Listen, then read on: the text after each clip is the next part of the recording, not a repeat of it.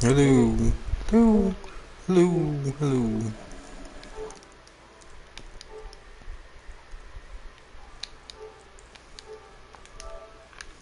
Alright, this is Freedom Gundam. I will be streaming Warframe.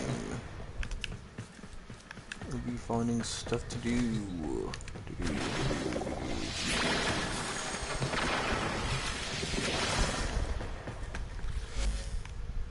I need to go to stuff once. I'm trying to get Sirocco. You are a true hunter. Where would the sanctuary be without you? Target.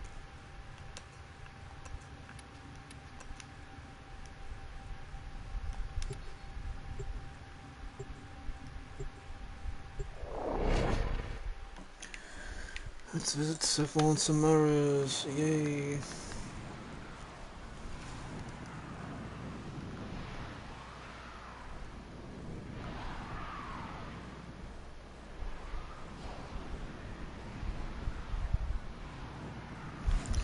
Oh, I have to check the foundry.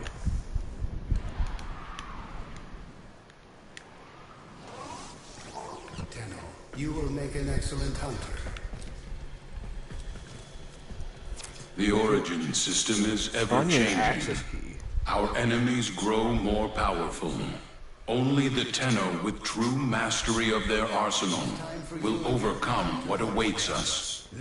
It is time to take on a new challenge. I have no This is how I can help you. Help the sanctuary to the singularity.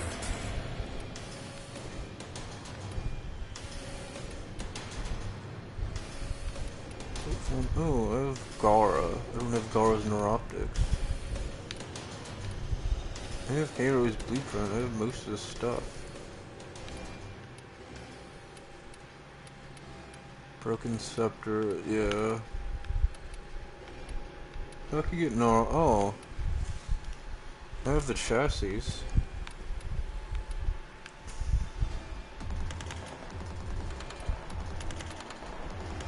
Maybe the systems.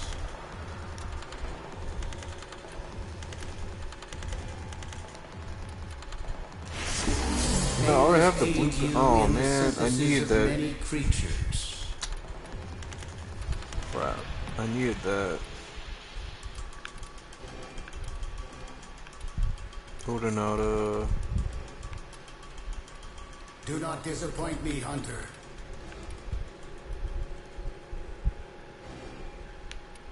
I don't want decorations. Ew. I don't even have enough of this. Okay, what can I do to get more research? What is research?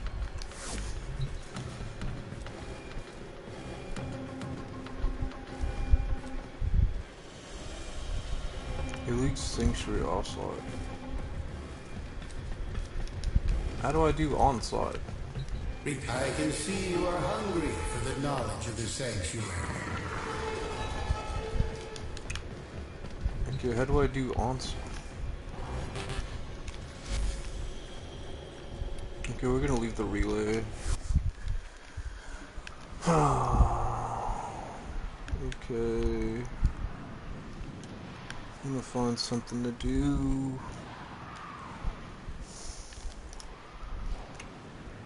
I need to get Sirocco. I need to do Onslaught. Let's see how much.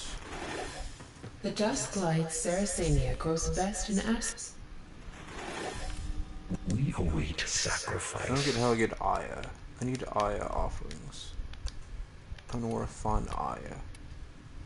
Steel Meridian. Hey, are you gonna help these people out? New Loka, Parent Sequence, Cephalon Suda.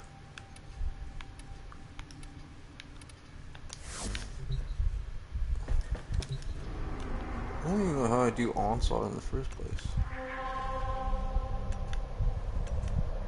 Alerts, Mobile Offensive Station, Weekly Alerts, Kuga Siphons. I just talked to Samaras.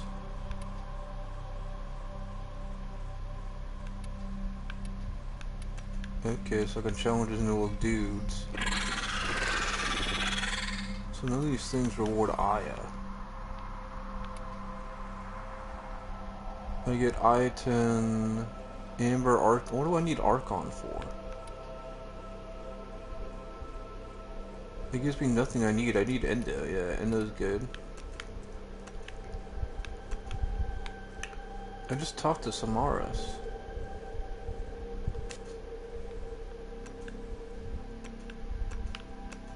What was the point of me talking to him?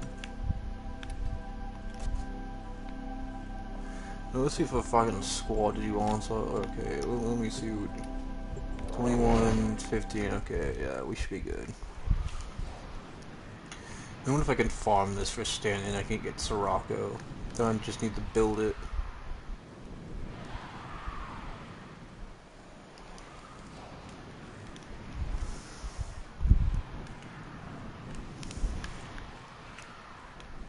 Crotavirus, that's devoted. We should have a good team.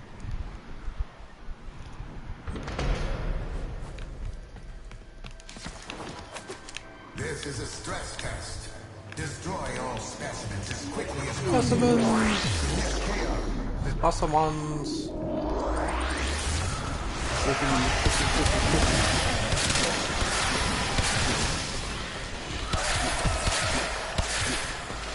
That was a close one.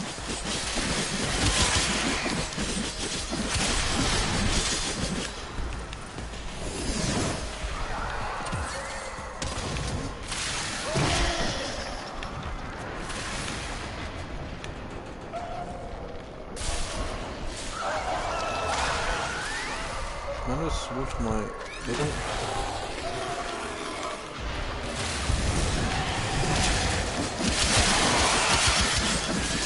Okay, so we're going for high score, is that what it is? So how long can we just farm this shit?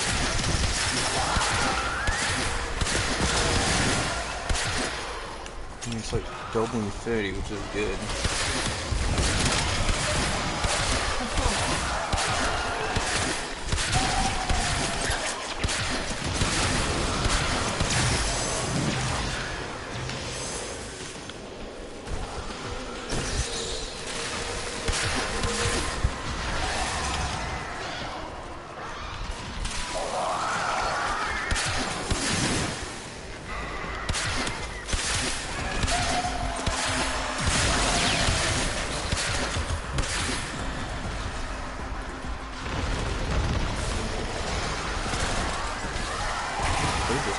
I forget how like to switch that.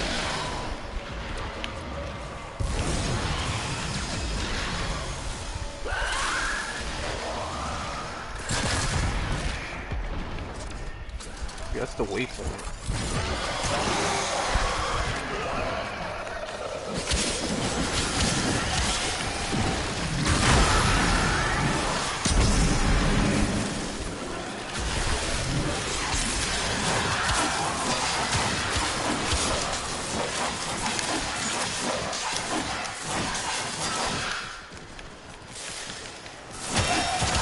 Okay.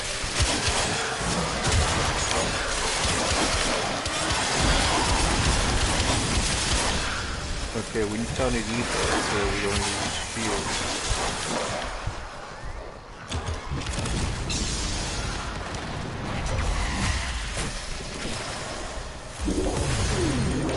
A new data conduit is open. Our experiment moves to a new zone. What does that mean? Can we get more, like, standing with them?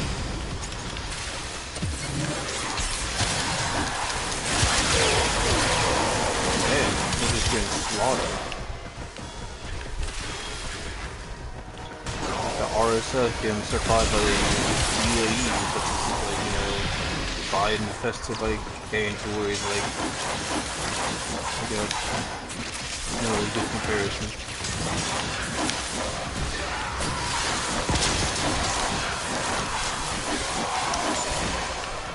Whee!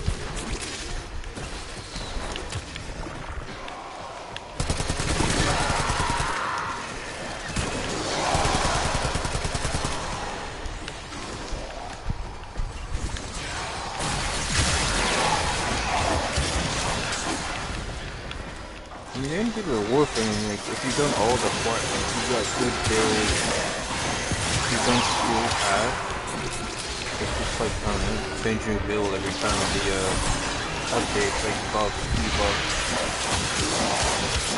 It's not like Neverwinter, which is like pretty much D&D to the max. And you play by yourself, there's guilds, there's PvP, there's raids, there's so much stuff to do. Because it's free to play, there's always someone like, you know, finding little boxes and getting keys to open the boxes. And Neverwinter, and you get good mounts, you get good like companions. But the only way they open like the boxes and stuff to buy keys is to get like microtransactions. I mean, Warframe isn't really a pay-to-win game. It's a free-to-play game, and you don't really have to pay for platinum unless you really want like the new Warframe immediately. I have opened a new data conduit. Proceed. 43,000 is that like more standing with stuff on, or like? Do not weep for these creatures. They are immortal. They can and have faced 1 billion deaths. So I need to swap out You, red. however, do not enjoy the protections of synthesis. For you, failure has See what my consequences. where's mission progress? Oh, I got a chassis. My heat source maxed out. Okay. This is maxed out, so I'm gonna have to like take Dread off and make another weapon.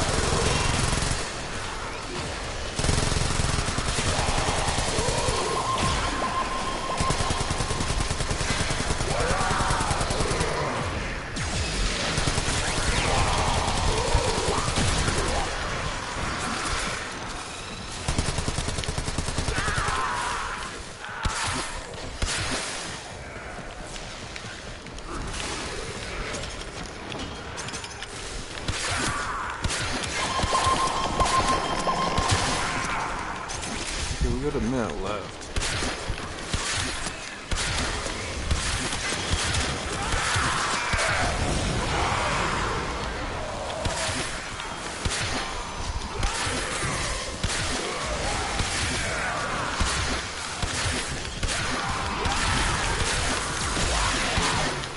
Finally, give me some energy. I'm shooting at this guy's like companion thingy.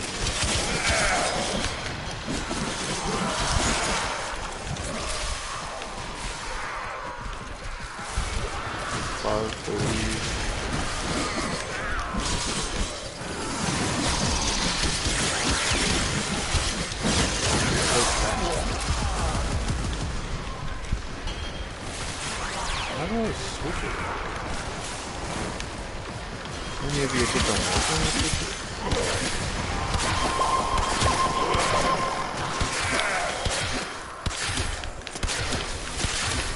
Yeah, I'm doing barely any damage.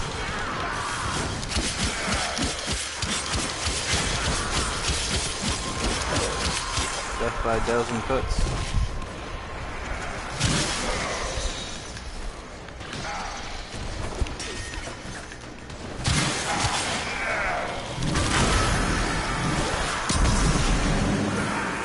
Oh, you went flying. Look at that, bro.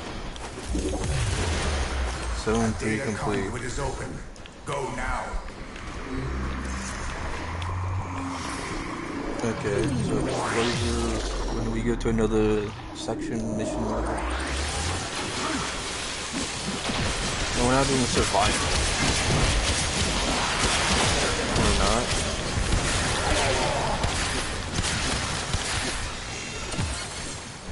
Ew, stimulus. I don't know what these are. Pick them up there.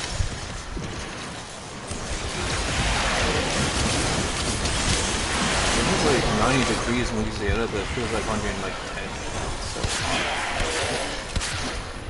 I was like cutting up some branches in like my yard and stuff, my front yard.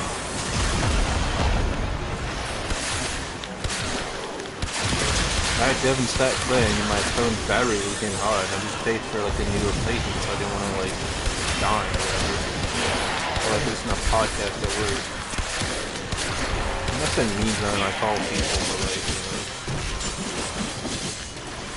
listener radio, like NPR, you know, like that country shit. It's all shilling your stupid shit.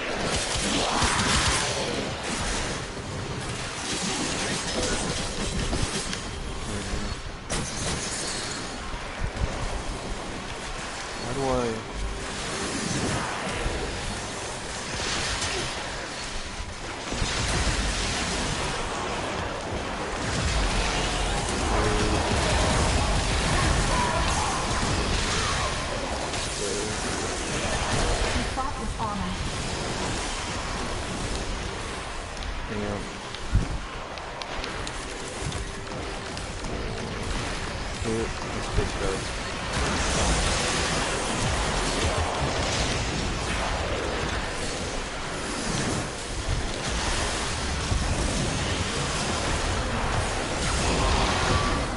Oh.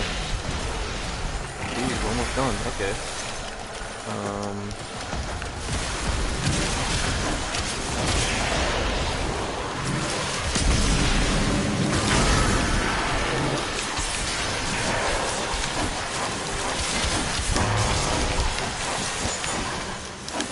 I don't know if I'll see what play with when there's no armor and games are so hard. These all have mics and all just feel good at the game, you know? These are kind of game, man.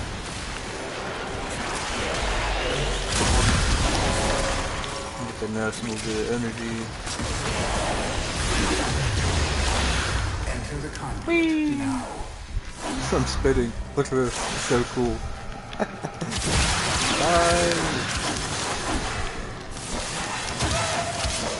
Look at this. Look, I own 915 shields. Okay, there's one. Might find another one of these. Okay, there's another one. So they're all generally in the same area, the efficiency statement. Oh, come on, bro. Seriously? Oh, come on, bro. Did you just kick me? That's trash. Come on.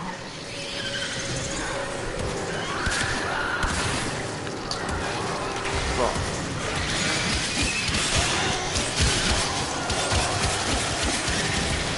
Fucking cocksucker.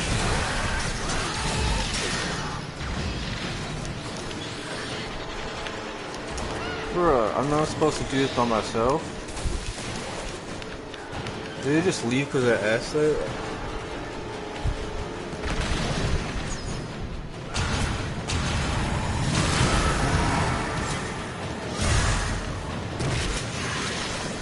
Come on, bro.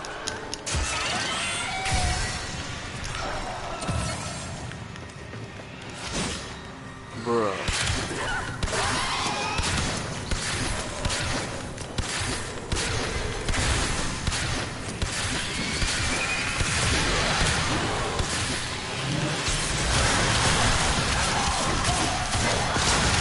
Left when I fucking do that shit.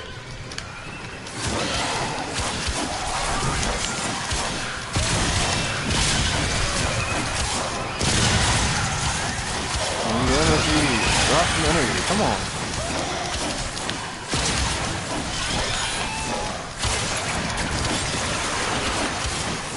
How many ways do I have to do to get this extra stamp?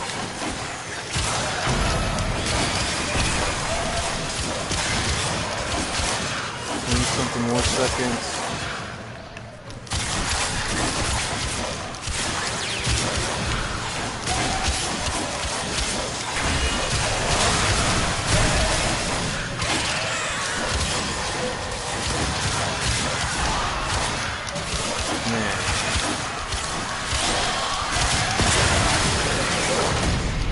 Are you serious?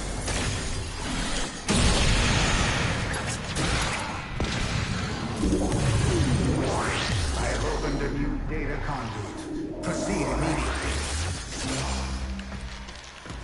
Yeah.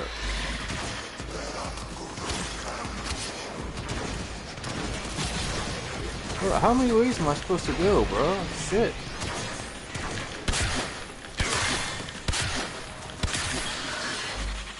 Yeah, I'm leaving. You just left? Come on, bro. That was some shiesty shit.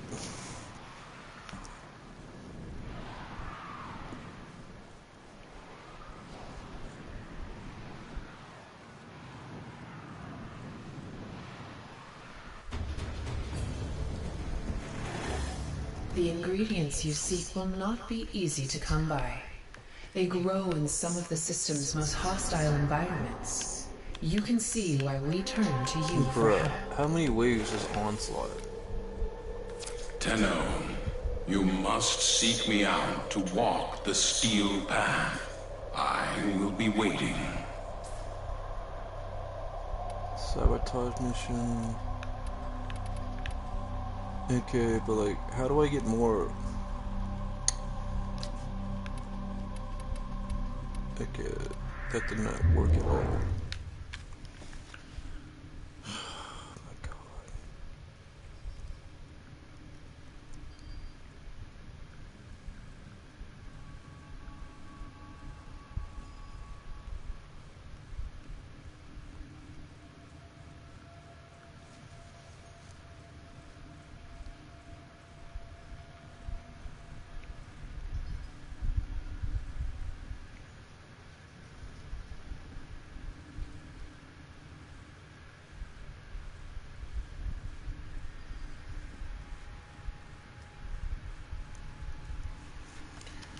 Okay.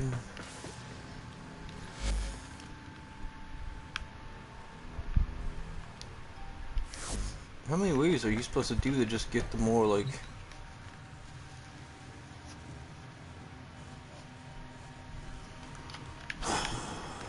Man, like, what the heck?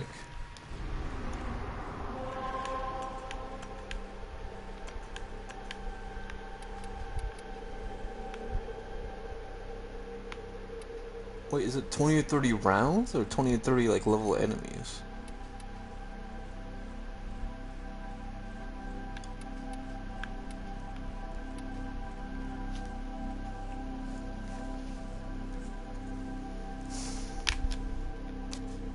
Okay, well, how do I go get the,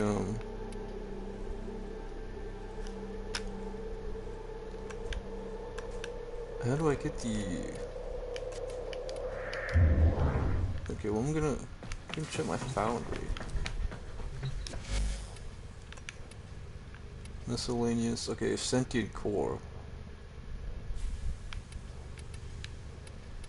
Shiga stock.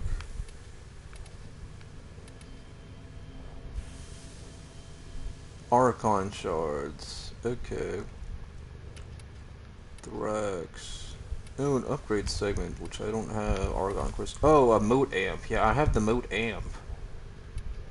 This is crappy.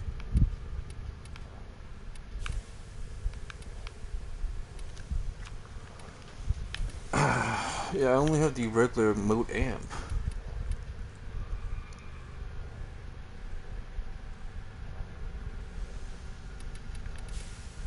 Yeah, I only have the regular.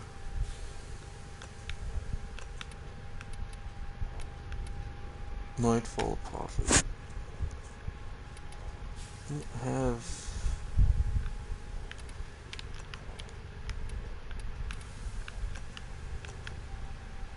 Okay.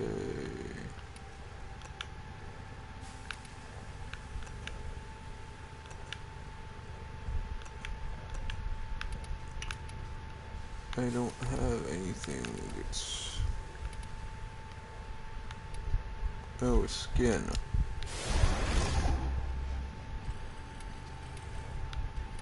I can almost make Haro.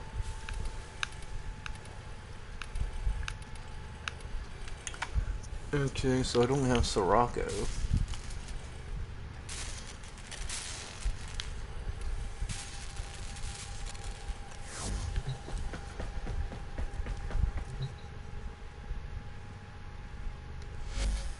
How do I customize my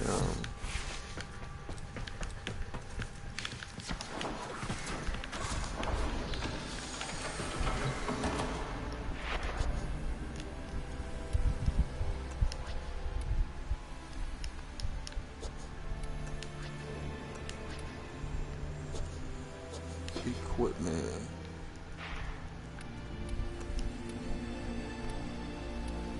Oh, Sirocco. I can find arcanes on this.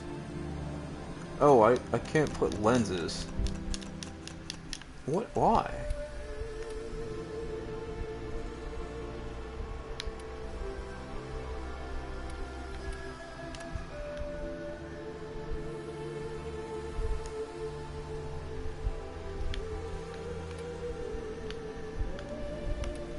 Okay, where do I have Sirocco?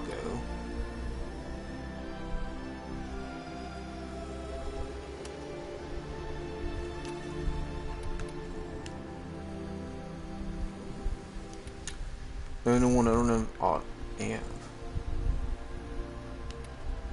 Oh, guild my amp.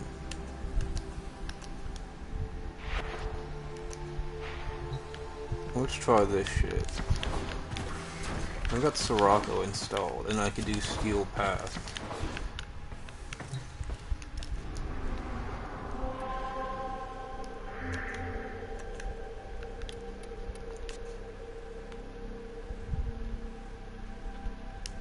I just equipped Sirocco, bro. Did I not just equip it? I did, I just equipped Sirocco.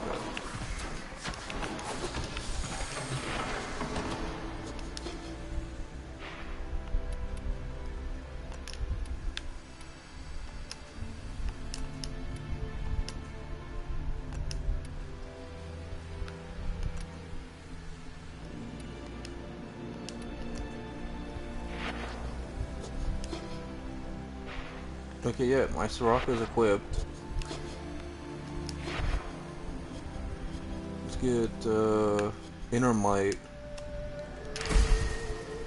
I don't have 400k. I don't have 215. Oh, wow. Okay.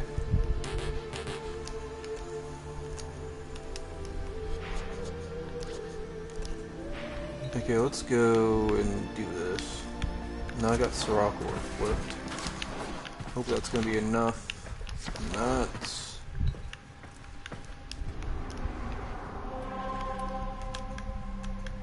I'll use Steel Path.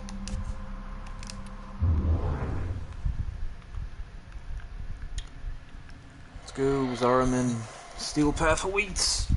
Oh, look at that. Straight up darkness.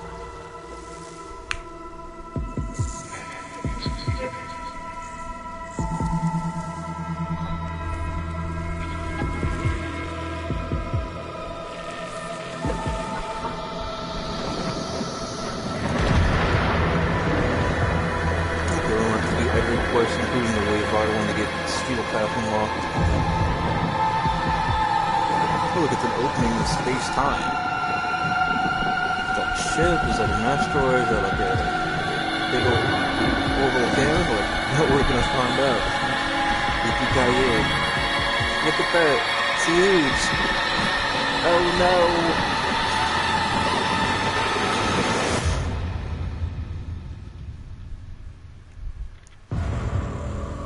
Oh, Margulis.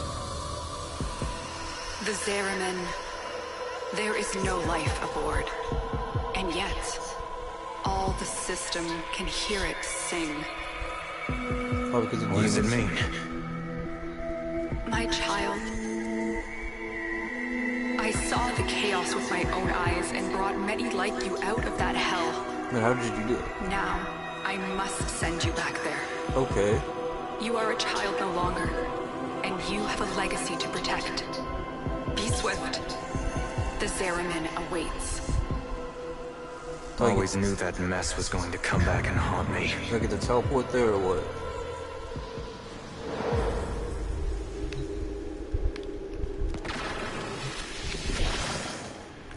Okay. I'm gonna have to put a Kuva Grenier. Ooh,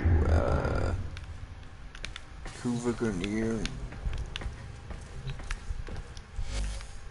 I'm gonna need to swap out my heat sword for the not Breaking War, not the glaive. Not the plasma sword. Not Zorus. I need a up Zorus. You got the heat sword, heat dagger. Oof. I guess broken war could be good.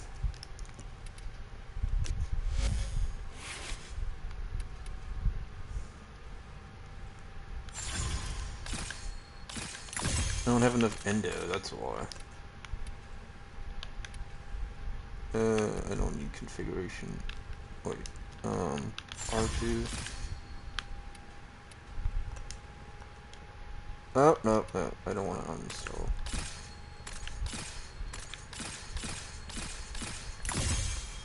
I don't have this, what can I do? I already got upgraded. Okay. I already got this sword equipped. Got Assaulted Blade, so I pretty much got everything good.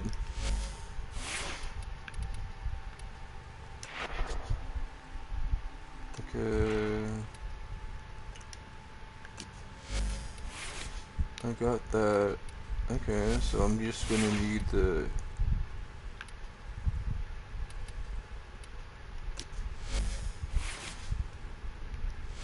Okay, I wanna just swap. It's red. Okay, I'll keep the Nataric.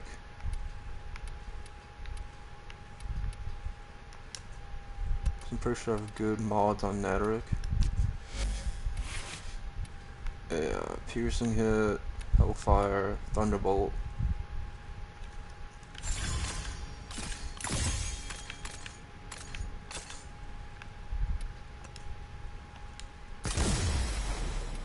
Fusion complete. Put 2 more.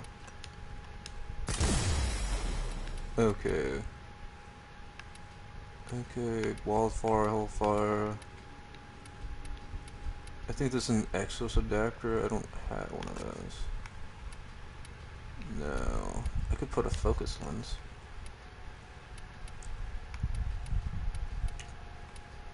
Greater Zenite. Yeah, I don't have currency.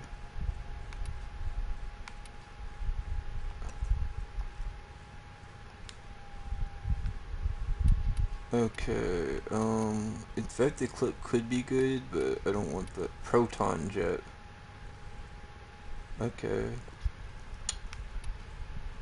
Prime Hands would be cool, but... Stormbringer, Electricity...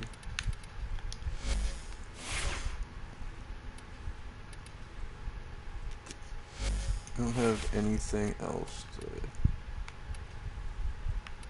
Okay... Do more strength resistance. I don't have enough endo.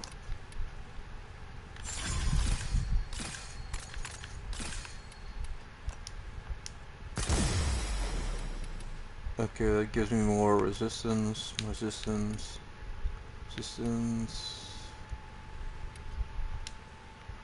Let's see if I can put an arcane.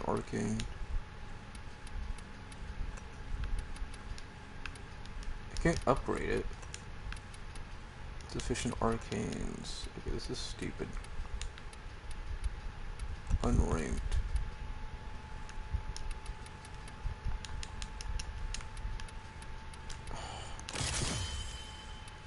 I just have to click it multiple times, I guess.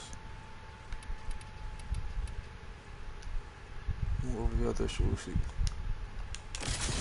Okay, I got 2 arcanes equipped. So it should be good. Ability duration. See if I can put that. Okay, more ability, fast deflection, streamline. No, I do not. Oh my gosh. I have 9, so I don't know why I can't just... Okay, yeah. Let's see if I can get... Okay.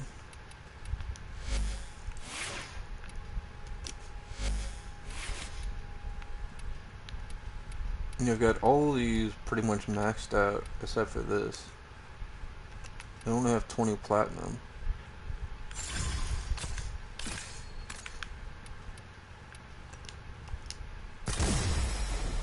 We need to get more endo. I could farm that, but goodness. Sacrificial pressure. Oh, these are like the prime mods. Okay.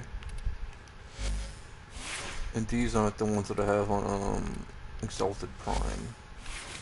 Yeah, these are the ones I have. Okay.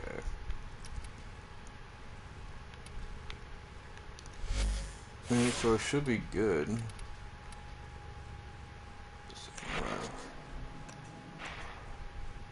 Wait, what did I put on my auto-rec?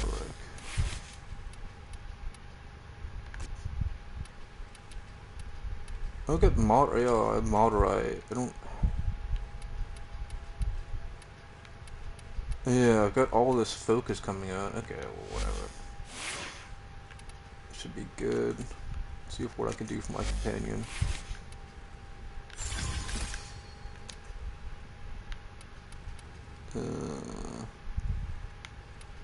I need metal fiber. I need pack leader.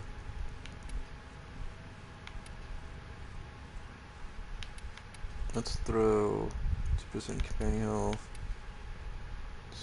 Let's take that one off. Let's do that one off. Do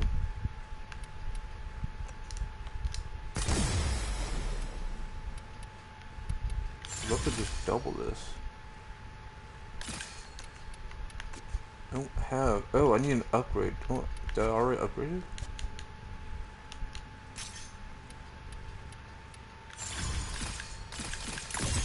I need more endo. Well, let's see if I can make it. Let me see if I can put gear on me. Oh, I had gear. I don't know why I couldn't access it. Arcwing launcher. Omni synthesis scanner.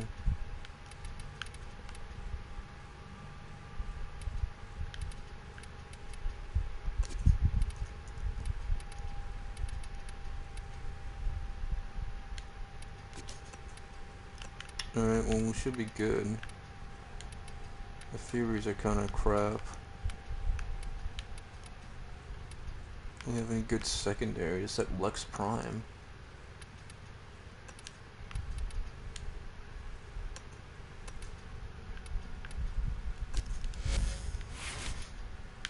Lethal Torrent, unique trait. Pistol Gambit. Okay, well.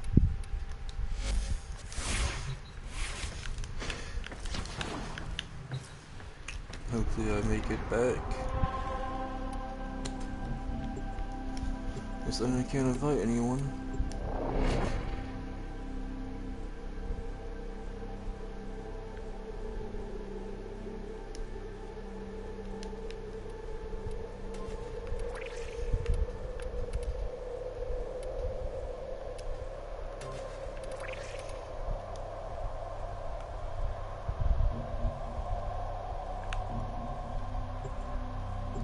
Let's see if I can make it, I guess. Guess I'll grind for some endo, or I'll try and get the Silver Grove and Black Gambit done.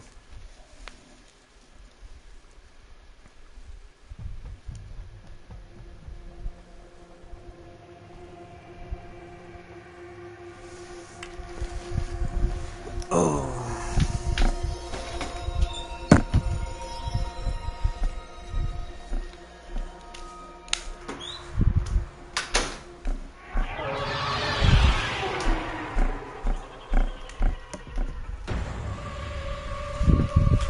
Song source. Faction review.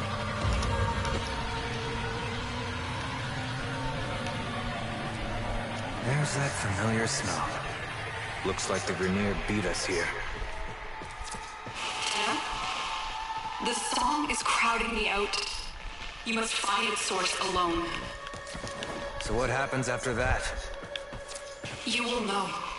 You are a child of the void.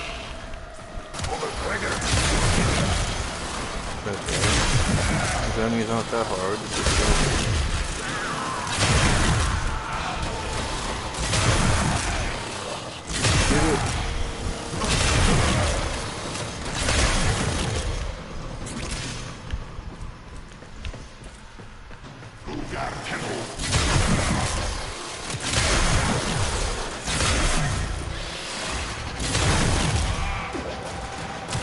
When I first got this show, it was like OP.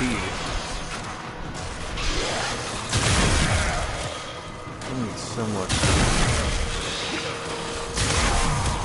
Oh, give me some energy, bro.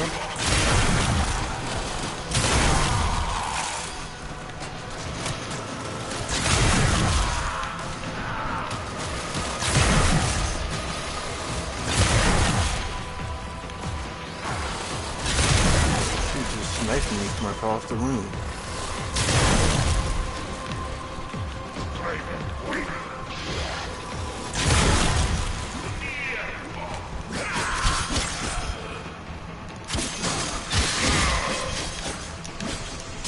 My sword's going blue, so I'm doing something.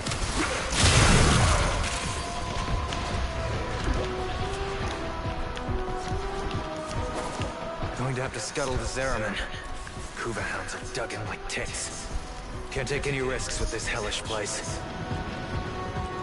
Kuva hounds. Oh my. Look at that. They got that blue light. My sword has.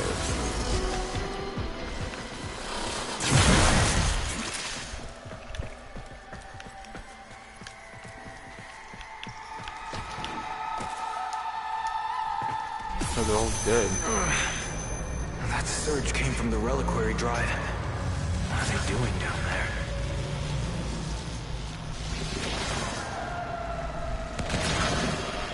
there? No wonder I need a good amp.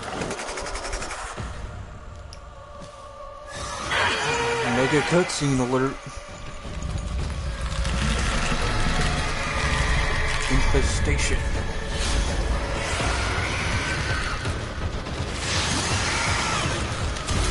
I'm gonna show you more abilities unlocked. Oh my, oh my, oh my.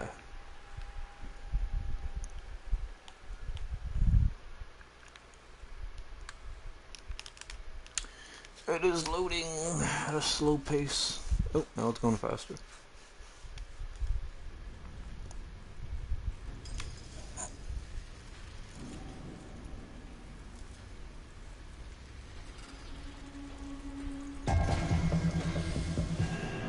We got knocked the F out. Whoa.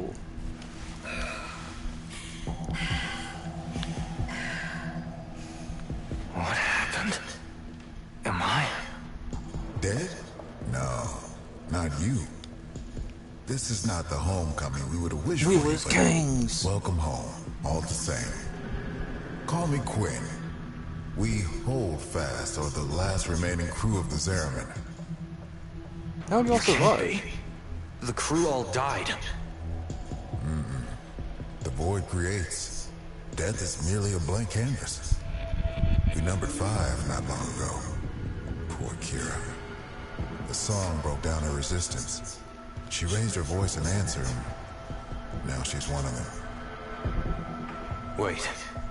Are you saying that thing I just saw Was Kira, yes. That form is what awaits us, should we fail to hold fast. So is that like infestation? The others were all like us, once. But in time, they all drank from that bleak reliquary. And now they scream in chorus to the void. The Zeraman must be saved. Do you have any idea how dangerous this ship is? The Zeraman has suffered, but she can still be a barricade against what is yet to come, if you stand with us. Okay, that sounds Help cool. us keep her out of the hands of invaders like these Grineer. When you're ready, come to the lower decks. A void cascade is already breaking down what you accept as reality. Oh wow.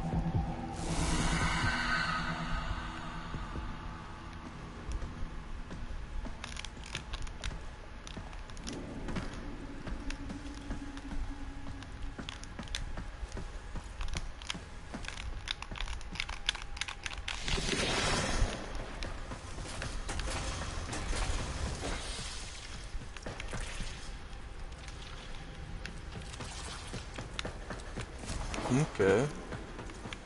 Listen, kid. Homebound's killer. Quinn means well, but there ain't no stopping this. We're hungry, just like Kira was. Only a matter of time. How do you survive all this The time? sooner Quinn admits that to himself, the better. Combat. What an odd name.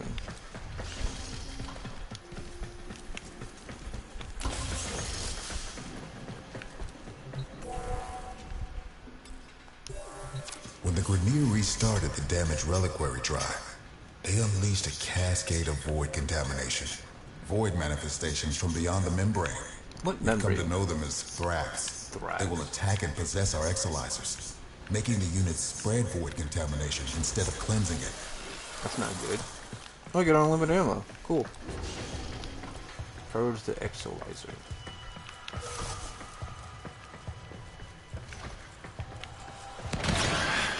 Contamination's messing with transference. Damn it. The void has taken this exolizer. It's making the contamination worse. You wield the void. Try to purge it.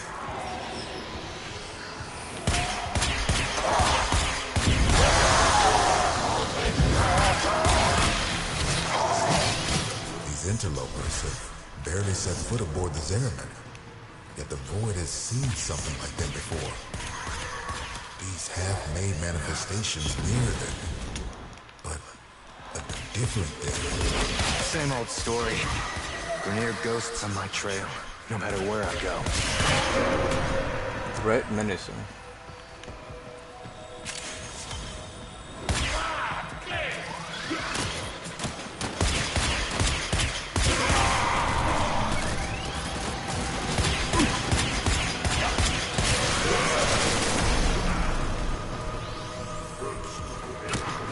Cascade receding.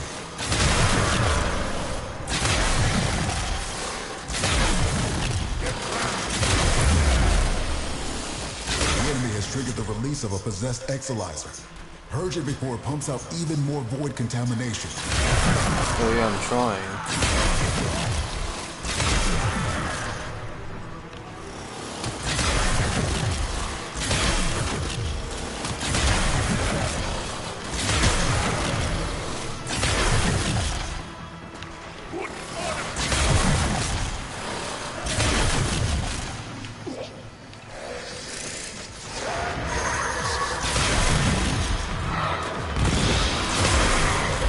Cascade is growing out of control.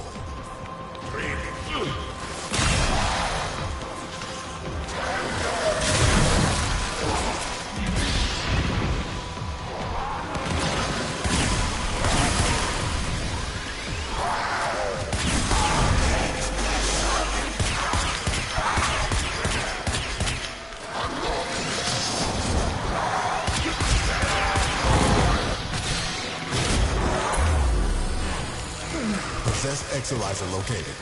Purge it and make it work for us.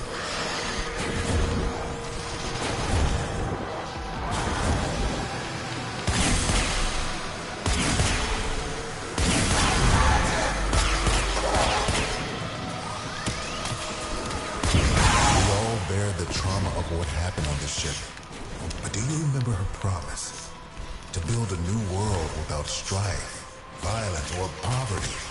We can talk about it sometime when I'm not fighting for my life, okay? Fuck. Exolizer succumbing to void possession.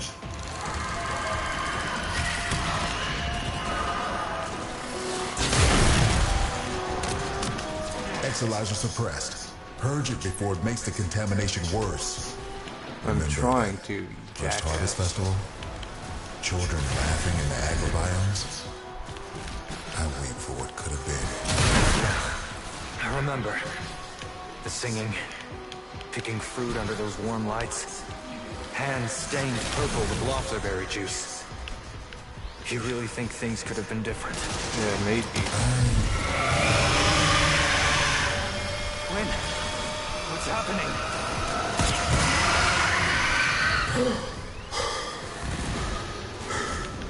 The contamination.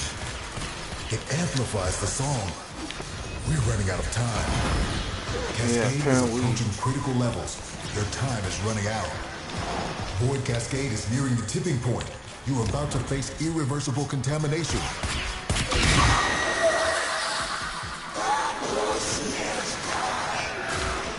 Contamination levels going in the wrong direction.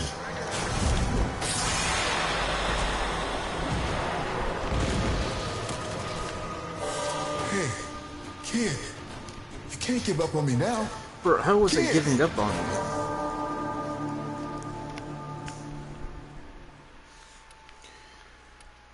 Oh, fuck.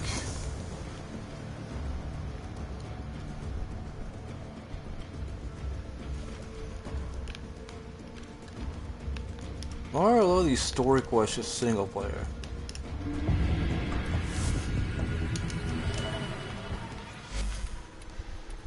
Tenno, you must seek me out to walk the steel path. I will be waiting. I am so glad you're here.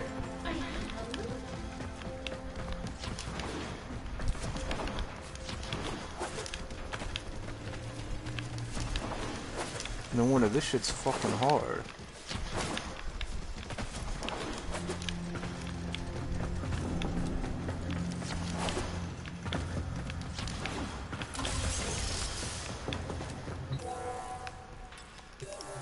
When the Grineer restarted the damaged reliquary drive, they unleashed a cascade of void contamination.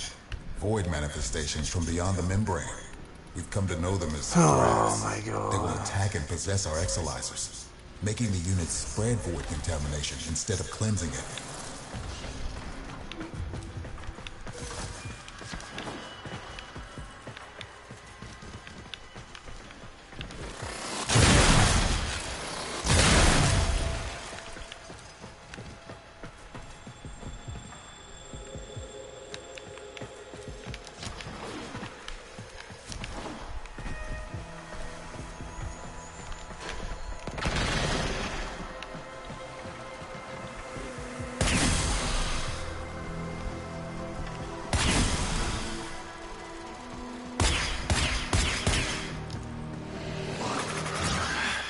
Contamination's messing with transference.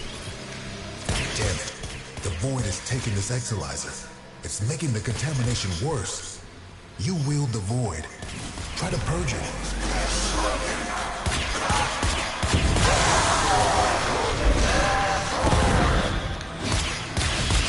These interlopers have barely set foot aboard the Zeraman.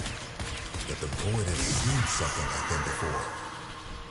These half-made manifestations mirror them, but a different them. Same old story. Grineer ghosts on my trail, no matter where I go.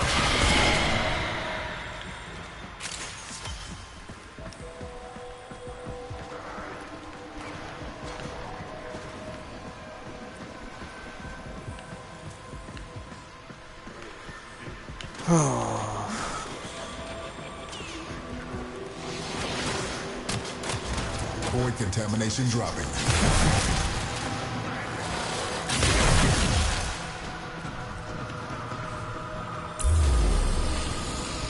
The enemy has triggered the release of a possessed exolizer. Purge it before it pumps out even more void contamination.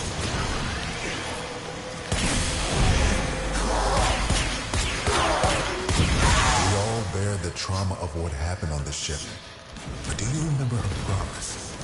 To build a new world without strife, violence, or poverty. Talk about it sometime when I'm not fighting for my life, okay?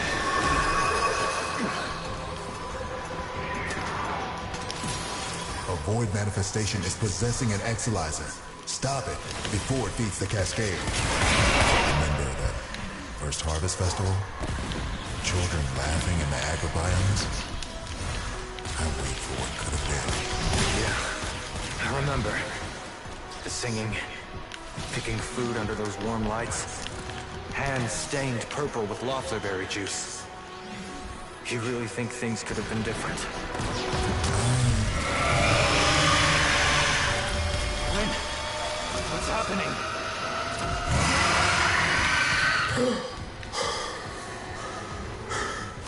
The contamination. It amplifies the song. We're running out of time.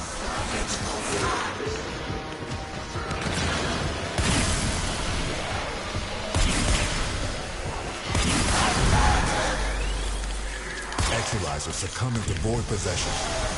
If you can kill the Grineer close to the Actualizer, it'll pull the void contamination right off of it.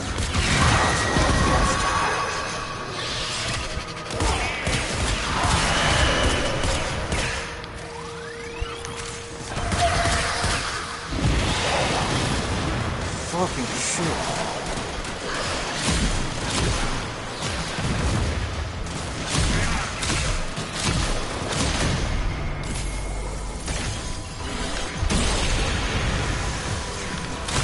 Just lost an Actualizer to possession. Get it back. This cascade is growing out of control.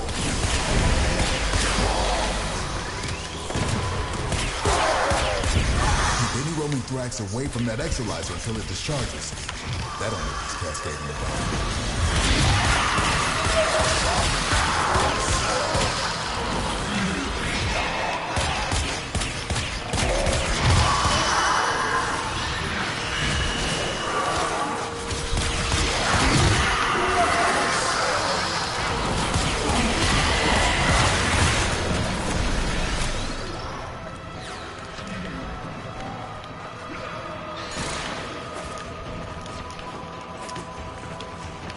Fuck.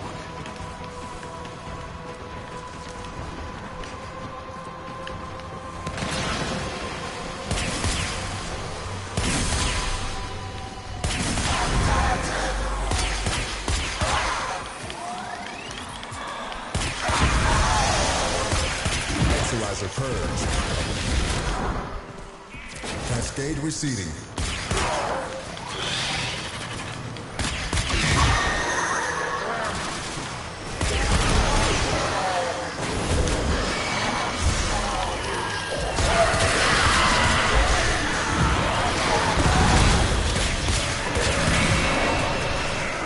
Actualizer under assault.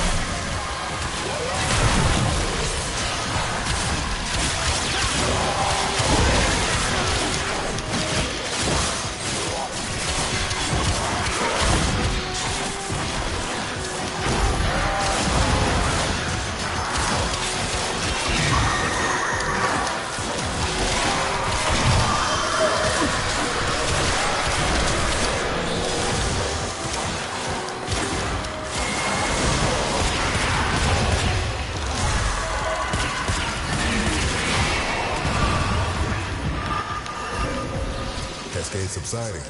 I no longer detect new void manifestations. It is safe to stand down. Please, return to the chrysalis.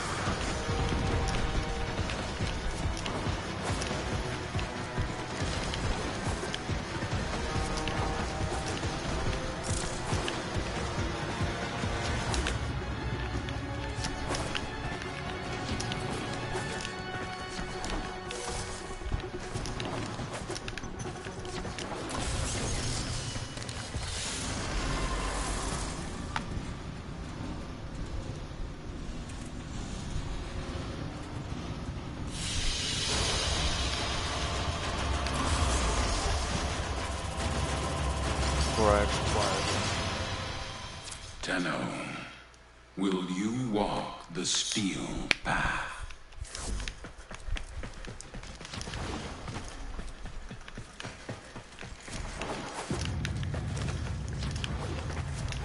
Oh,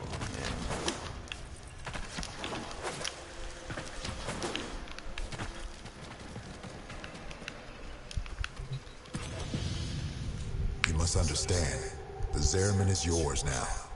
You inherited it, along with the duty to protect it.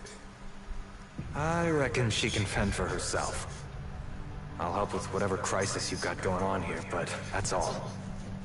I'm not looking for another prison. Wait.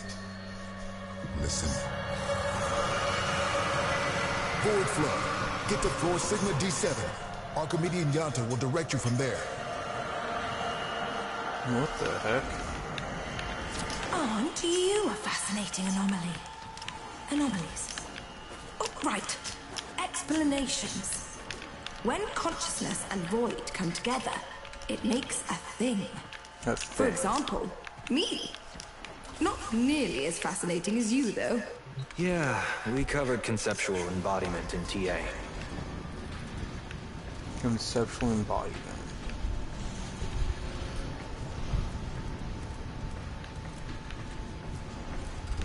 Kira called them angels. But then what does that make us? We gestated in the belly of the Zeraman beast, same as them. Woke when we heard those words call us, same as them. But we aren't like them. And I'll be damned if we don't go down fighting. Right?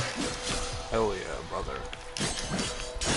The angels are tearing through the Albrecht membrane. Void is flooding in through the ruptures they've created. The Zaraman's automatic fighter class system is damaged and overwhelmed. Seems its designer, me, neglected to envision a situation like this. We need to resort to manual application. Gather up nearby Vitoplast and stuff it in the ruptures. That's what that blue shit is.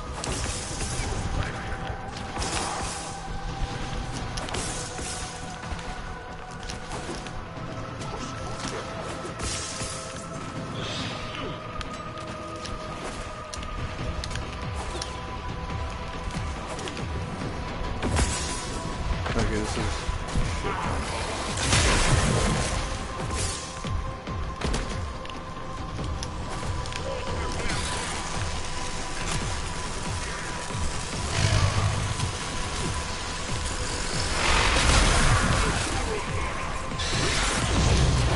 Enough times, and you'll keep the Zaraman high and dry. Okay, that's good. High and dry, yay.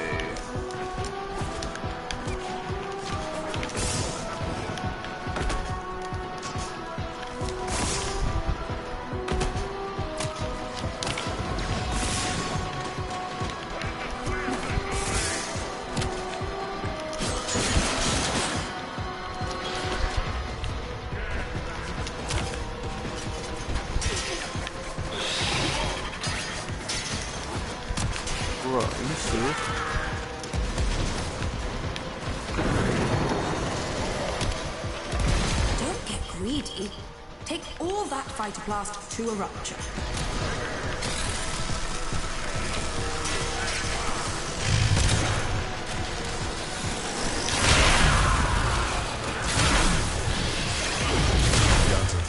I know you two never saw eye to eye, but Kira was right. This ship stood for something once. Oh, the Orokin draped her in all their hollow pride and pomposity. But to the ordinary families, she meant hope. Earth was ruined. Mars arid, Lua fractured. Tau would have been a chance to begin again. We shall not fear to take the leap across the gulf to fair. Though all betwixt is dark and deep, a home awaits us there. Yeah, we really thought we'd make it.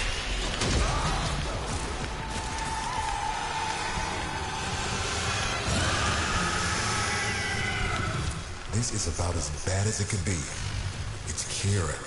She's mutating, heading straight for the reliquary drive. We won't be able to resist her song. She knows us too well. You can hold out.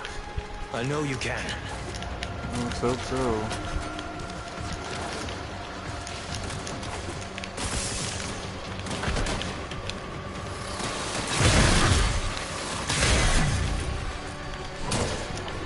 The Void can get creative in some pretty unpleasant ways. The deeper the Void flood gets, the weirder it'll be for you.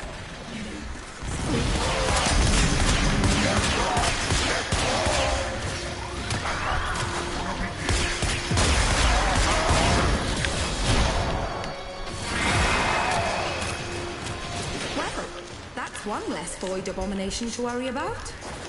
Well, look at you. Saving the Zaraman. Yeah, let's go, let's go, let's go.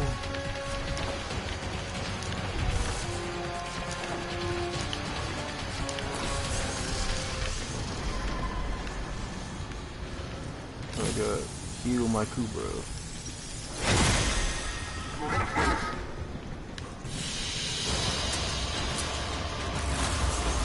The first one is annoying but doable. The origin system is ever changing. Oh yes, I've heard it a billion times. It's gonna get annoying. Only the Tenno with true mastery of their arsenal will overcome what awaits us. Annoying, Tesha. It is time to take on a new challenge. Yep. We've lost too much time. Those idiotic Grineer are cracking the shield on the reliquary drive. The angels are heading there to feed. I'll stop the Grineer. And Kira, too. You're really going to try, huh? Okay. Caballero can show you how to use the old deployable defenses. You'll need them.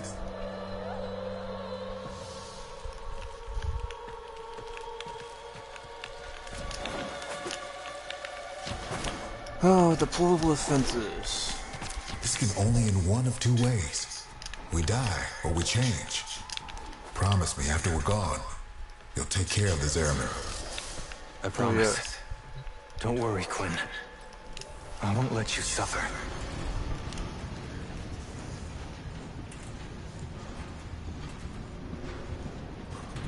It's 626.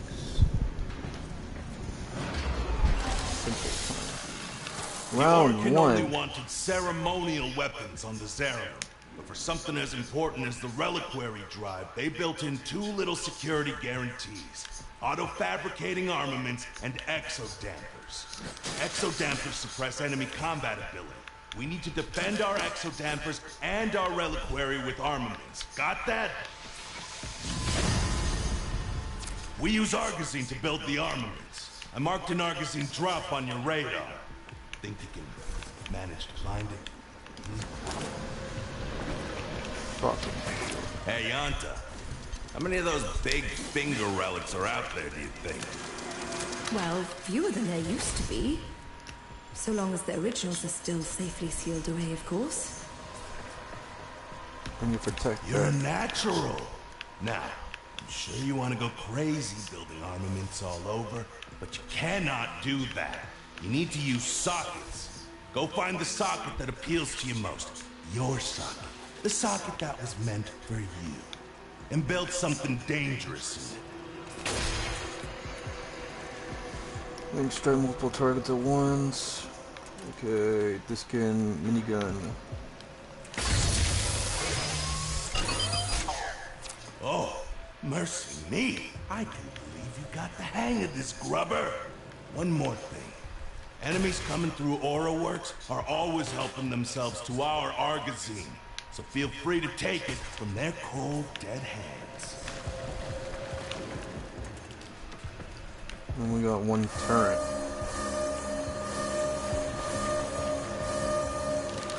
Okay, so I have to defend this shit.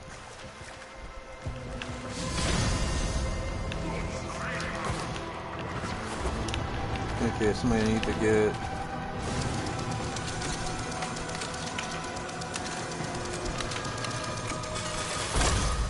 Dude, I could give you another thingamajiggy.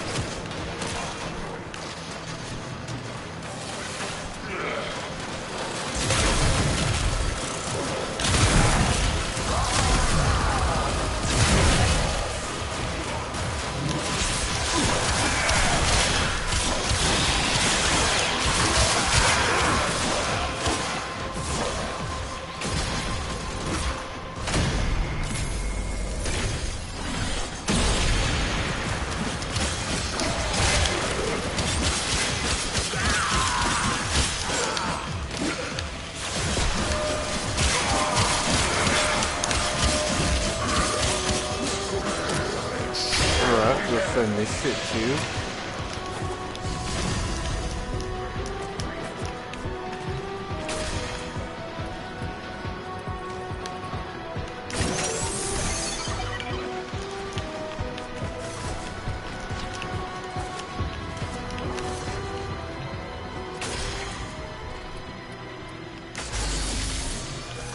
So I can just put them wherever. As long as I have the materials. And I can just upgrade them. I mean, this is cool. This is neat stuff to add.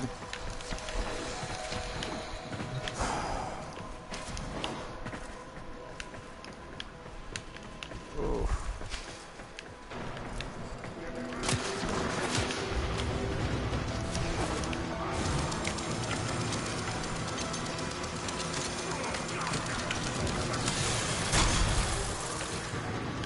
Okay, so I'm gonna need to put turrets down.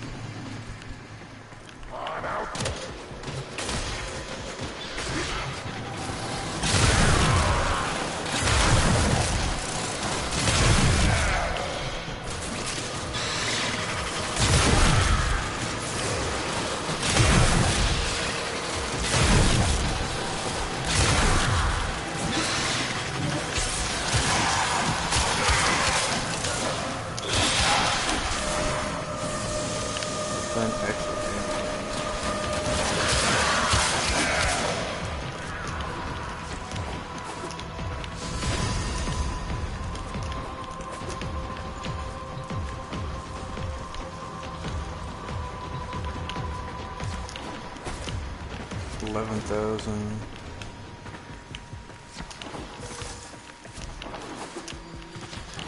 Okay, I got 50 Argazine.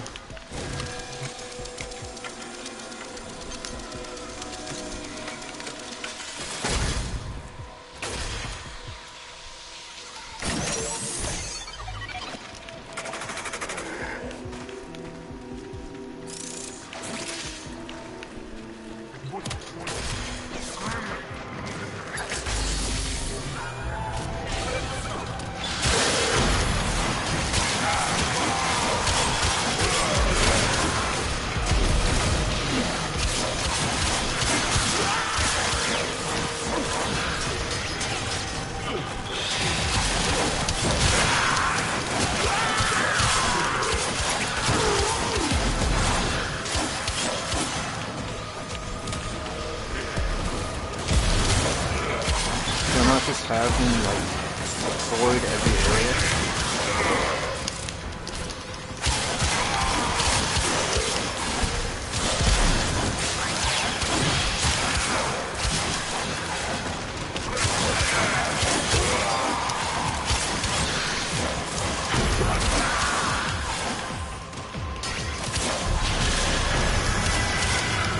Oh, a void angel. Like, what the fuck does that mean? She's here.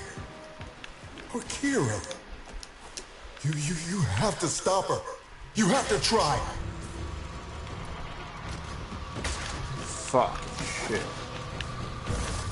It's going down for what?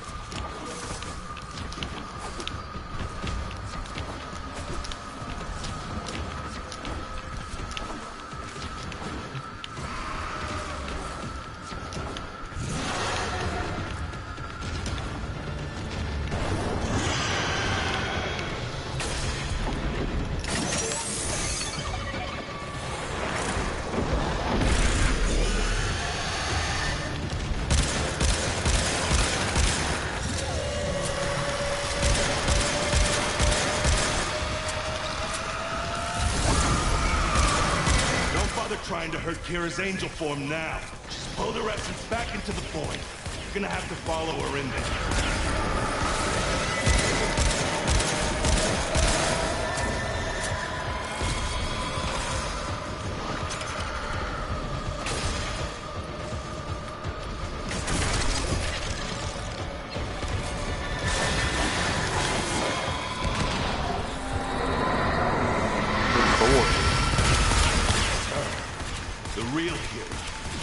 Take her out here, she'll heal.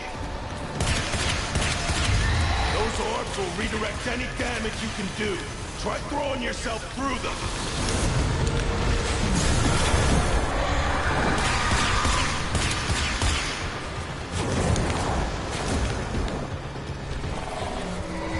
Oh my fucking god.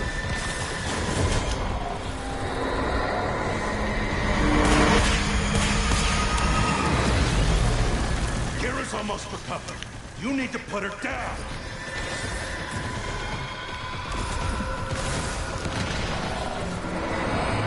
I'm trying to, bro.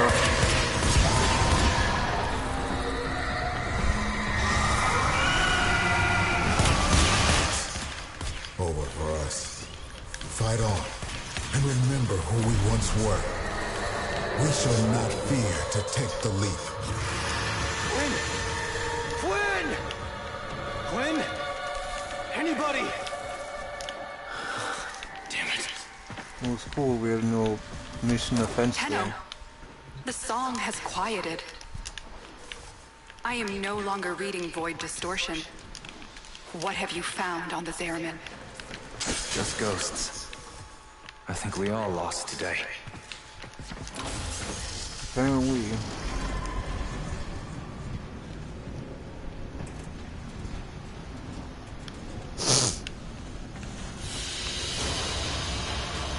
This is it.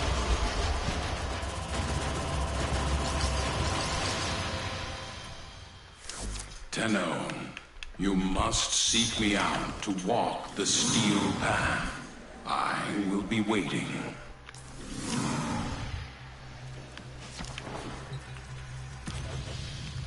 Quinn?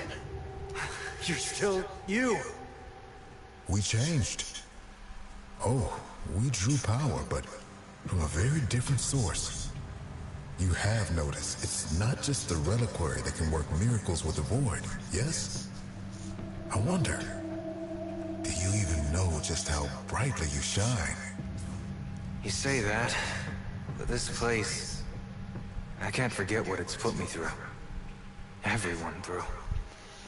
So, remember, like we remember Kira. There was a place in this park where she used to love to sit. I think perhaps it would suit a memorial. Okay, that's cool. Commemorate the lost.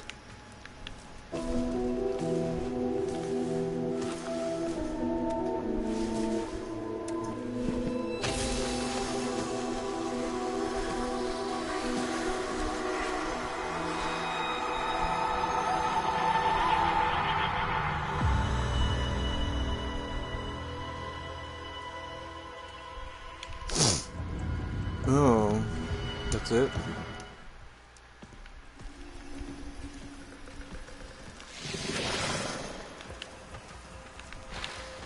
No, that was short.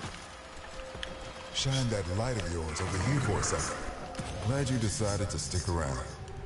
This place, the Chrysalid, was meant to be a sanctuary. Okay. Now it's a war room. We're fending off Grineer raiders, Corpus salvage hunters, and of course, the Void Angels. Taking our home back is going to be a long, hard fight. I mean to make use of your exceptional talents wherever I can.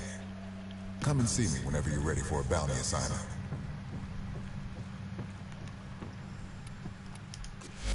We can remember much of what happened. Let's go forward in mutual trust. These... So I'm guessing I can just... Okay. Bounties.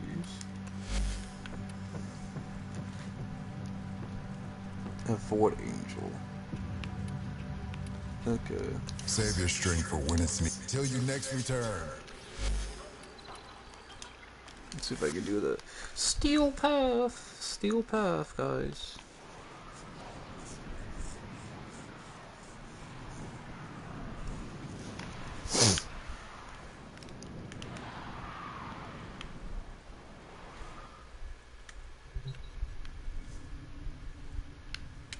Ordis has received messages for the operator.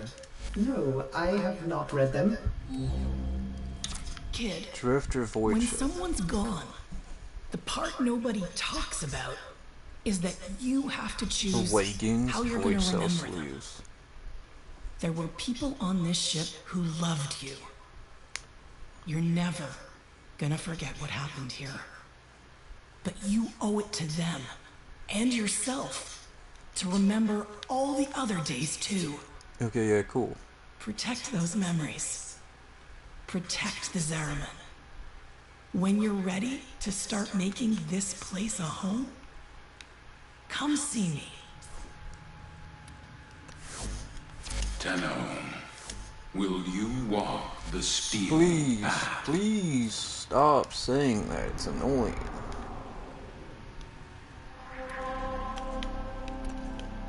When do I get to walk the steel path, my dude?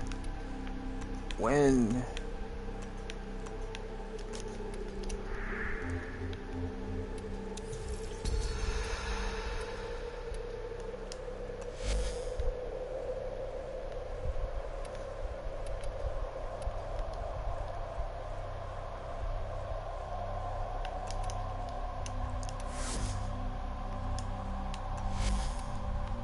Okay, let's choose Cora.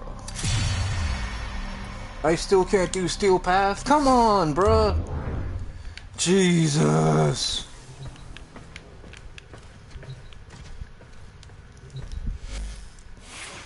Bro, what else do I need to do?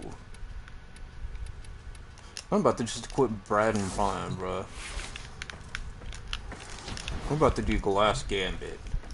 Please tell me this is the only thing else I have to do. Drink the kombucha. You are incapable of producing the hydraulic effort required to unstick your tongue from the roof of your mouth the following morning.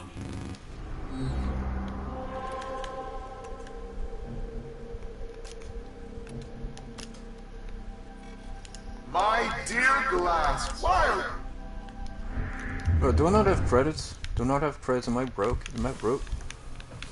Am I a brokey? Like, no! I have 2 million credits. Why are you talking?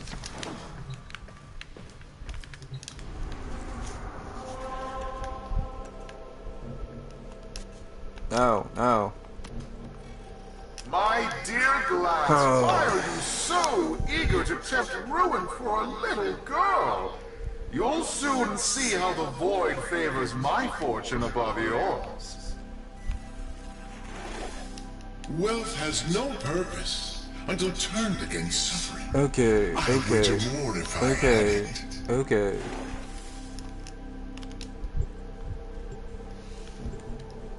Not to believe me, drive credits. True is.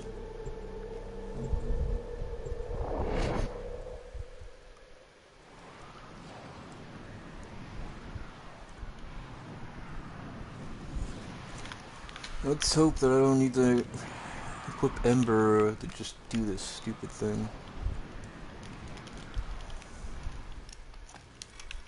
Your winning streak stops here. The index is mine, after all. Investors nervous. Brokers in position. The bell about to ring. This is the index! Yay!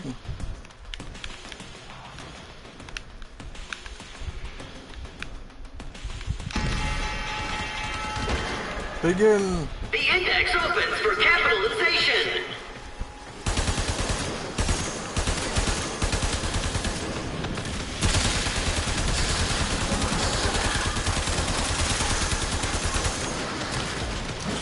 Index points up for grabs! Bro, are you serious? What is this? What's going on? On you! Swear on the void that you're not cheating. My dear Glass, I assure you I have no idea what you're talking about. Keep fighting, Tenno. I'm investigating the source Bro! of these anomalies. How? How? I really need to equip Ember.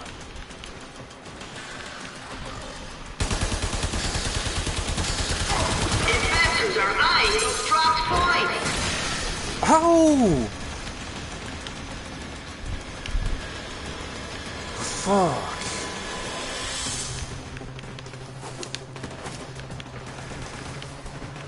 Points in the open! Got him! Right in the finances!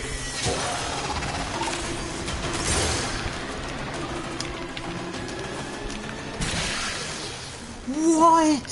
Carnage! Points everywhere! Wonderful! Where is my hecking crew, bro?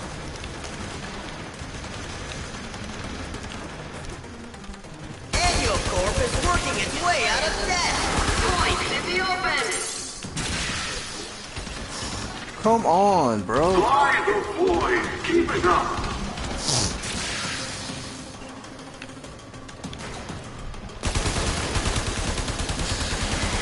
And the index closes. Glass. Oh my god. Come on, bro. Just cracked under pressure. Now I'm in the black, and you're facing financial ruin. A deserving end for your contempt of the corpus way of life. They made you what you are. You deserve bankruptcy.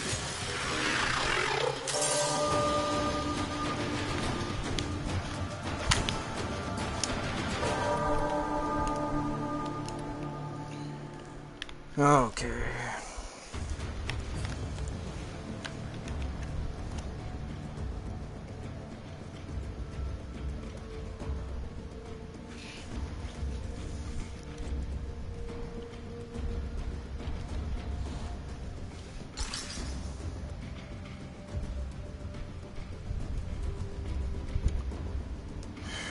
Ergo's suspicions are correct. Neff cheated. I have identified the systems responsible for these cheats. I need you to break into Annual Corp's servers and steal the control codes for his traps. Oh, sure. Tenno, will you walk the steel path? Okay. Manufactured martyrs, a survey of soul-slain blacks and anti-white subversion in Scotland. Tobias Langdon, August 15, 2025, 4,500 words. You can find this in archive.is, the Unstrevue, in alternative media selection. Sanguis Martyrium Semen Ecclesiae. The blood of martyrs is the seed of the church. It's an ancient Christian principle embodying some potent psychological and cratological truths. Those who suffer and die for an ideology thereby inspire and invigorate their fellow believers. By honoring and celebrating the martyrs, the believers indirectly honor and celebrate themselves. They increase their own solidarity against a shared enemy, strengthen their own courage and willpower, show themselves their righteous and the rightness and righteousness for their cause. Bash bacteria bounce back. Ensure ideologies that embrace martyrdom are harnessing the power of anti-fragility. This is a phenomenon identified and named by the Lebanese Christian statistician Nassim Taleb. When an ideology or entity is anti-fragile, it benefits from being attacked and from experiencing adversity. Fragile things break under pressure, anti-fragile things get stronger. You can see anti-fragility in action everywhere from Christianity to botany to microbiology. When pagans persecuted Christians, they got more Christians. When gardeners dug a Japanese knotweed, they got more Japanese knotweed. When doctors attack bacteria with antibiotics, they get superbugs. Details differ, but the principle is the same. Attack us and we get stronger. Outside Christianity and other religions have martyr cults. They're harnessing the power of anti-fragility. Indeed, martyrdom is so potent as an institutional fertilizer that a sub-principle applies. If martyrs don't exist, it's necessary to invent them. The aim applies to hate hoaxes. You can see martyrs being manufactured in that perversion of Christianity known as leftism. In America, leftists made martyrs of Trayvon Martin and Michael Brown, two thuggish black criminals who self-slew by behaving badly. But those martyr cults were only moderately successful, so leftists keep trying. They hit the big time with the martyr cult of George Floyd, another thuggish black criminal who self-slew by behaving badly. The martyr Floyd was the institution of fertilizer for Black Lives Matter, BLM, which oversaw riots and destruction not just in America but around the world. It's interesting and instructive to compare the leftist martyr George Floyd with the Christian martyr Saint Stephen. Indeed, Saint Stephen was the proto-martyr of the faith, the first of his holy kind and model for all who followed him, loving and loafing. In both cults there was an in-group and out-group, the righteous godly group that supplied the martyr and the unrighteous ungodly group that killed him. In Floyd's case, the righteous in-group was the blacks and the wicked out-group was whites.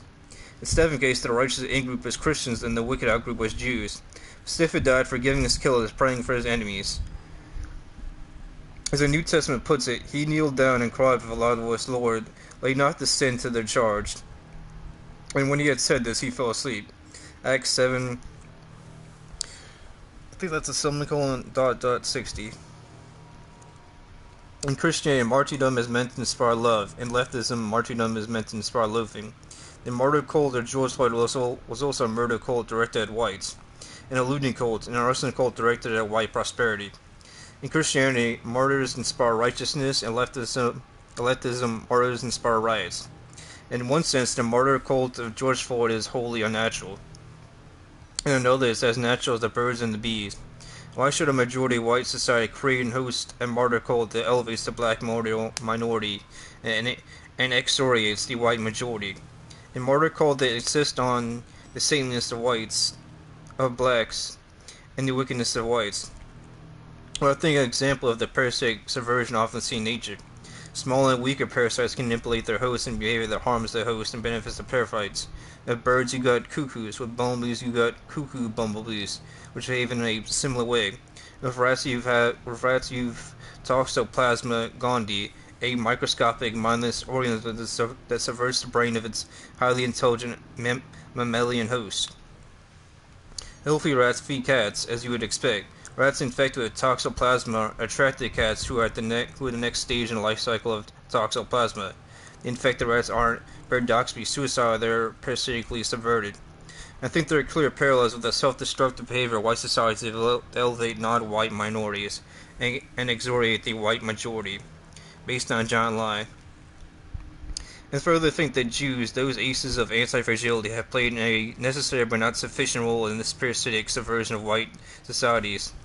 As Kevin McDonald has documented, the National Advancement for the Advancement of Colored People, NAACP, in America is run and funded not by blacks but by Jews. In the UK, the anti-racist Runnymede Trust was funded by two Jewish lawyers, Anthony Lester and Jim Rose, to attack whites and promote mass immigration from the Third World. Lester himself hailed the inspiration of the long, hot summer of civil rights action in the American South during the 1960s. In other words, parasitic subversion in America inspired parasitic subversion in Britain. That pattern has continued. So many riots inspired by martyrs George Floyd took place in Britain, which already had its own well-established martyr cult celebrating a saintly black who died at the hands of evil whites. For once, the martyred black wasn't a criminal and hadn't brought about his own death by his own bad behavior. No, Stephen Lawrence was a genuinely innocent victim of genuinely criminal whites. So like Saint Stephen, he was an ideal martyr. While Lawrence might easily have survived his chance encounter with those whites, it was always at much greater risk of murder by his fellow blacks, and guess what? A Jewish anti-racist called Dr. Richard Stone was instrumental in creating and sustaining the martyr cult of Stephen Lawrence. As with George Lloyd, the cult is based on John Lai that violent, hate-filled whites are an omnipresent threat to the lives and well-being of gentle, enriching non-whites. In fact, far more whites are killed in far worse ways by non-whites in the ethnically enriched West. But there's no martyr cult for the white people. Shannon Christian and Christopher Newsom, horrifically raped, tortured, and murdered by blacks in America. And no martyr cult for the white schoolgirl Mary Ann Lenihan, horrifically raped, tortured, and murdered by blacks in England. Another thuggish black criminal. There's also no murder cult for the white school by Chris Donald, horrifically tortured and murdered by Pakistanis in Scotland. But leftists in Scotland have striven mightily to create a martyr cult for a dead black. And this black followed the typical pattern of leftist ethno martyrs. He brought about his own death by bad behavior and stupid decisions. The truth is apparent even in an article about him at highly leftist Wikipedia. On the morning of May 3rd, 2015, Shiku Bayu visited a friend's house to watch TV. His friends noticed he was acting a character after he took a cocktail of drugs including MDMA and Flocka. If their property went home. After he returned home, a fight broke up between Bayu and his friend Zahid S-A-E-D. Zahid fled, and Bayu then took a large kitchen knife and left his house. Certain neighbors called emergency service to report a man with a knife acting erratically, chasing cars and trying to get into cars. Police were dispatched. After 6 police Scotland constables arrived at the scene, Bayu refused to listen to the instructions and began to walk away, ignoring police commands. He then turned on PC Nicole Short, chasing her, punched her to the back of the head as she ran away, knocking to the ground, where he thereafter stamped and kicked at her torso while she lay unconscious in the middle of Hayfield Road. Officers rugby tackled Bayu after he failed to respond to band strikes during his attacks on PC Short. Bayu continued to fight and resist arrest and struck down later lost consciousness. Officer immediately commenced CPR and requested an ambulance. He was pronounced dead in hospital. A post-mortem report revealed injuries to the body's head and face, burst blood eye vessels consistent with positional asphyxiation, bruising across his body, a fractured rib in the presence of the street drugs MDMA and Flocka. This cause of death was recorded as a sudden death in a manic-intoxicated drugs was unrestrained. Death of Shikubayo, Wikipedia. Like George Floyd, Shikubayo took drugs, committed crime, and was accidentally killed by police. As that with George Floyd, the left reacted to Bayo's death not by urging blacks to behave better, but by maligning the police for failing to preserve a black criminal from the consequences of their own bad behavior. The result of such leftist agitation is that police become reluctant to confront black criminality, and blacks are emboldened to commit more and worse crime, including especially against other blacks. In other words, more blacks die because leftists posture about their concern for keeping blacks alive. Leftists have performed the same malignant attack trick with other non-white groups. In the Scottish city of Glasgow, for example, the leftist police refused to take tough action against Pakistani criminals, who were therefore emboldened to commit more and worse crimes. This culminated in one of the worst murders ever committed on British soil. The kidnapping, stabbing, and incineration of the 15-year-old white schoolboy Chris Donald by a sadistic Pakistani gang. But despite the direct culpability of the police in that murder, there has never been a public inquiry into their conduct. After all, such an inquiry would undermine rather than promote what really matters: the power and prestige of anti-white leftism.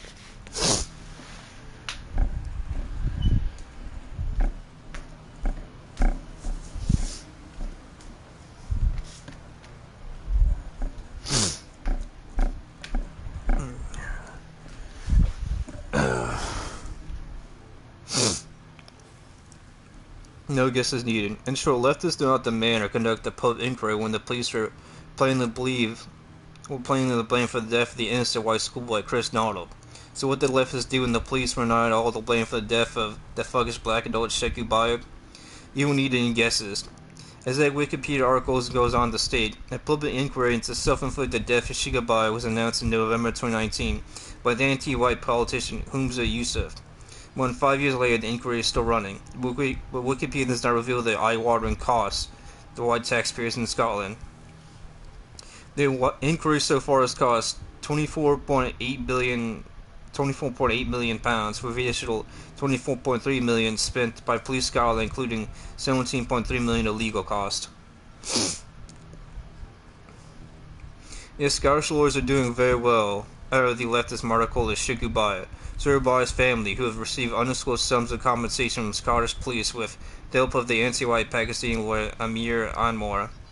Also doing well out of the martyr cult is the anti-white black poet, playwright, and reformer Hannah Lavery, who wrote and directed a lament for Shikubayo in 2019.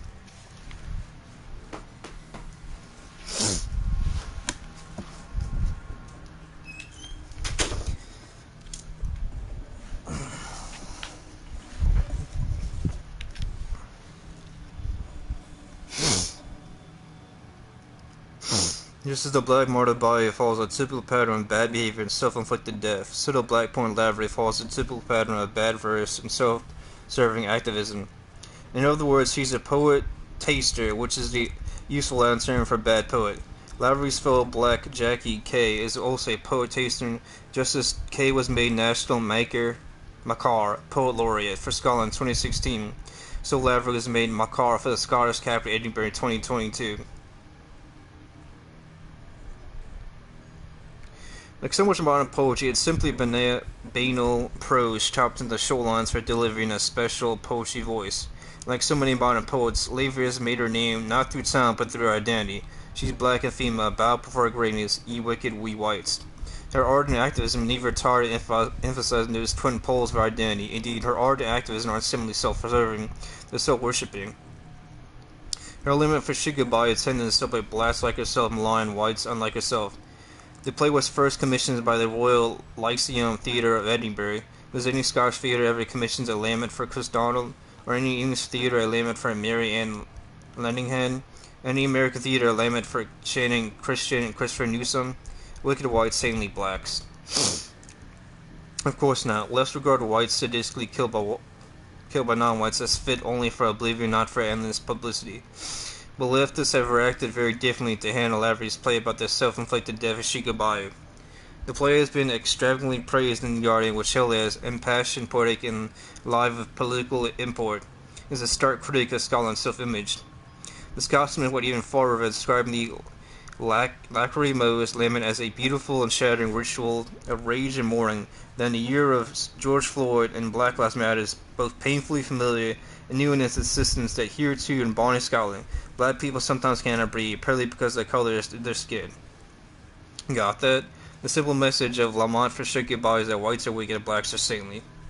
Hannah Lavery was back with that simple message 2025, celebrating blacks like herself, relying on whites unlike herself in The Guardian. As you read her words, note not only her self-righteousness and blaming of whites for all non-white failure, but also the relish with which she pours opprobrium Scottish heroes and demands the dismantling of Scottish history. As a young woman growing up in Edinburgh, I was taught this was a city built on the genius of the Scottish Enlightenment. That story sunk deep into our bones and past genius of our treasured inheritance, form a sense of ourselves and our belief in Scotland's good, wary contribution to the world. We bought back statues of David Hume and Adam Smith. We surveyed their intellect and claimed it as our own. Statues to those men were erected. You know what spoke what lay beneath their brilliance, of whose labor built their wealth. These bodies were stolen, dispossessed, and abused as a consequence of their thinking. Edinburgh was framed not as a city of complicity but of genius. That silence shaped us. Now the University of Edinburgh's review of its legacies of enslavement and colonialism has a wider reckoning that has been building across Scotland. It confronts the stories we were told that we continue to tell, that we love to tell. Scotland has long positioned itself as a nation of martyrs of empire.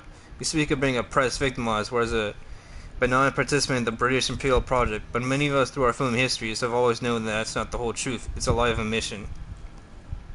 One that has excluded us, exiled us from a national story which we also have histories to contribute and in which we have a claim. Edinburgh University's recent inquiry into history is sobering, focused on the institution financial gains from plantation slavery, intellectual support of racial pseudoscience, and its memorialization of colonial figures. It aims to Enlightenment thinking in Scotland justifies racial hierarchies. These aren't revelations for many black and brown Scots, but for those involved with Scotland's anti-racism movement, their confirmations of truth long-lived and denied. Still, we are met with denial, minimization, and defensive recall of a nation accompanied with the truth itself.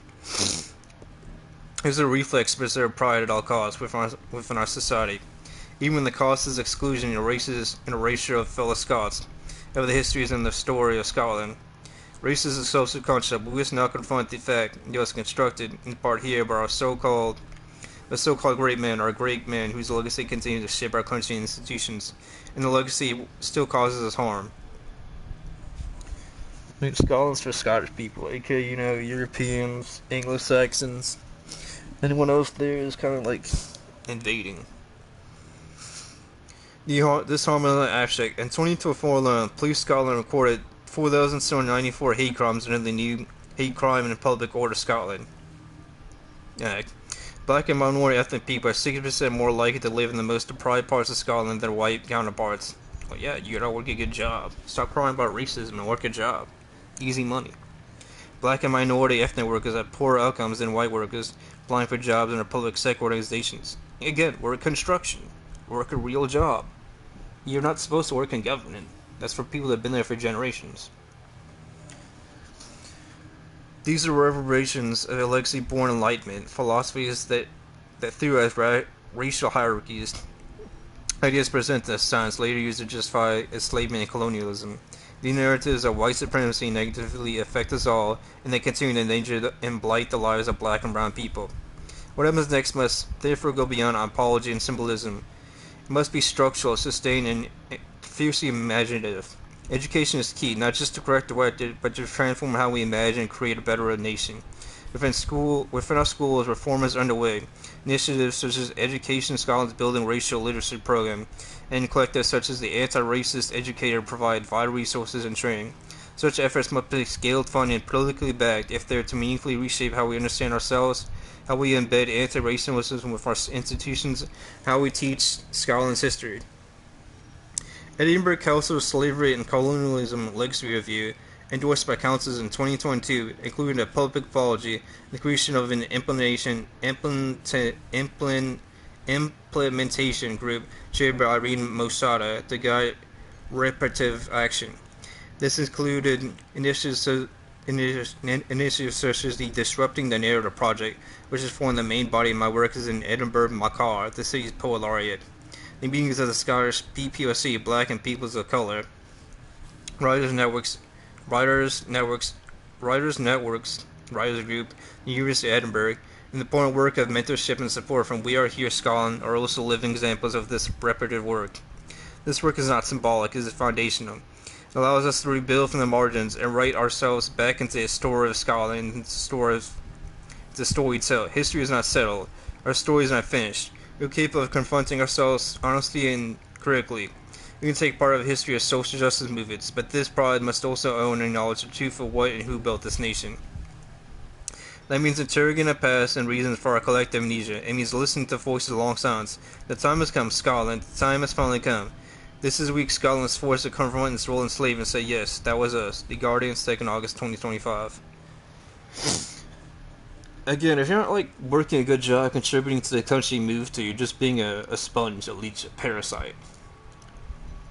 You got a lot of people in Africa that don't understand the phrase maintenance, but they're going to other countries championing welfare that was never there for them. But people keep simping because they want to do the obvious thing. Hannah Lavery is obviously full of resentment and envy of what Scottish whites have achieved. Notice Lavery capitalizes black and brown but not white as in white supremacism. White supremacism. And she is also lying when she writes that we are capable of confronting ourselves honestly and critically. Just as obviously, she relishes the prospect of leading a neo-Maoist cultural revolution in Scotland, tearing down the wicked white past, creating a glorious non-white future. I'm sure the non-whites like her, Humza Yousaf, and Mara Anwar would be delighted to exercise arbitrary and unaccountable power in the way Mao and his followers did. It's easy to picture Lavery and Co. overseeing show Charles Whites, imprisoning and exiling whites while exalting and honoring themselves in their own kind. Okay, I don't think those resentment-filled non-whites will ever get the power to exalt and access persecution, but be in no doubt, all their activism is directed towards achieving it. Paragons of pathology. Fortunately, though, although Hannah Lavery likes to think of herself as spiritually imaginative, she's in fact partially incorrect. In that article, she consistently talks about we and us and our, showing that non-whites like herself are fully and authentically Scottish. But she's speaking with a forward tongue because she's denying that black and brown Scots have any share in the negative aspects of Scottish history and culture. The villainy of Scotland is reserved strictly of whites, the virtue strictly for non-whites. The division is of an old white Scotland stayed in its soil by so-called great men, like David Hume and Adam Smith. That wicked white Scotland can be redeemed only by virtuous vision non-whites like yourself who will embed anti-racism within our institutions. Extract money and prestige from our institutions, of course. But when she says our, she really means your. The institutions were created by whites and are still funded by white taxpayers. Scotland has indeed been a land of genius, making a vastly disproportionate contribution to science, engineering, art, literature, and philosophy of the West. But all that genius has been white, from David Hume to Robert Louis, Stevenson, from James Watt to Thomas Telford. Not once like Hannah Lavery, Shaku Bayou neither belong in Scotland nor contribute anything but harm and subversion there. Bayou is routinely described by leftists as a gas engineer, as if Scotland were deprived of a highly skilled technician by the malign forces of white racism and white police brutality. In fact, he was only a trainee as a drug abuse and violence strongly suggests he wasn't going to become a paragon in the profession. Blacks are rarely paragons of any profession, but they and other white knights are often paragons of pathological behavior. If they're not committing gross violence against people or property, then they're committing gross violence against poetry. Take Hannah Lavery's fellow black poet, Tawana Gani Amtopi Sithole, a Zimbabwean male who is comfortably embedded at the University of Glasgow. He's a lecturer in creative practice, education with a UNESCO chair, and refugee integration into educational language of the arts. If you thought that Hannah Lavery's poem was bad, well, you ain't seen nothing yet. Here is one of Tawana Sithwold's poems, format exact that I found on the internet. Seeds of Anti-Racist Education by Tawana. Okay.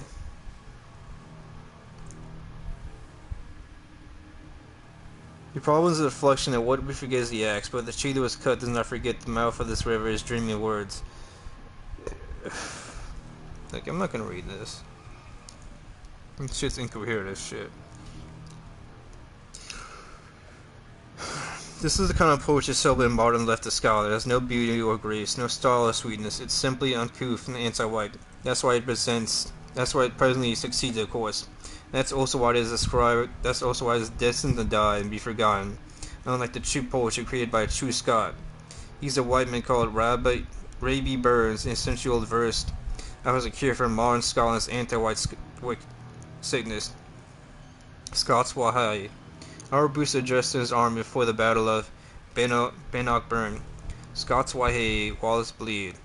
Scots when Bruce has often led. Welcome to your glory, bed, or to victory. Now is the day, and now is the hour. See the front of battle Laura. See approach proud Edward's power, chains and slavery. What will be a traitor knave? What can fill a coward's grave?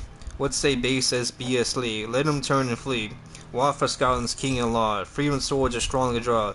Freedom stand and freedom fall. Let him follow me. By oppression, woes, and pains. By your sons and furrow chains. You will drain our dearest veins, but they shall be free. Lay the ground, you super soul. Tyrants fall in every foe. Liberty is in every blow. Let us do or die. Oh, that's the end of it then. That really was long.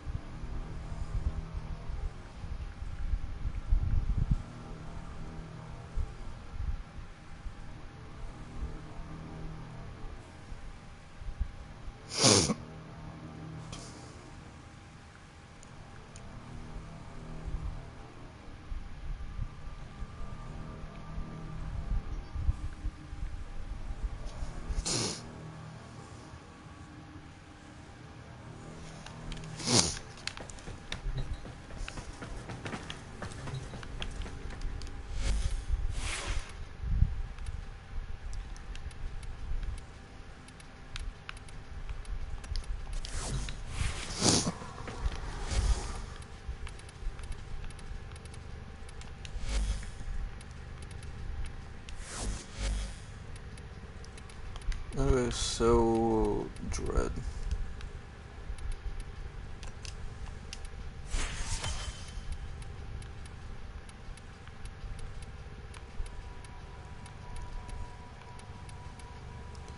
Oh, I can sell a Volt. Okay, so I can.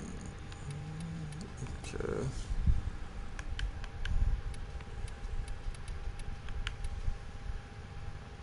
Oh, I have to pay for 3 Warframe slots.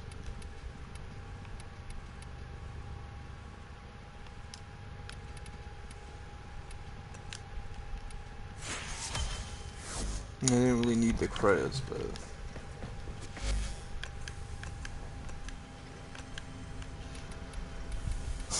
I can make Bordigan again or Dread.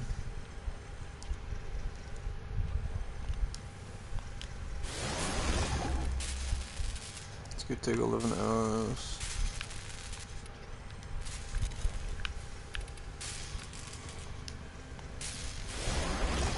That's gonna take 11 hours too, Jesus. Might as well make Dread again.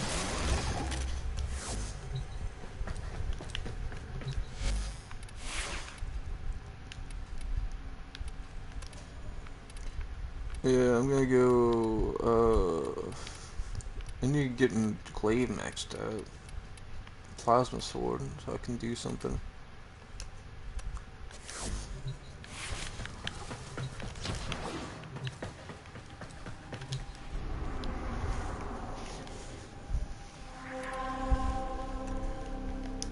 Oh my god.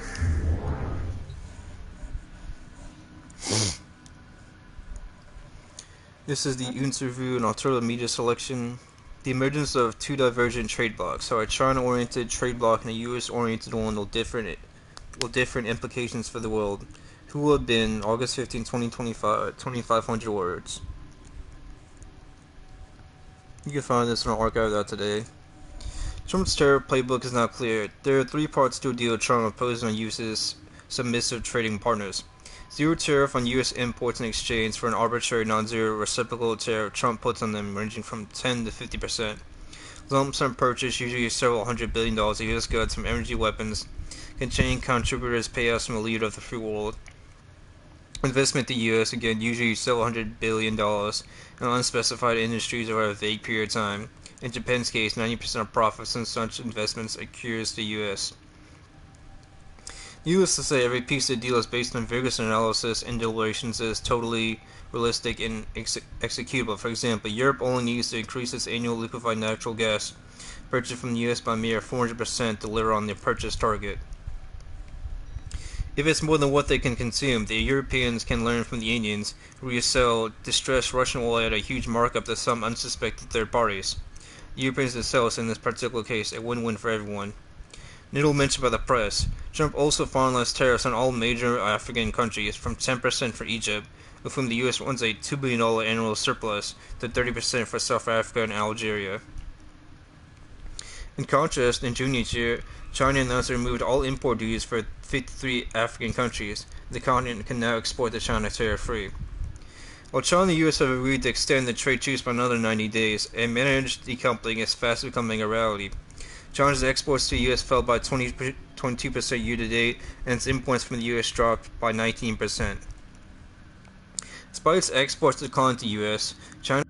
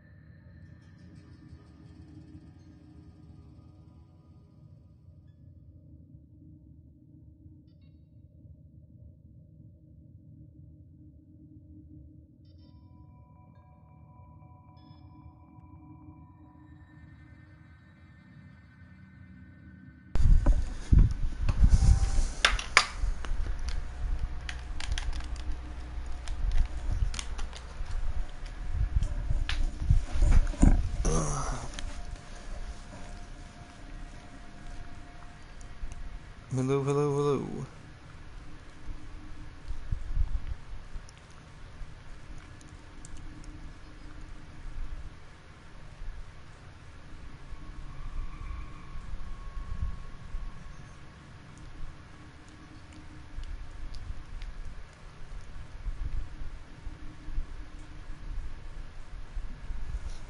What the heck?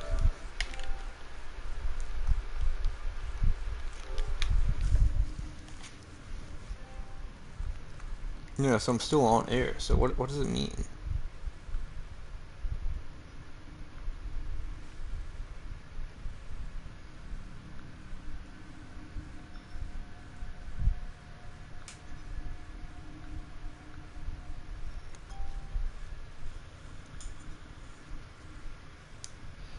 Hello, hello, hello.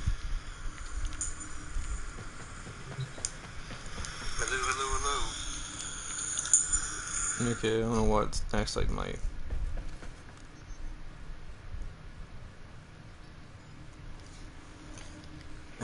Okay. Now, do you know my thing was dead, I guess.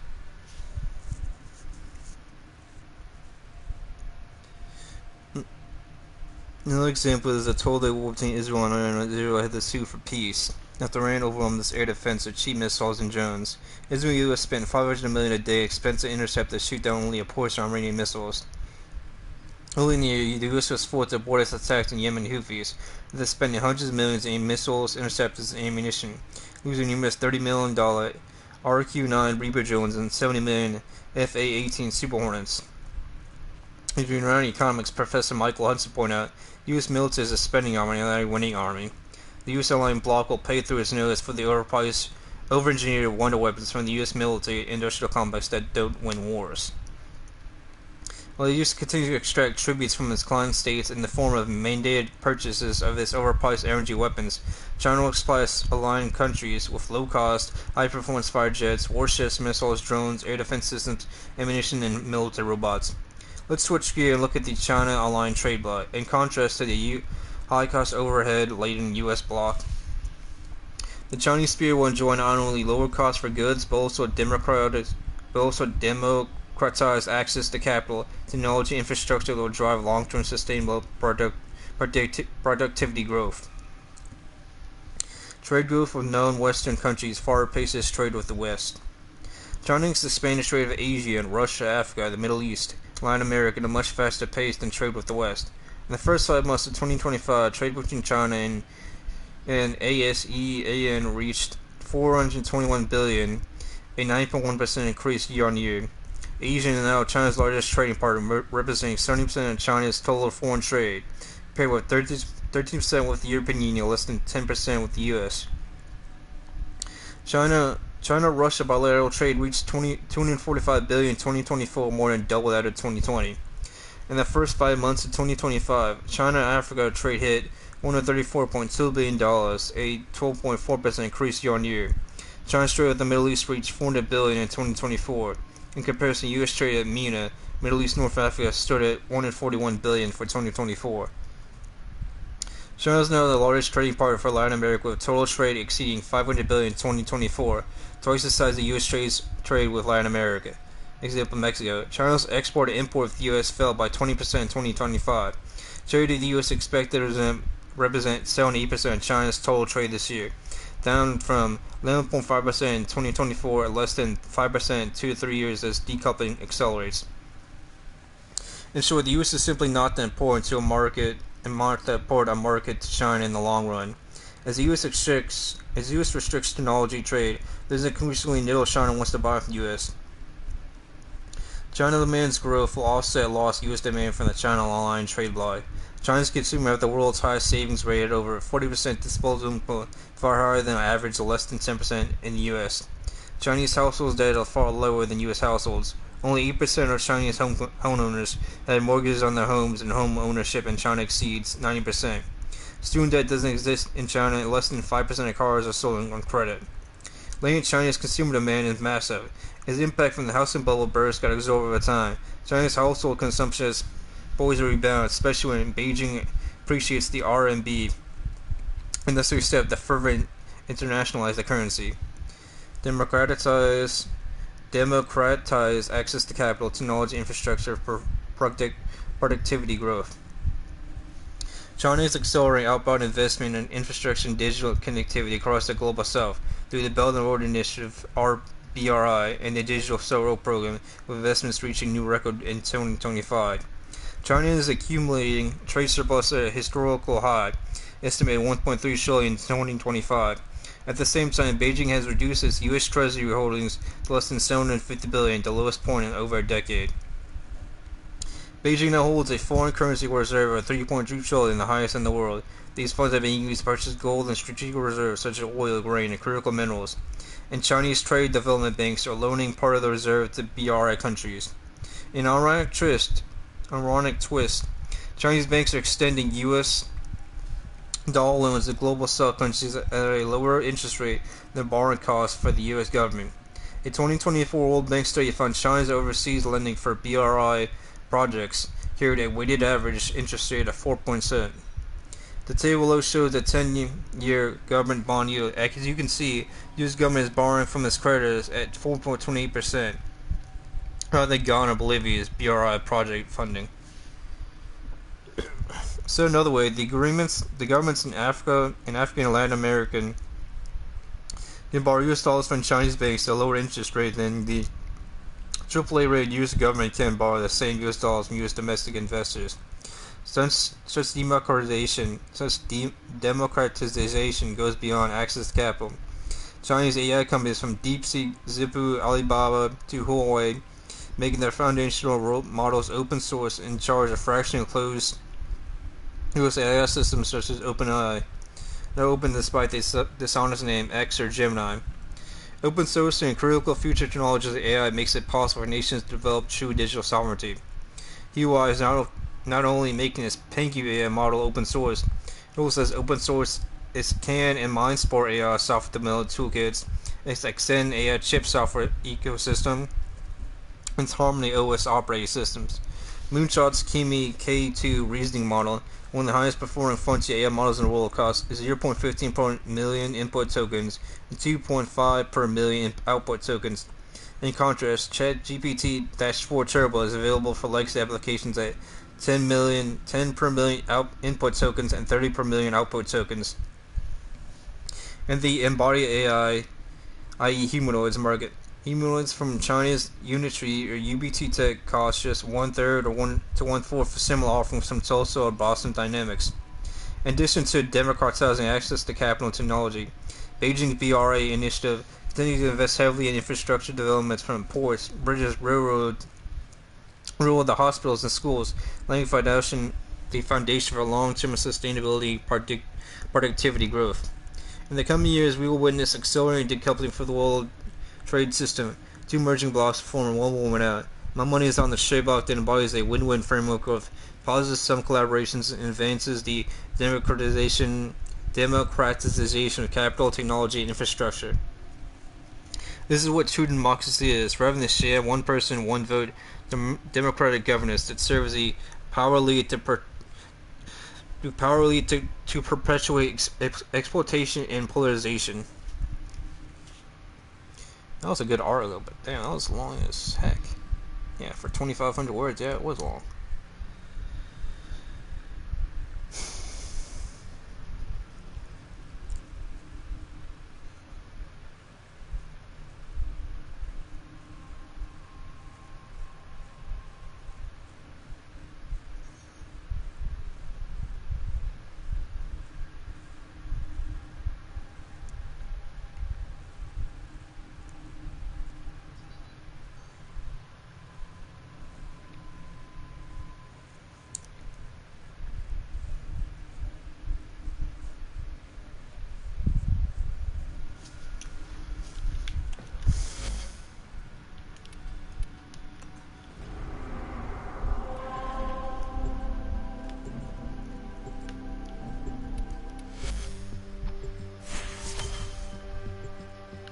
What do you even do? What is it? Oh, cosmetic. Oh my.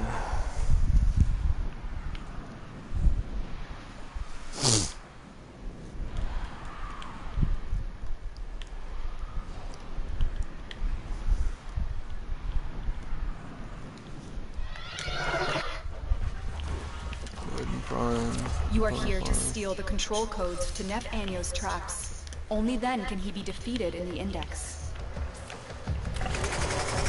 Tenno, I need not remind you there is little margin for error. The fraudster cannot know we have gained the upper hand. And you get deciphered.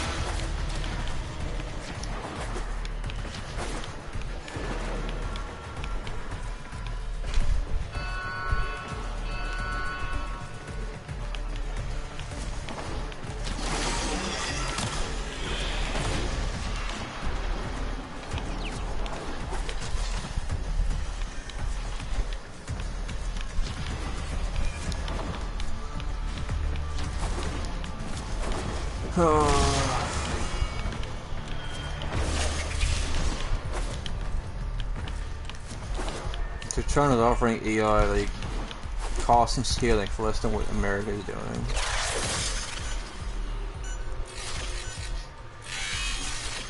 So China's W, America's loss.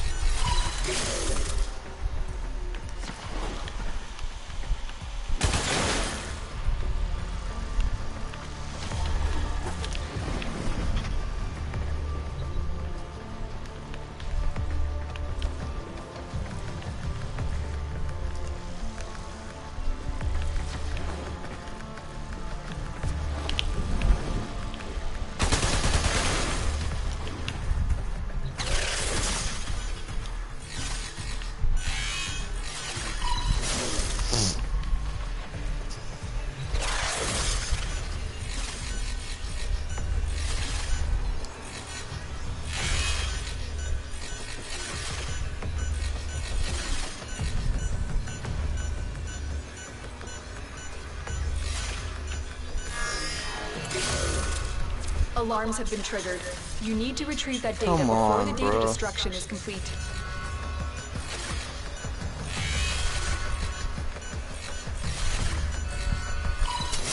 This isn't a code, it's something else. A recording from Miwa. Tenno, continue with your mission while I decrypt this message.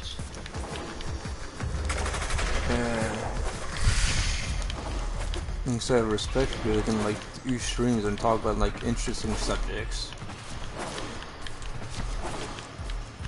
I was watching Soul 11 too, like Wednesday night at my job, and like that was pretty good. You've reached a vault. A lot of people like Soul 11 because you're not like doing the whole PC guy thing. And you start out like this black belt guy trying to like just get sister to school and stuff, pay for his mom's treatment. And then we're finding out there's gonna be like more than that, like the overall story. It's like, yeah, it's like a lot of people think she should have ended after he got his revenge, but like that would have been a bad story. Like you can tell if people don't read the source material, even I don't. That's like, you know, first season stuff. Like, oh, you know, alarms. Get your revenge Data destruction and is stuff. imminent. You need to hurry.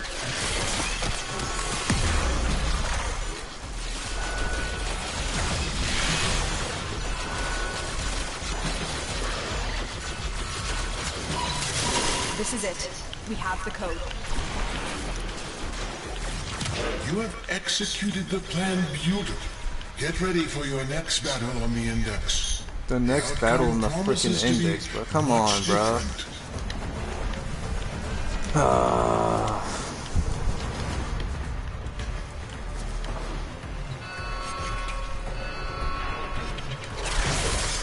really gotta keep doing this. You've reached a vault. Find the console and retrieve the security code.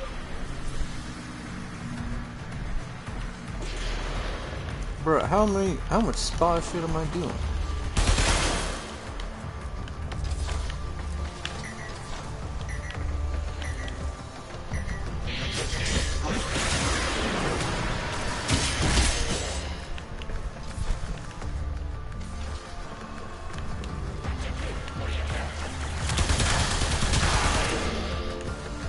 Bro, come on.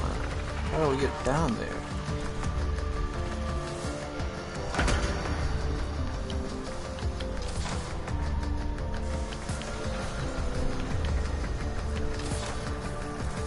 I think there'd be some little flow that I could get into. Okay, well, maybe I can just jump.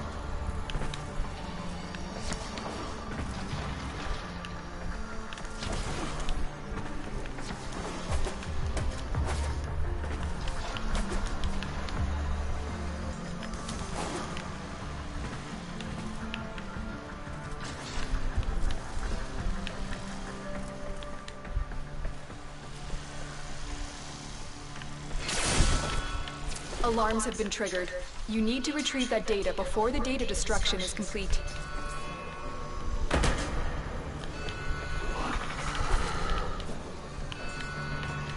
I swear to God, bruh. How am I supposed to get into it?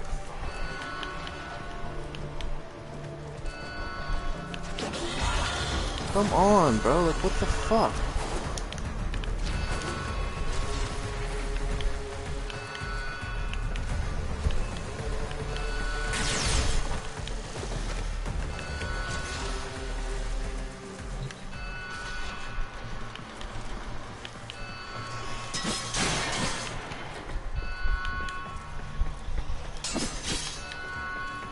Jesus.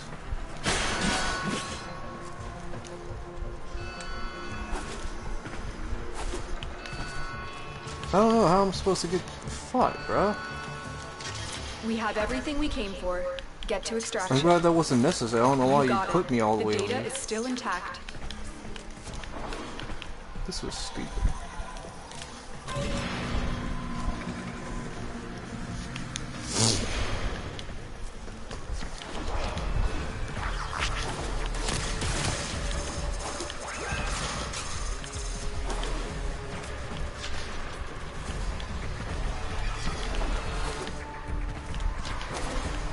Jeez.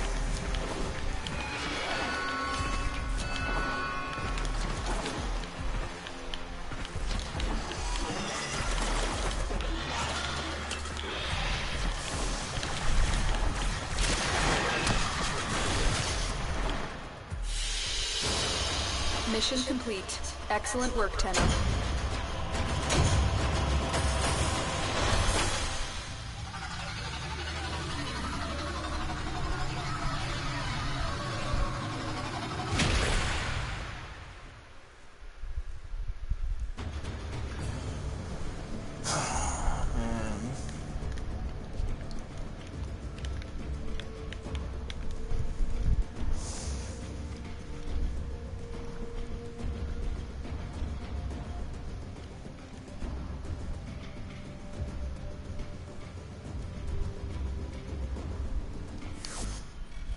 Tenno, hurry!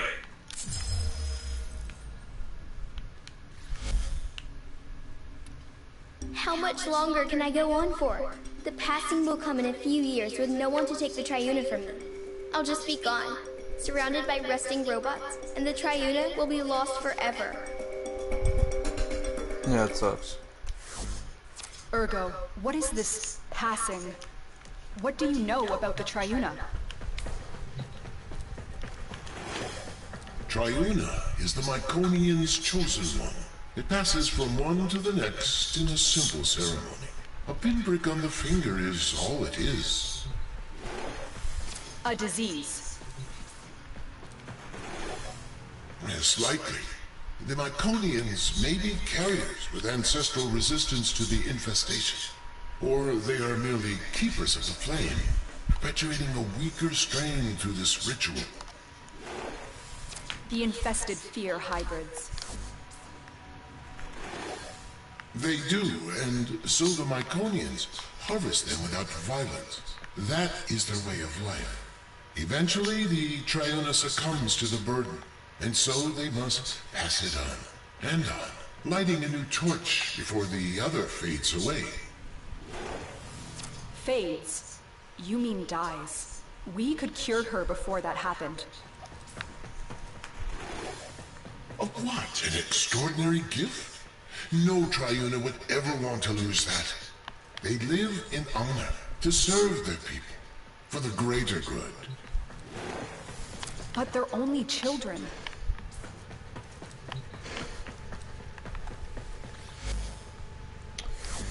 Okay.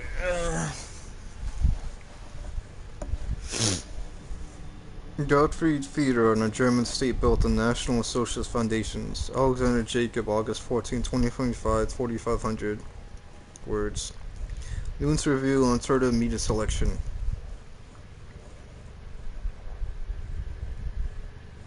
Translated with a preface by Alexander Webb, Sanctuary Press, 2019. Gottfried Fiedler was born in 1883 in Würzburg and studied engineering at the Technical University, Munich, Berlin, and Zurich. At the completion of his study, he set up a construction company in 1908 under the aegis of Ackerman & Co. and took several projects in Bulgaria. From 1917 onwards, he taught himself economics and political economy. In late 1918, not long after the proclamation of Weimar Republic by Philip Schneidman in November of that year, Feder ordered a manifesto on usury is sent to the Kurt Eisner government, though he obtained no response. The Treaty of Versailles, signed in June 1919, which determined Germany as sole responsible for war and liable to reparations, caused Feder the fear that Germany was now firmly in the hands of the international financiers. In September that year, Feder established a militant league, Kampf F Bund, KAMPF-BUND, with a program of ending interest slavery and nationalizing the state big. His anti-capitalism was bound also to racialism insofar as the international financiers were considered to be mostly Jews. Feder's nationalist efforts drew him into a close alliance with the anti-communist activist Anton Drexler, 1884 to 1942, and Dietrich Eckart, 1868 to 1923, the editor of the anti-Semitic journal Auf Gut Deutsch, later the National Socialist organ Volksbeobachter. The three together formed in January 1919 the Deutsche Arbeiterpartei (DAP). Adolf Hitler joined the DAP in late September 1919, soon emerged the leader of the party, which he renamed the National Socialist Deutsche Arbeiterpartei (NSDAP). Hitler had even before his joining the party attended Feder's lectures on economic subjects and wrote later in his Mein Kampf, 1925/6.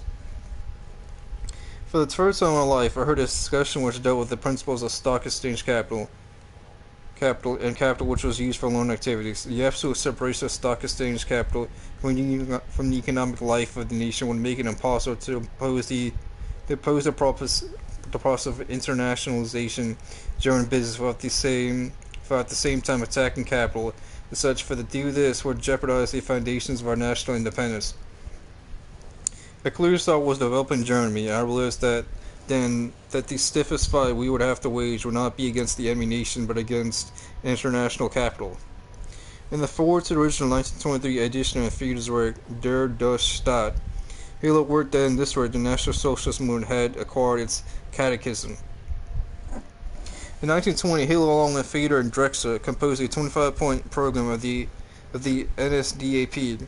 This program rejected the Treaty of Versailles and called for a reunification of German people, along with exclusion of aliens, especially Jews, from national life. In February 1920, Hitler held a rally in which he presented the program to the German people. Later in 1917, Feder published a comprehensive version of the program entitled Das Programm der NSDAP and signed Weltanschaulichen Grundlagen. In 1923, Feder offered a further elaboration of his national economic views in the present work, Der Deutsche Staat, AUF, Nation, ALER, and UND Sozialer Grundlagen, which is reissued in 1932 in the National Socialist Bibliothek series. Feder took part in Hitler's failed beer hall push against the Bavarian government in 1923, was only fined 50 marks for an unlawful assumption of authority since he had acted for days as the new finance minister. In 1924, he was elected a representative to Parliament. In Parliament, he demanded the confiscation of Jewish property and the freezing of interest rates, which are key elements of the anti-capitalist program of the party. In 1926, Hitler entrusted Feder with the editorial direction of a series of books on National Social ideology on the title National Socialist Bibliothek, National Social Library.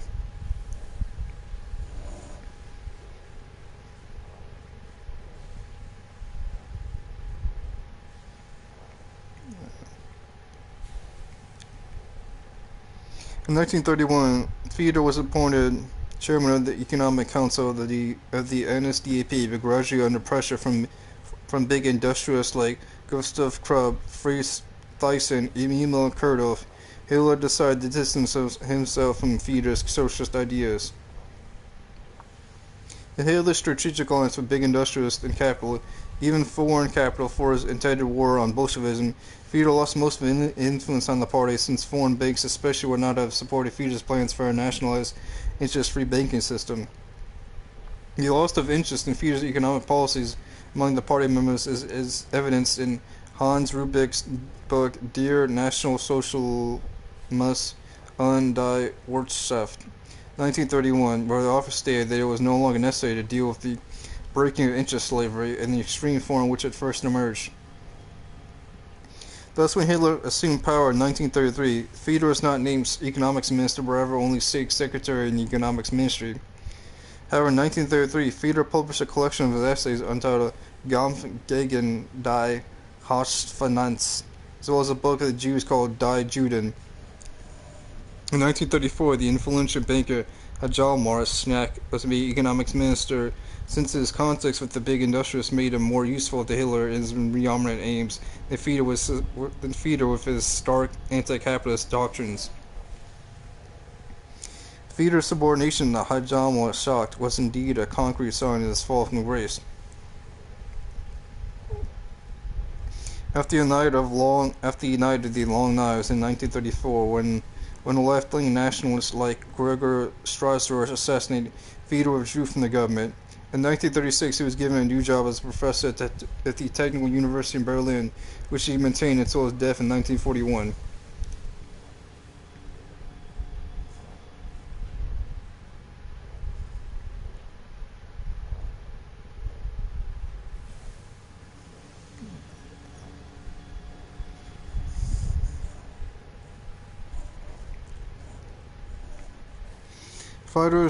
Fiedler's Deutsche Staat is indeed one of the most important treatises of National Social Economics.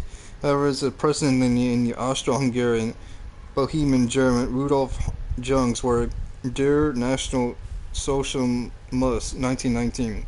Rudolf Jung, 1882 to 1945, was a civil engineer from Jihlava in the current Czech Republic and former Austro-Hungarian Empire. He joined the Bohemian Deutsche Arbeiterpartei (DAP) in 1909. The DAP was founded in 1903 in Osog, now Ústí nad Labem, in the Czech Republic, by Germans threatened by decreasing Jews and Czech influence in the empire. It was renamed Deutsche Nationalistische Arbeiterpartei (DNSAP) in 1918. Jung's work Der Nationalsozialismus, sein Grundlagen, sein Werdegang, and sein Zeiele 1919 was intended as a German nationalist answer to Marx's Das Kapital. The work is divided into two parts. The first dealing with the foundations of National Socialism, and the second with the development and goals of National Socialism. Jung's nationalism focuses on socio-economic questions, exactly like Peter. Jung stressed the difference between income derived from real work that arises from interest. His strong socialist and anti-Jewish viewpoint is evident throughout this work. All non-socialist parties are based in the main on individual, i.e. demand for the greatest possible freedom and lack of constraint of the individual, economically expressed in Manchester liberalism and further in Mammonism. The ruthless ruler who is tormented by no pain conscience is the goal. The weaker man falls thereby under the wheels. Now, since the Jew is the most ruthless, he can fare best thereby. Thus, all non-socialist, anti-Jewish orientations unwillingly support the rise of Jewry, the world rulership. Further, democracy serves the vehicle of Jewish international capitalism.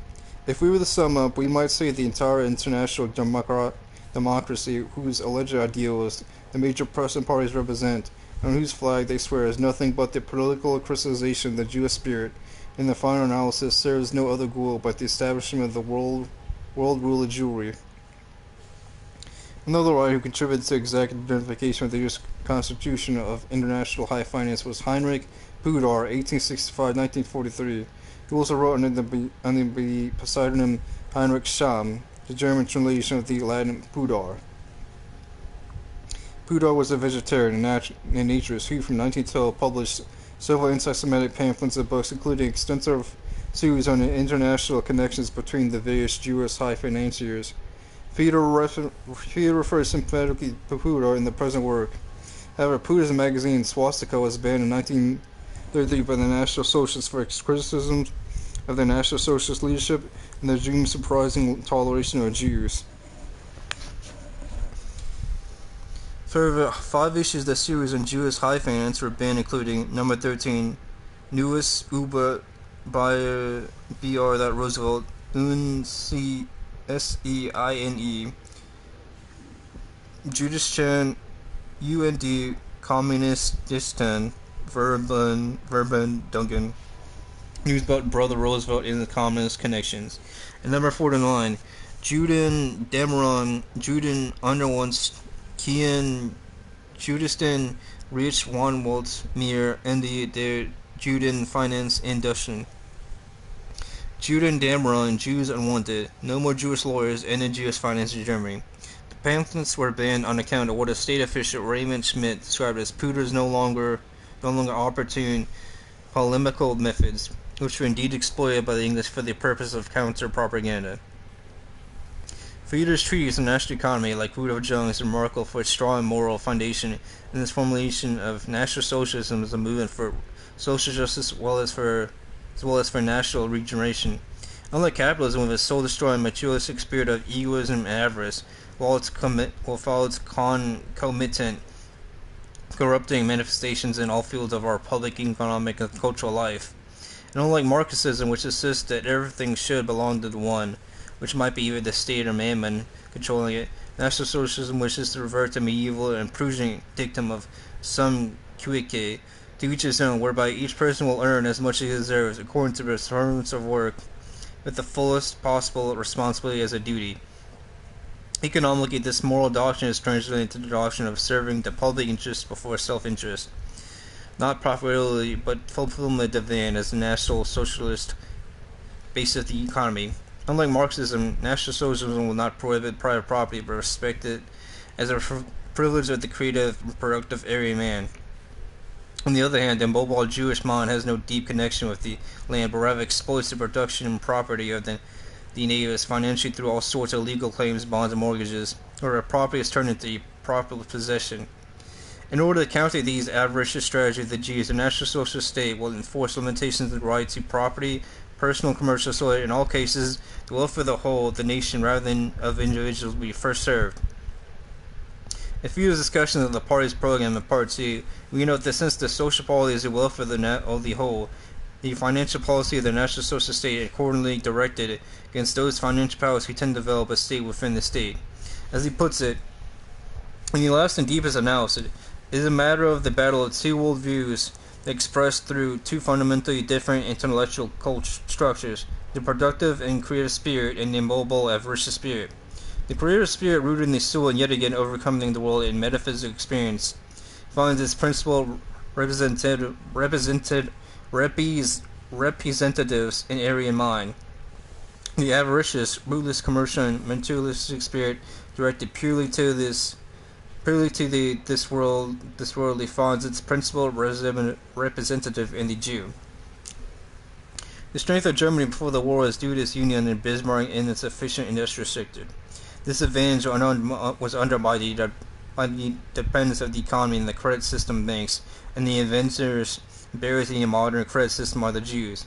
The medieval system of credit was based on the belief credo of the creditor that his money could be used to great economic advantage by a debtor, whereby the debtor is successful with the enterprise may return a share of his profits in gratitude to the creditor. Cyrano's interest, on the other hand, was forbidden by the Church's usury. Theodore advocates a return to consumption money as a token of performed work, or a product so that money cannot independently of anywhere be hoarded for the purpose of being lent out later at interest. Theodore further points out that it is the stock market that lies at the base of the alienation of capital from work. Anonymization, the depersonalization of our economy through the stock market form of the public limited company has to a certain degree separate capital from work. The shareholder knows in the rarest instances something of his factory. He has only the one-sided interest in the profitability of his money when he is invested in the form of shares. Apart from the indifference of the shareholder to the quality of the goods produced by the company in which he invests, the market in general has diverted production from its legitimate task of filling the real needs to that of stirring up, through the Jewish marketers to naked advertising, artificial needs among the public that will bring in greater profits.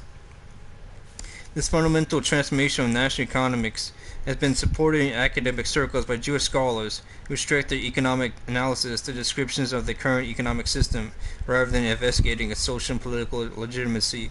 This sort of intellectual subversion is further continued by the Jewish intelligentsia in the fields of art and cinema and the press. The major source of the current distress of Germany is indeed the interest owed to large loan capital. The burden of interest indebted entire nations to international high finance forced them to become interest collectors for the lighter which they do by taxing the working people ever harder. For you to call this false economic process an international fraud. The power of international finance has, however, grown so great that it was able to encircle Germany as soon as it perceived that its currency was rising in striking independence. Once they succeeded in military defeating Germany, the international finance powers then enforced further enormous debt burdens on it through the Treaty of Versailles. Führer therefore proposes the cancellation of the payment and interest on these debts to allies. Indeed, the remedy to the interest burdens of all nations to international finance is the legal abolition of interest. This is simultaneously the solution to the Jewish question itself. The solution of the interest problem is the solution of the Jewish question. The solution of the interest problem is the sense of our explanations is the breaking of the Jewish world rule, because it smashes the power of world Jewry its financial power. The fullest representation of the socio-economic interest of a nation shall be the state. Its industry shall be models of efficiency and commercial success.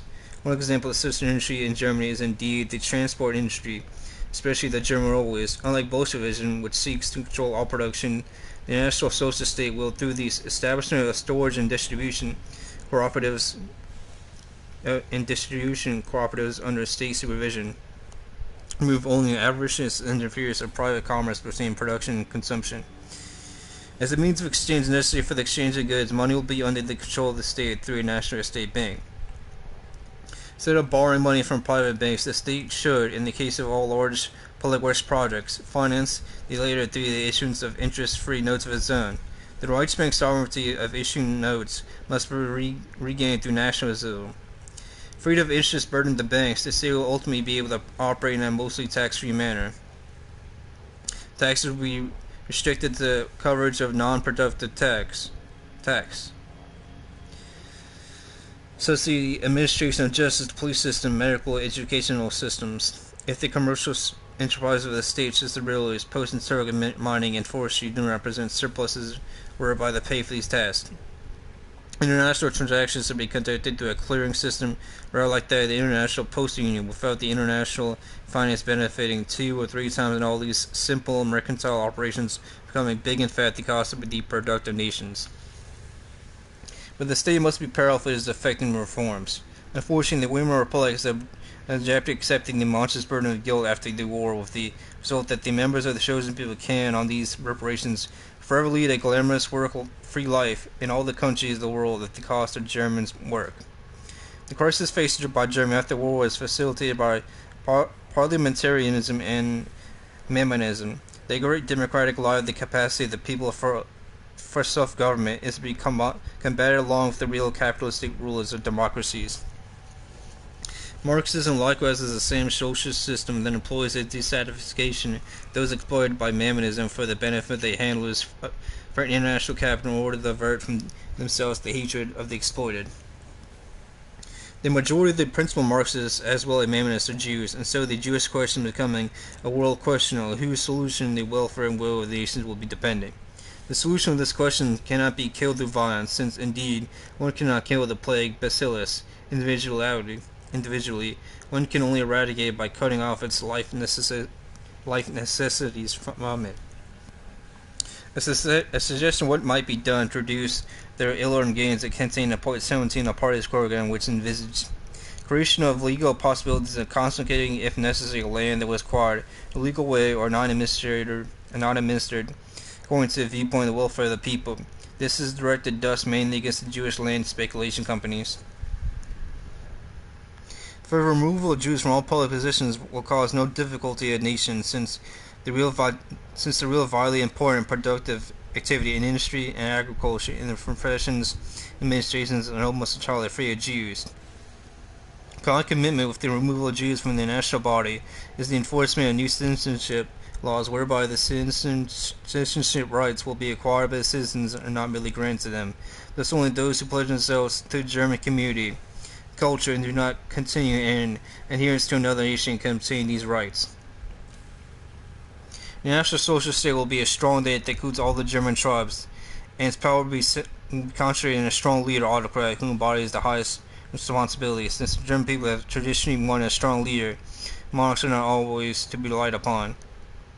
The leader of the National Socialist State, on the other hand, is not envisioned as a permanent ruler, one chosen only for the reestablishment of war and the prosperity of a debilitated nation. After he's accomplished his goals, he may step aside and let other rules take its place on the Constitution. Indeed, the National Socialist State may be characterized as a constitutional autocracy. The constitutional aspect of the state will be used especially to ensure the effect of labor law, and social insurance. Obviously, in the German national state, no members of foreign races can assume the leadership of state affairs. Few is aware of the adverse reaction of the international financiers to such autarkic measures. Believes that a transformation of interest-bearing bonds into interest-free bank assets or postage check accounts, whereby foreign creditors can be paid, will avert the wrath of the latter. He also suggests that boycotts may be overcome through transactions with neutral countries.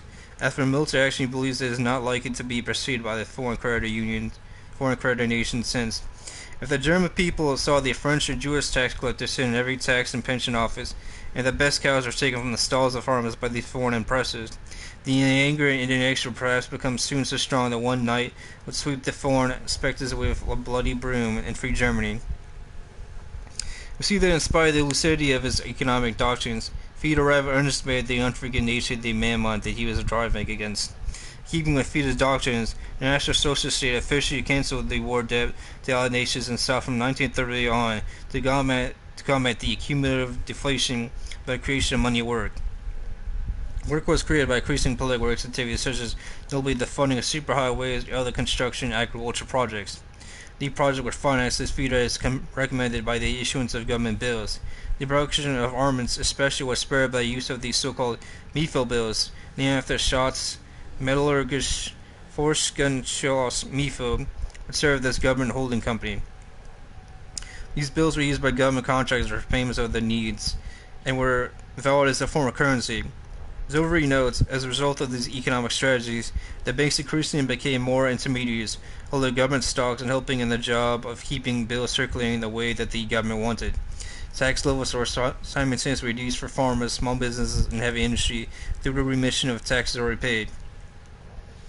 However, Hitler was also dependent on his ambitious rearmament plans and foreign finance, certainly would not have accepted Fiedler's insistence on abolition of interest. The National Socialist economy was increasingly a state-controlled one that sought to avoid inflation by controlling prices of wages and foreign trade. Autocratic restrictions on imports were offset by bilateral barter agreements. War the war that began 2 years after the 1937 edition of Fiedler's work was. As Fiedler's view of the role of international finance in the First World War would suggest, another effort to punish Germany's financial independence on National Socialism, wherever it was indeed secretly willed by the international financiers for the own geopolitical lands.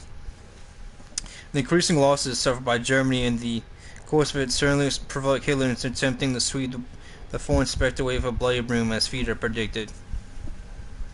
But neither Fiedler nor Hitler may have foreseen the severity of the revenge more cruel since more lasting than that of the First World War, that the international Jewish interests would take on Germany after its defeat in 1945. Or Fiedler hoped that other nations of the world will also eventually follow the German example, and mankind, free of the Jewish oppression, will experience in Asia unprecedented prosperity, and above all, Germany, the heart of the world, is the opposite of that indeed has occurred, since most of Europe has been turned to slave, fellahin, bondman, as serving the all-Jewish world power. In the art of Germany itself, drained by tyrannical psychological control of its population, has virtually stopped beating. No, that was a long article.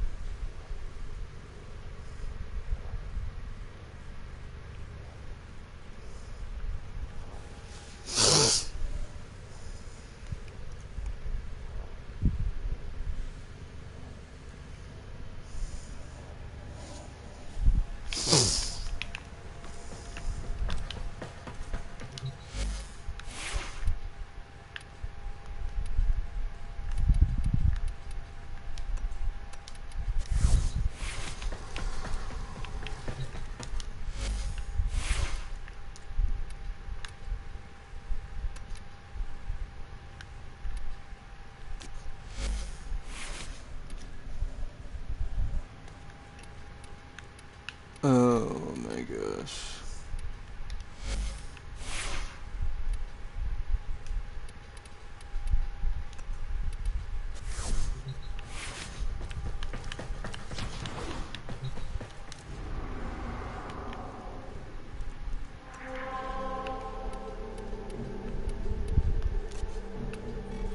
It's over, Glass. I have everything I want.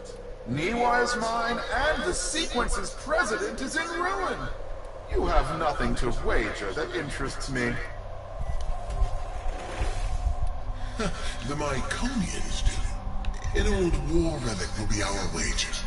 In a way, a product of the void. Something you might have more than passing interest for. Am I right? Don't kid yourself. What? It's disgusting. It's beautiful. I don't think they do, Colonists would wager this? Don't those idiots realize how much this is worth? Oh. I guess I don't have any specters that fucking... I'm really fighting with specters. It'd be nice if I could...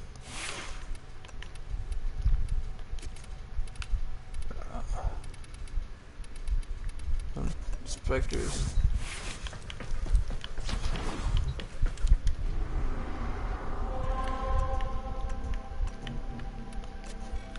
It's over, Glass. Oh, come on, everything bro. I want. Niwa is mine, and the sequence's president is in ruin. You have nothing to wager that interests me. The Myconians do. An old war relic will be our wager. In a way, a product of the void. Something you might have more than passing interest for. Am I right? Don't kid yourself. What? It's disgusting. It's beautiful. Those colonists would wager this? Don't those idiots realize how much this is worth? They don't. All or nothing.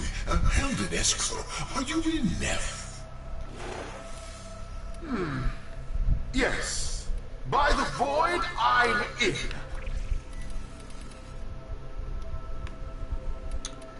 Well, let's see if I can get this done.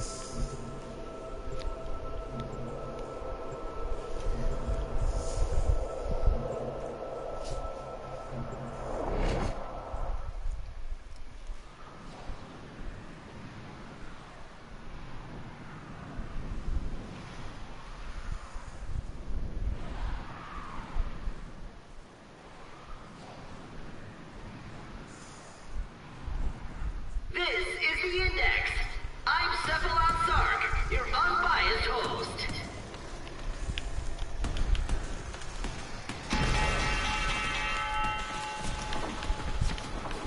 Okay, so this is tired easy. of this, brokers. Dish out your humiliation so I may retire to counting my riches. Broker down!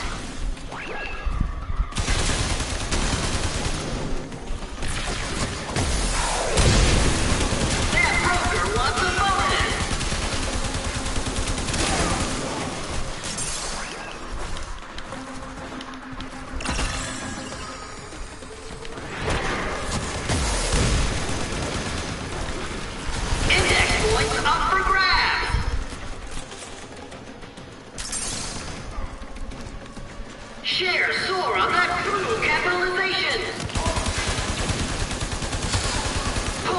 the open!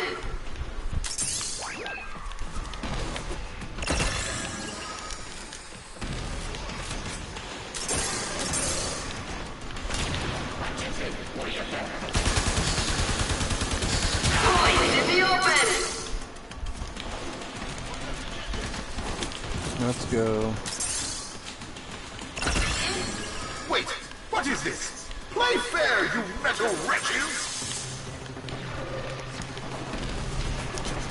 Investors are eyeing those dropped points!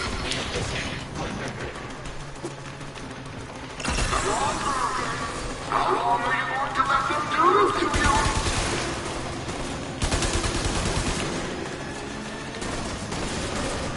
Points in the open!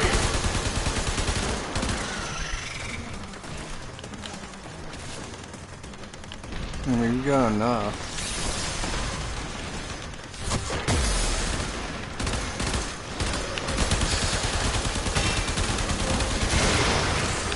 Trading over! Tenno wins! Disappointed expression. Investors nervous. Brokers in position. The bell about to ring. This is the index!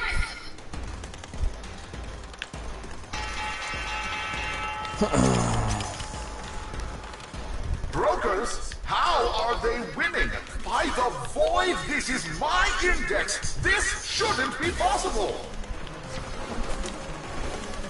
Don't you recognize the free market in action, Mr. Ponyo? Allow my brokers to teach you how it's supposed to work. The free market. Brokers? What's going on? Are you trying to get fired? Investors are eyeing those dropped points!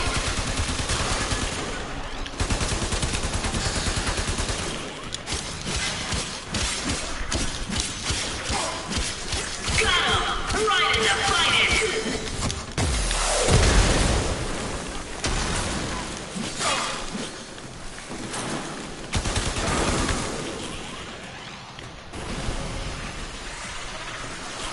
Bruh, come on.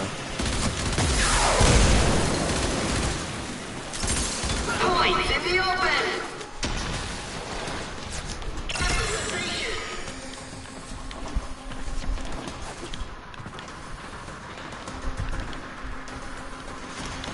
Let's go, come on.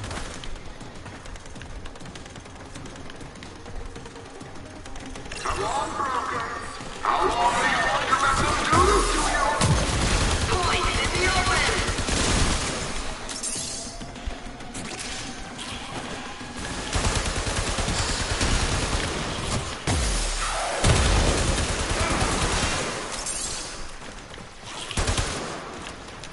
Index points up for grabs!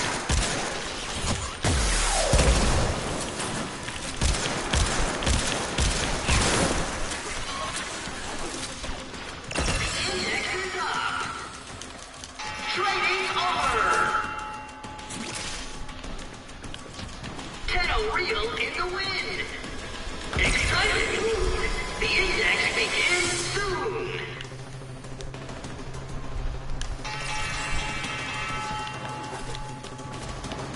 Blast! What have you done?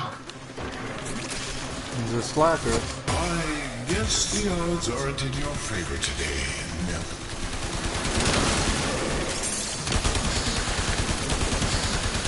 Index points up for grabs!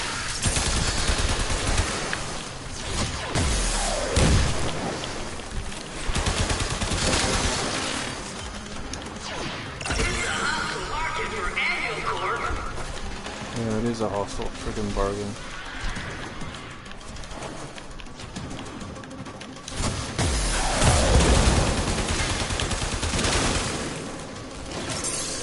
Investors smiling on that capitalization.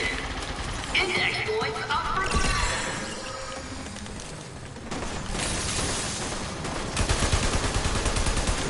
Oh.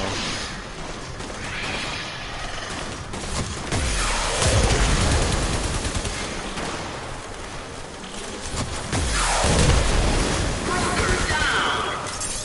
It's a hostile market for Annual Corp.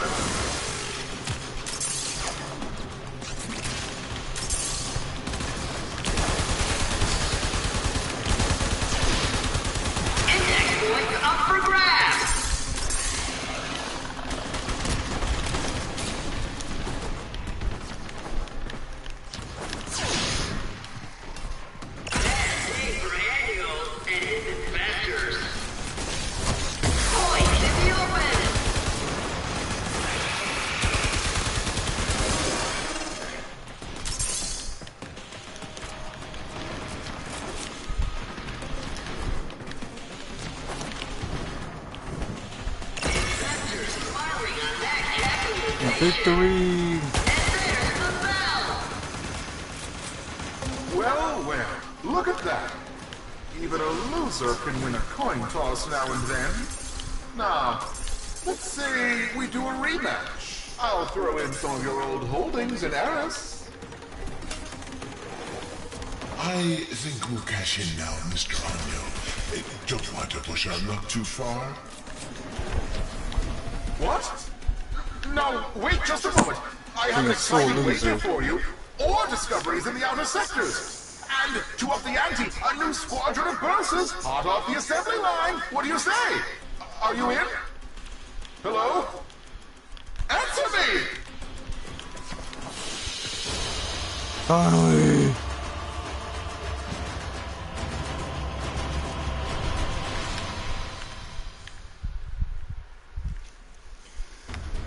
Oh my god.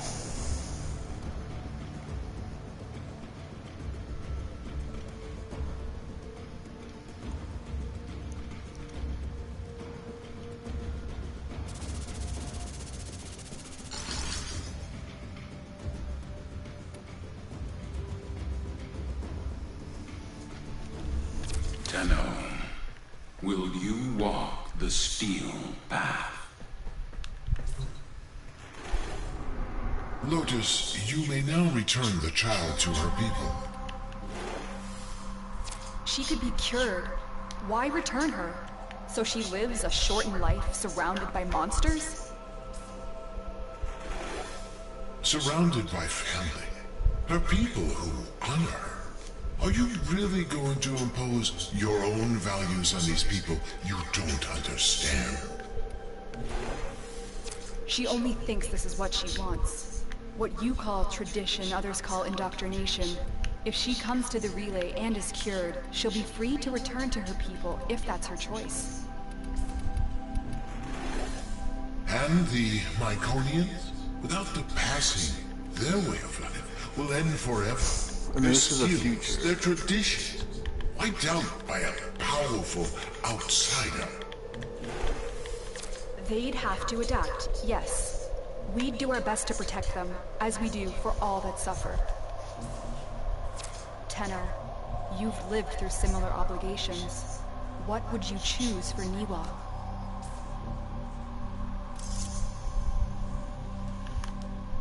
Oh, I get to choose this? Send her home. Cure her.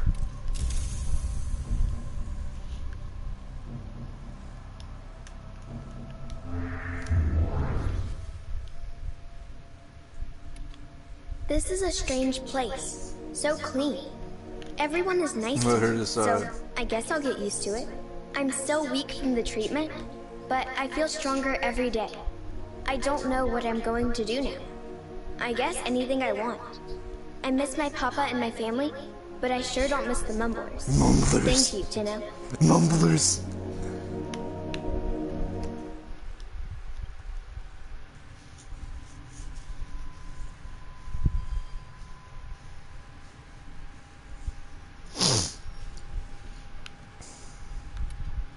A drawing. Need us! Need us!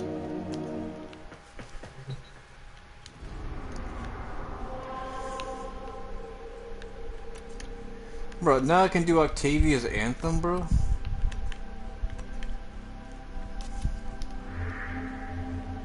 Bro, can I still not do Steel Path?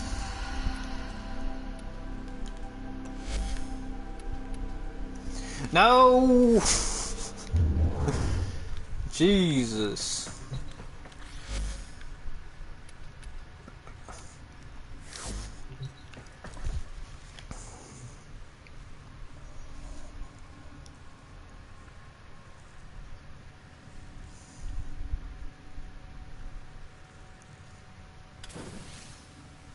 New COVID variant straightest spreading in the US worldwide. What are the symptoms? I've archived this in our archive that is. Story by Mary Allworth Holdridge, USA Today, 1 week ago, 3-minute read. A new COVID-19 variant is climbing the ranks in the United States, becoming the third most common strain of the summer. Variant XVJ, colloquially known as Stratus, was first detected in Southeast Asia in January, but accounted for less than about 0% of cases in the United States until May. By late June, it is estimated to account for up to 40% quarantine Centers for Disease Control and Prevention. The World Health Organization added XVG to its watch list, but evaluated the additional public health risk posed by the variant as low at the global level in a late June report, which had also advised that currently approved COVID-19 vaccines are expected to remain effective as variant against symptomatic and severe disease. Here's what we know about XVG. What is COVID variant XVG? XVG is a combination of COVID-19 variants F.7 and LB.8.1.2, the later of which is the second most prominent strain in the United States.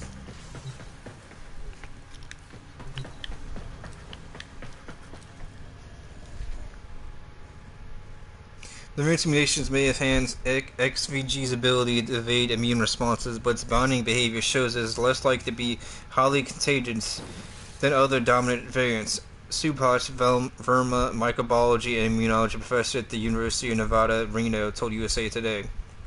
There is currently no clear evidence that XVG causes more severe disease or significantly different symptoms than early Omicron variants, Verma said.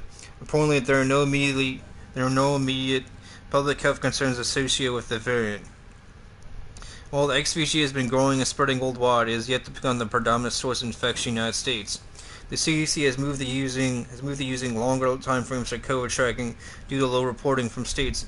According to the latest data for the 2-week period ending June 21st, XVG accounted for 14% of U.S. cases, making the third most prevalent strain after NB.1.8.1 40%, and LP.8.1 31%. The prominence of XVG in the United States significantly increased in the weeks leading up to the last report, counting for 0% of cases through March before reaching 2% in April, 6% late May, 11% early June, and 40% in late June. The World Health Organization tracked an uptick in XVG worldwide in June as well, with this June report including data from 38 countries showing that XVG accounted for only 7.4% of positive tests in the first week of May, but 22.7% by the last. USA Today has reached out to the CDC for more information about the spread of COVID-19 variants in July and August. There is no evidence that XVG causes any distinct symptoms from other variants, Verma said. However, hoarseness has been increasingly associated with the strain, according to social media posts and news reports. The CDC outlines the following as common COVID-19 symptoms: fever or chills, cough, shortness of breath or difficult to breathe, sore throat, congestion or a runny nose, new loss of taste or smell, fatigue, muscle or body aches, headache, nausea, vomiting. The CDC advises seeking medical care if you experience any of the following symptoms: trouble breathing, persistent pain or pressure in the chest, new confusion, inability to wake or stay awake. Depending on skin tone, lips, nail beds, and skin may appear pale, gray, or blue. Alright. About the new COVID variant.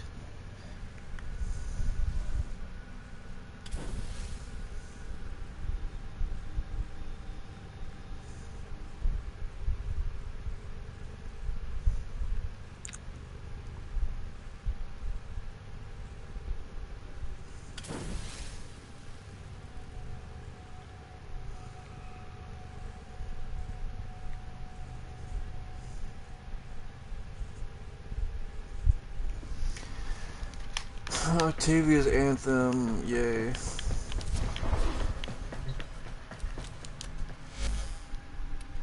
Main quest. I did all the main quests so far until they start adding more. Warframe quest. Oh, I still need to do Silver Grove. I have Cephalon suit in any relay. Mask of the Reverend. I need to get Observer Link with the Quills. Wave Rider. I don't know what that leads to. Silver Grove.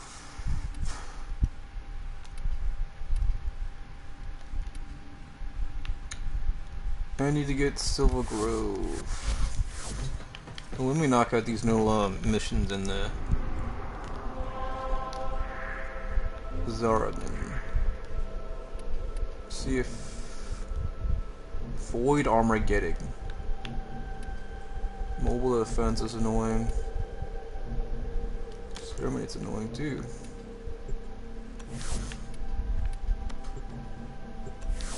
Well, is everyone okay?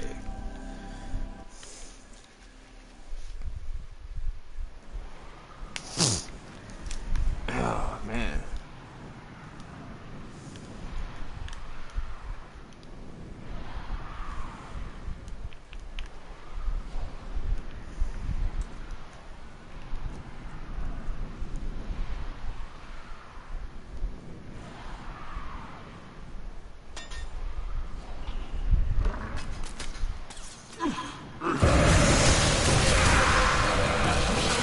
Contamination dropping.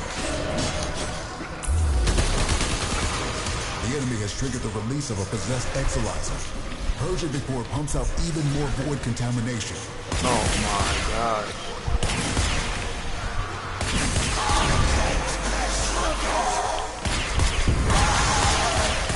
Exolyzer purge.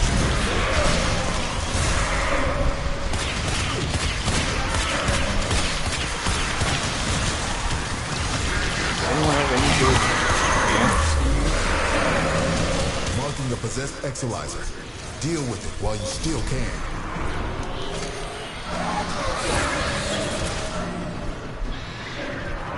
Exolyzer suppressed. Purge it before it makes the contamination worse. Any nearby attackers will degrade the exolyzer's performance. Clear them out to get the system working full steam. You got special weapon. This is a mod. What is this? Your assignment is over. Did you lose your nowhere? Where did you know? Do you have a Xenozarian accolade? We're down an exolyzer. Working on backups.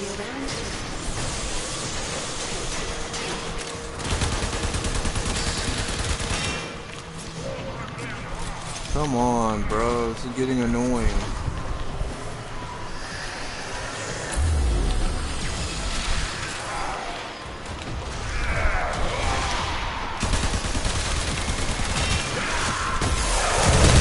Oh, you got that member.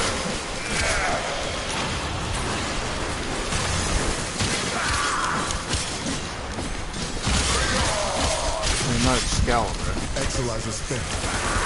Contamination spreading. Those void nightmares are hell-bent on one thing. Manifesting more nightmares.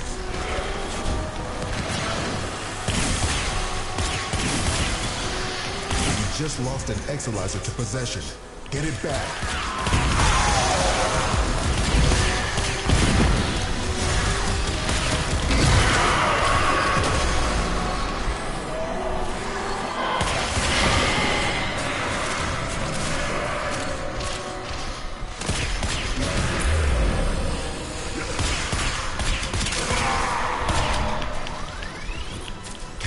Is approaching critical levels. Your time is running out. What do you mean critical levels?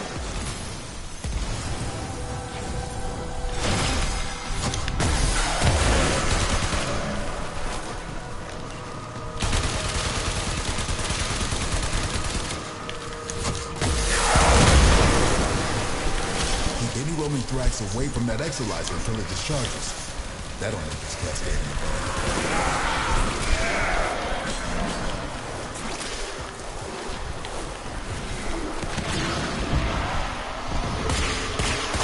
Void cascade losing steam.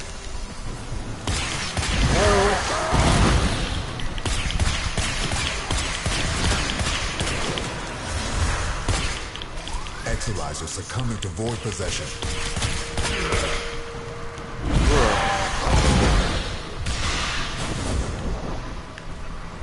Exolyzer suppressed. Purge it before it makes the contamination worse.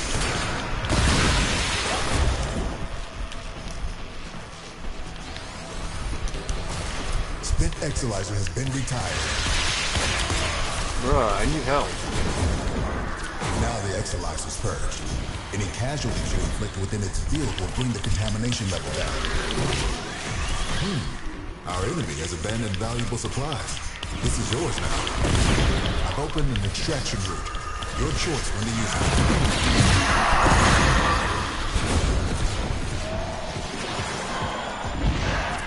these are off the charts. I don't know what sort of nightmare. Bruh, come on. Can we excavate? Can we extract?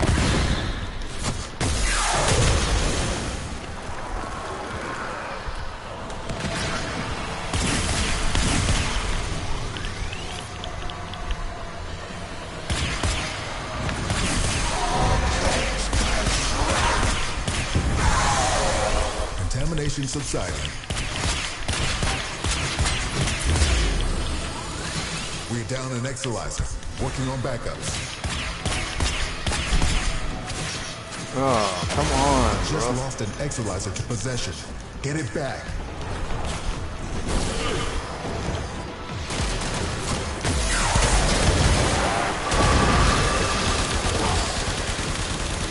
Come on, bro. How many do we need to go?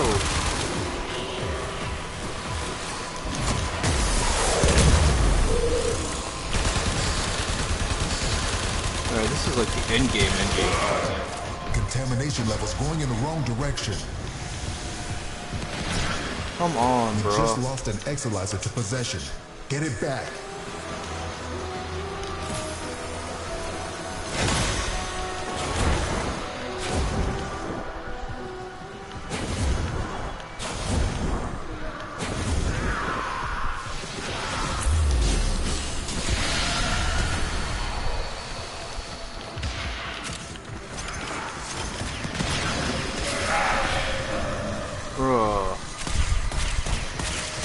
Is approaching critical levels. Your time is running out.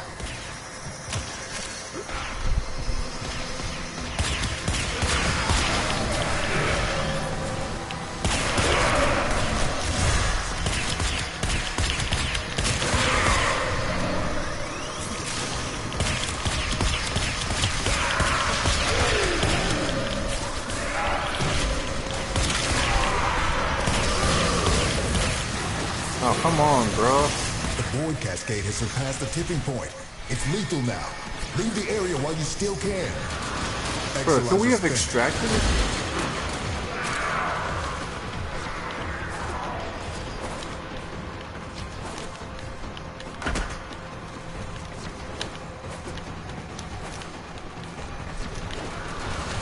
Come on, bro.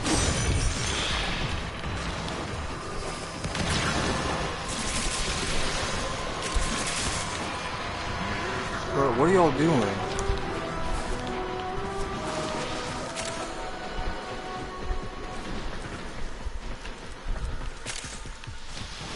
I believe it was Archimedean yonder.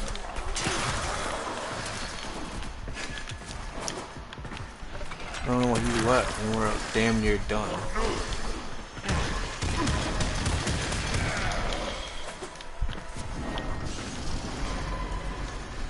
Oh, man.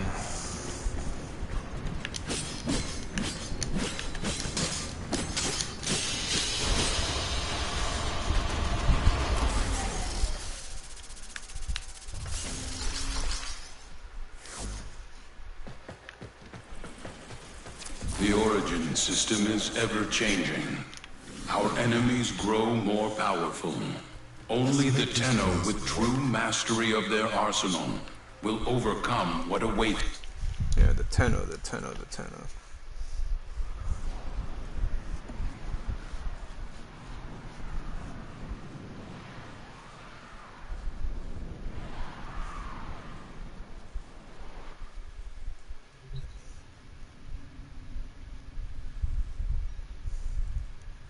Tenno, you must seek me out to walk the steel path. I will be waiting.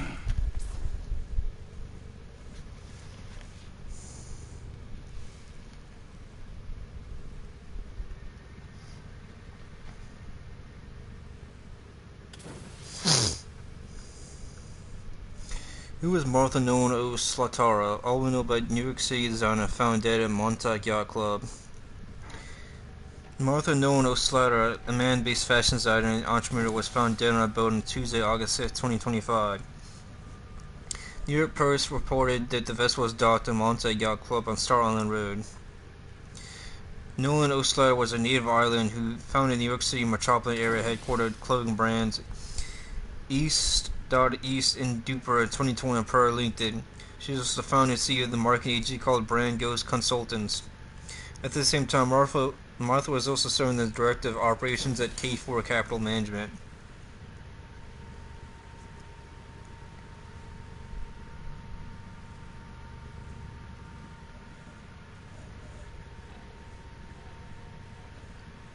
Before founding Brand Growth Consultants, the 33-year-old entrepreneur had years of experience working in marketing. According to her 2020 Irish Independent profile, Martha Nolan of Slayer grew up in Carlow, Ireland, got her bachelor's from University College Dublin. She pursued her master's at UCD Michael Smurfit Graduate Business School. Martha Nolan of Slayer moved to the U.S. in 2015 and often spent her summers working at the Hamptons for the Sun. Martha Nolan of Slayer was found dead around midnight as residents heard pre-late night screams, so someone killed her probably.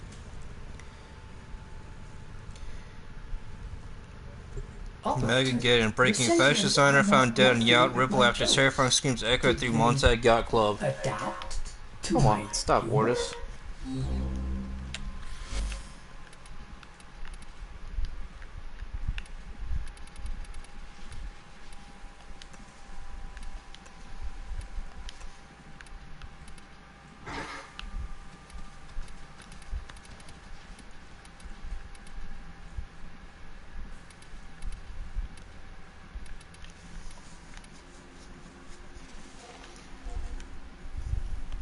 I can't.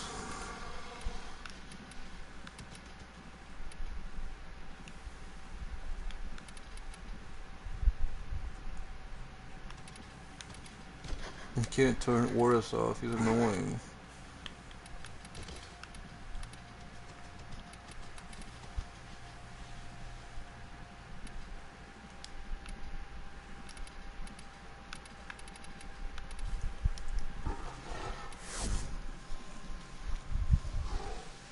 Megan and Brady confessions are found dead yacht Ripple after terrifying screams echoed through Montague Yacht Club.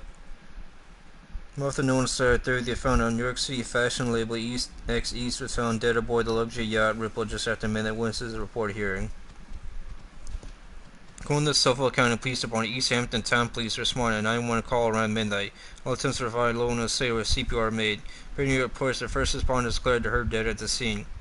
The alert also confirmed the Suffolk County Police were called to the scene around 4 a.m. The incident is still under investigation by the Post, while a spokesperson said, "We were saddened to learn of the tragic accident that took place. Our team is cooperating with law enforcement in the ongoing investigation. Remains committed to the safety and well-being of our guests and staff. We have no further comment at this time."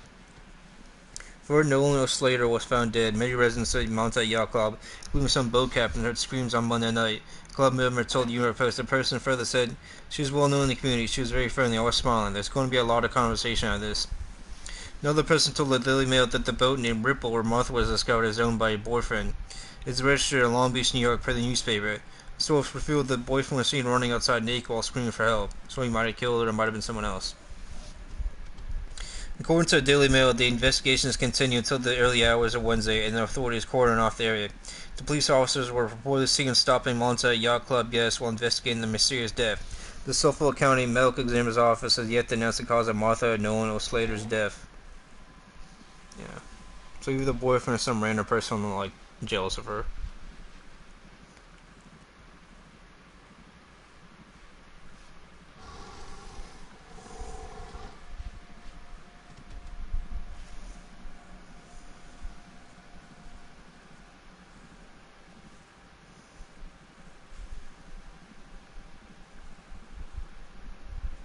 Yeah, I've been gaming for a while.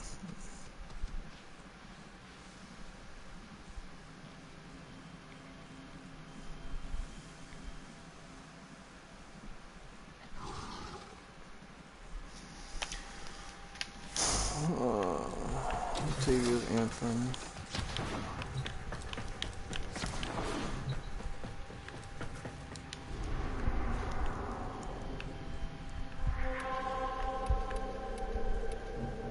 Exterminate.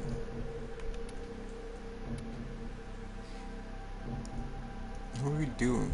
Void flood. Let's try exterminate.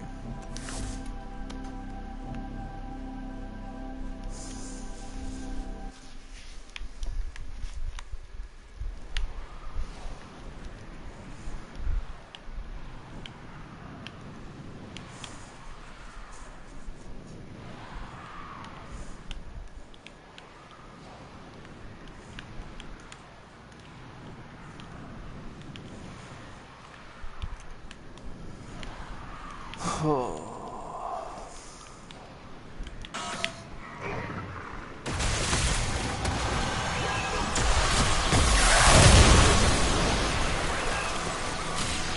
this is like that Drax shit we have to do.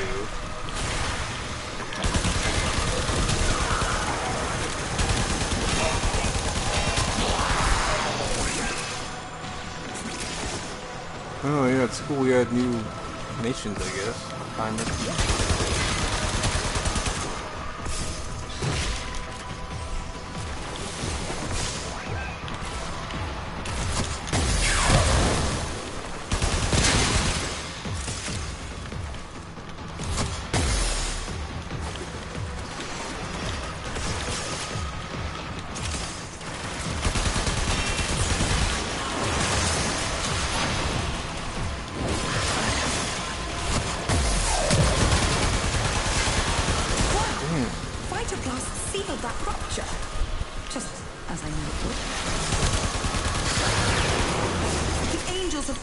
Another rupture.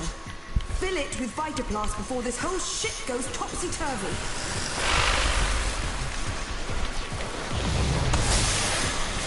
Oh look, you sealed a rupture.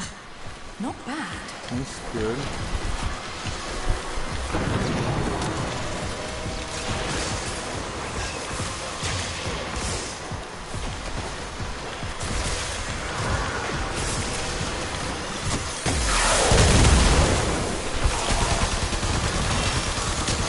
Good, seal the ruptures, seal them all.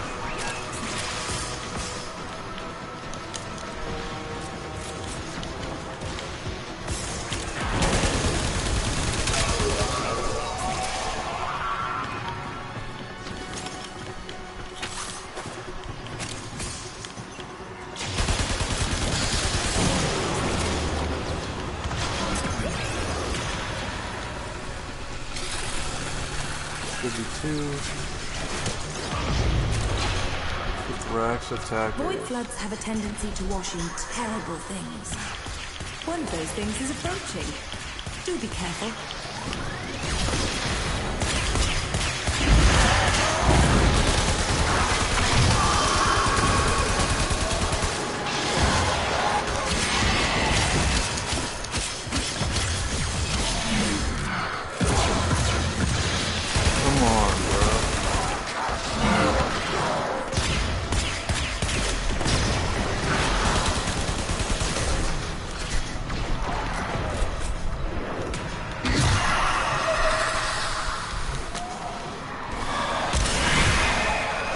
Why did I pick this thing up? What am I doing? I do not know where that thing came from, but it will not be going back.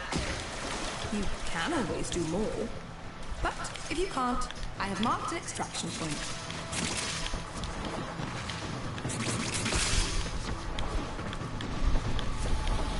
Are we continuing the farm?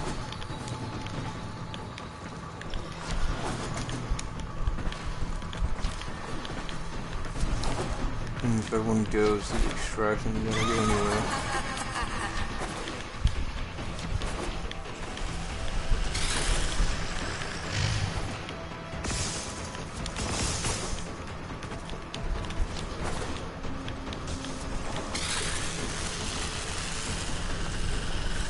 Oh my gosh.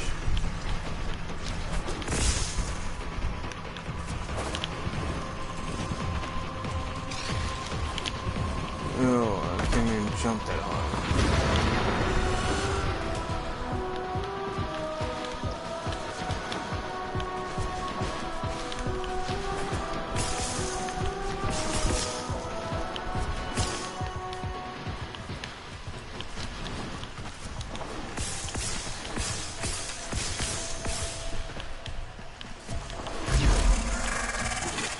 Void saturation causing further complications.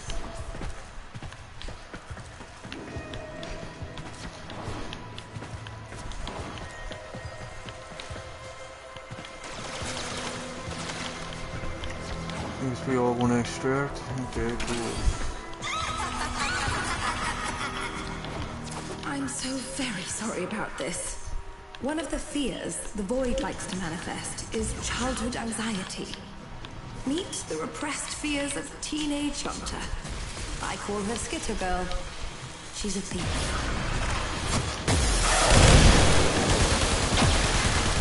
Rupture closed. Skitter Girl, you little twit. Get away from her.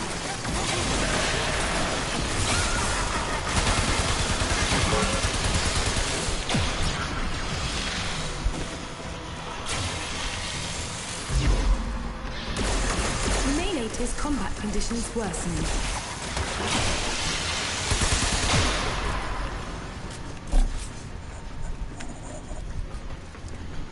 Oh, that's good.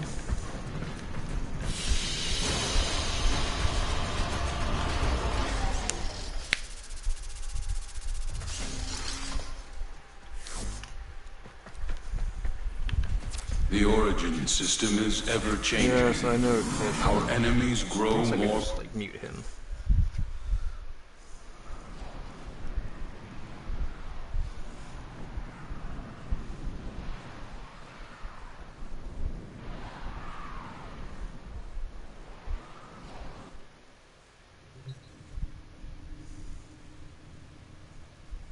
Tenno, you must Come seek on, me bro, out to stop, walk the stop. steel path. I will be waiting. Yes, no shit.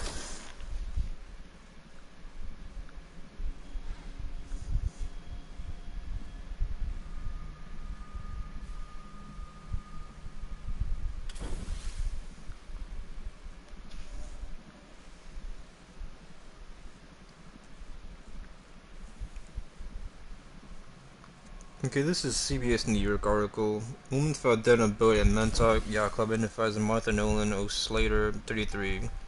Story by Jesse Zanger 1 week ago. Suffolk County Police identified the woman who was found dead aboard a boat at Montauk Yacht Club early Tuesday morning. Martha Nolan O. Slater, 33, died in an incident. Police said she lived in Manhattan. The death is being investigated by the Suffolk County Homicide Squad. An autopsy did not show evidence of further violence. And her final cause of death is pending further examination, Suffolk County Police said Wednesday.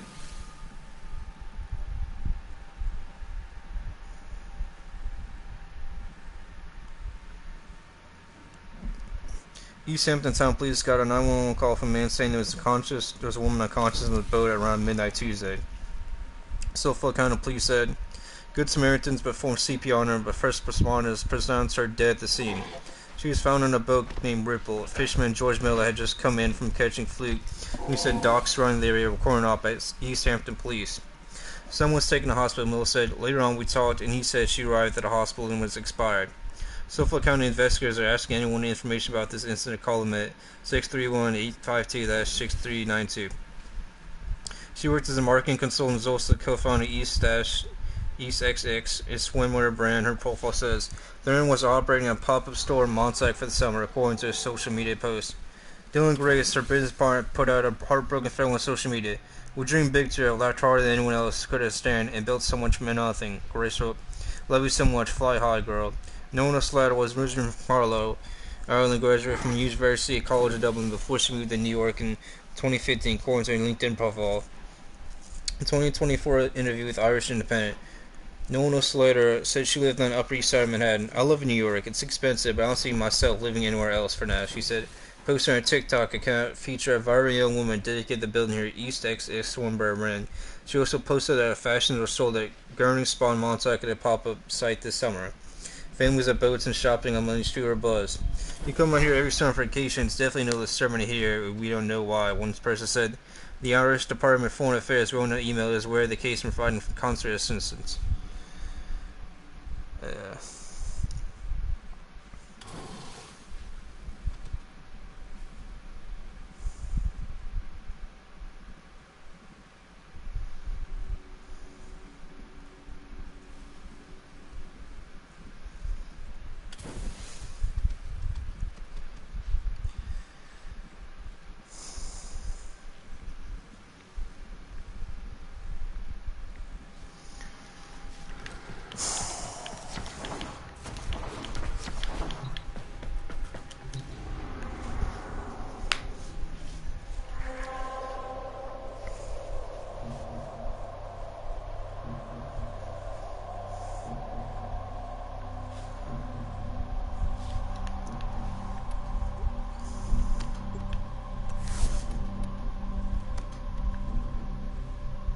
This is like Warframe 1999. It's really hard to find people to do these no missions for.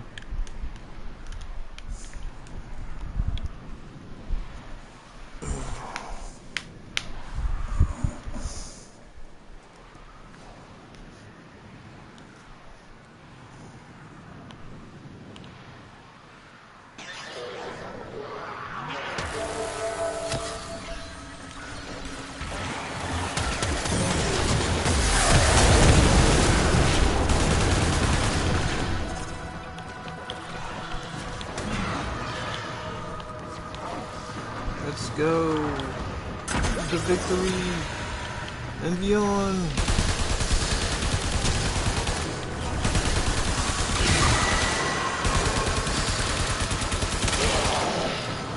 Nearly done. Keep defending, please.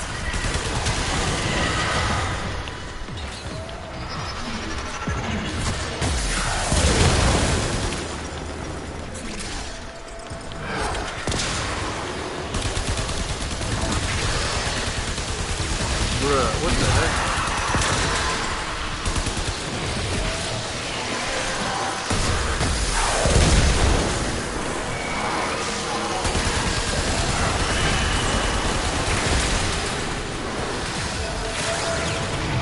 No, it's only us two? No wonder.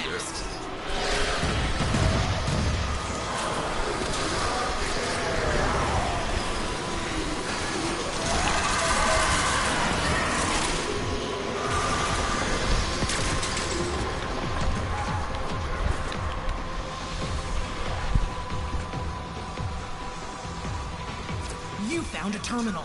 Pop the data mass in there and defend it. Okay, scrubbing the system.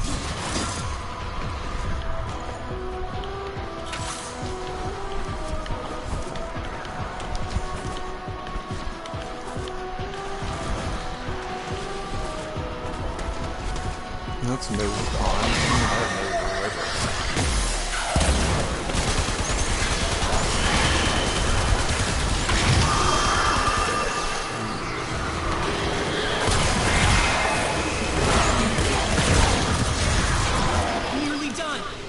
Defending, please.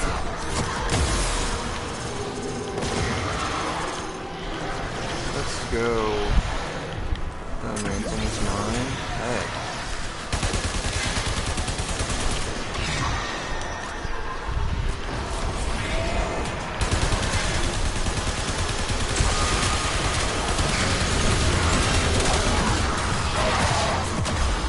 Oh, come on, bro. Please tell me this is the last one. This system's back online. Find us another.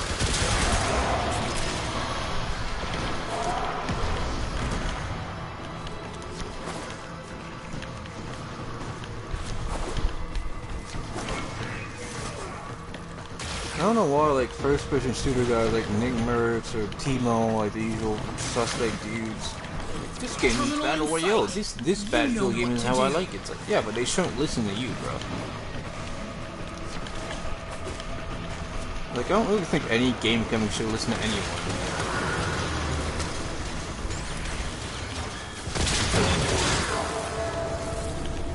Okay. Unless you have, like, coding experience. I feel like the thing that ruins a lot of games is, like, you know, like esports, or, you know, like, most people are, like, trying, like, to play games to be next on, like, Evo or whatever.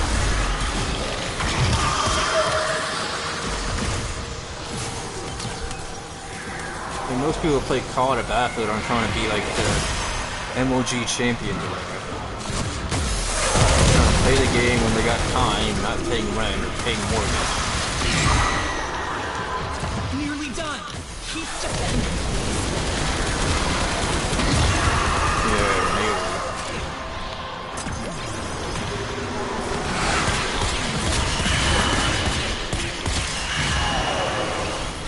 I wish these guns.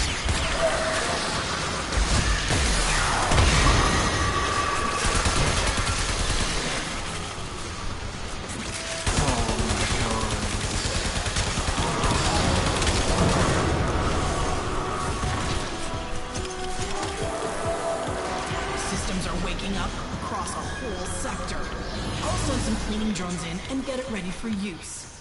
You did good. Oh, that's good. I did good, huh?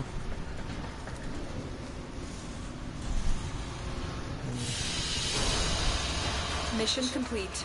Excellent work, Tenno.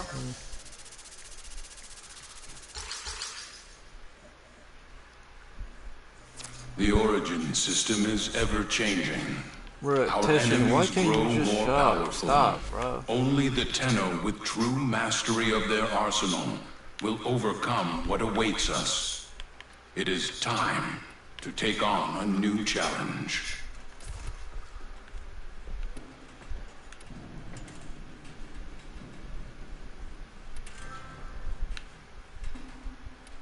Yeah, I might get off in a little bit. Controller.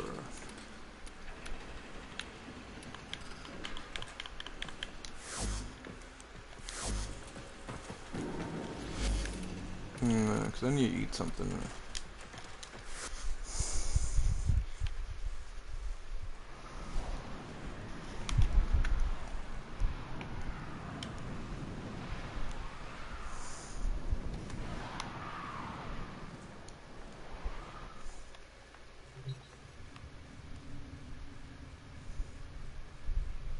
Oh. The origin system is ever Oh, come changing. on, Teshin, I'm trying. Our enemies grow more powerful. I'm heckin' Only trying. the Tenno with true mastery of their arsenal will Bullshit overcome creature. what awaits us. It is time to take on a new challenge.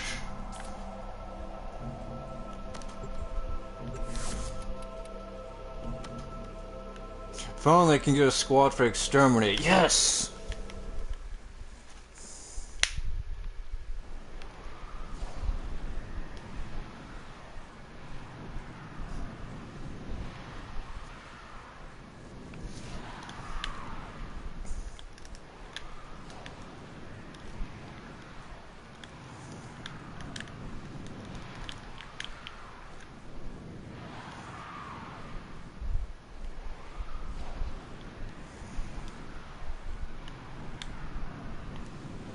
I think the best thing we can all do right now is concentrate on learning, okay? I don't want to concentrate on learning. Follow me!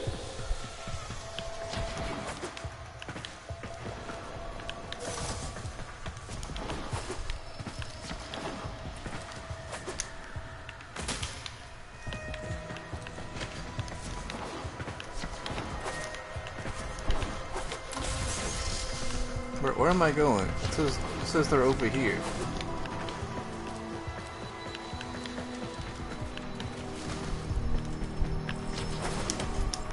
I'm gonna just use my ability. And that found nothing, I guess. Oh no! No, do you have no Zarian accolade?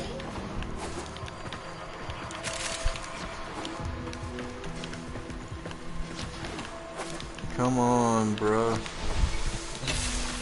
Over here! I found something! This is his fire!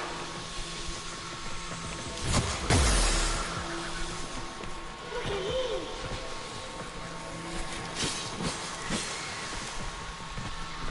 Follow me!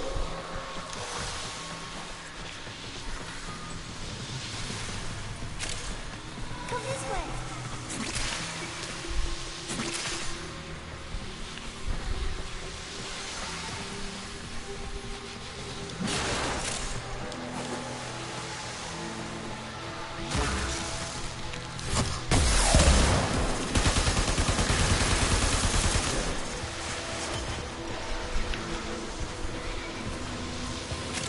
Bro, where's this kid going, bro? Come on.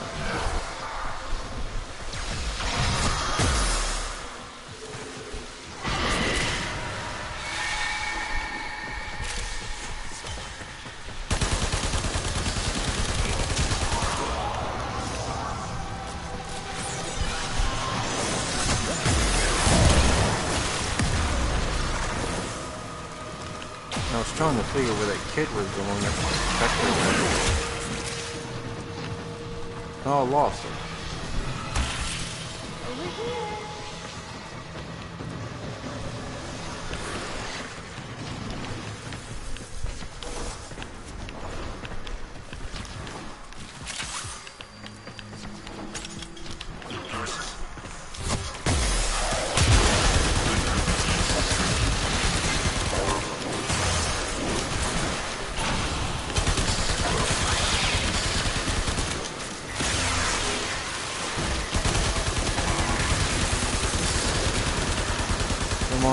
Come on!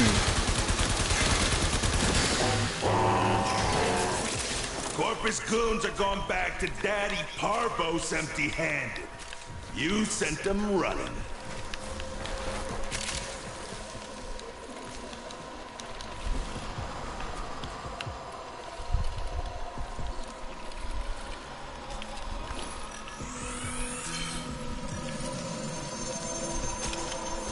Oh. So that's all, I was just scanning, something wasn't a resource. Okay, that's cool, I guess.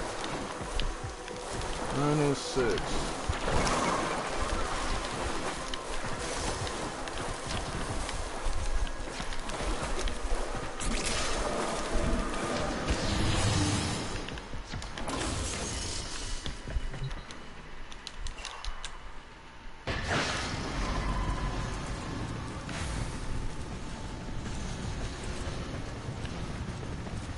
What are you people modding? Look, you're glitching, you're glitching. Why are you glitching? Hacking. Job well executed. Hacking's not cool, bro.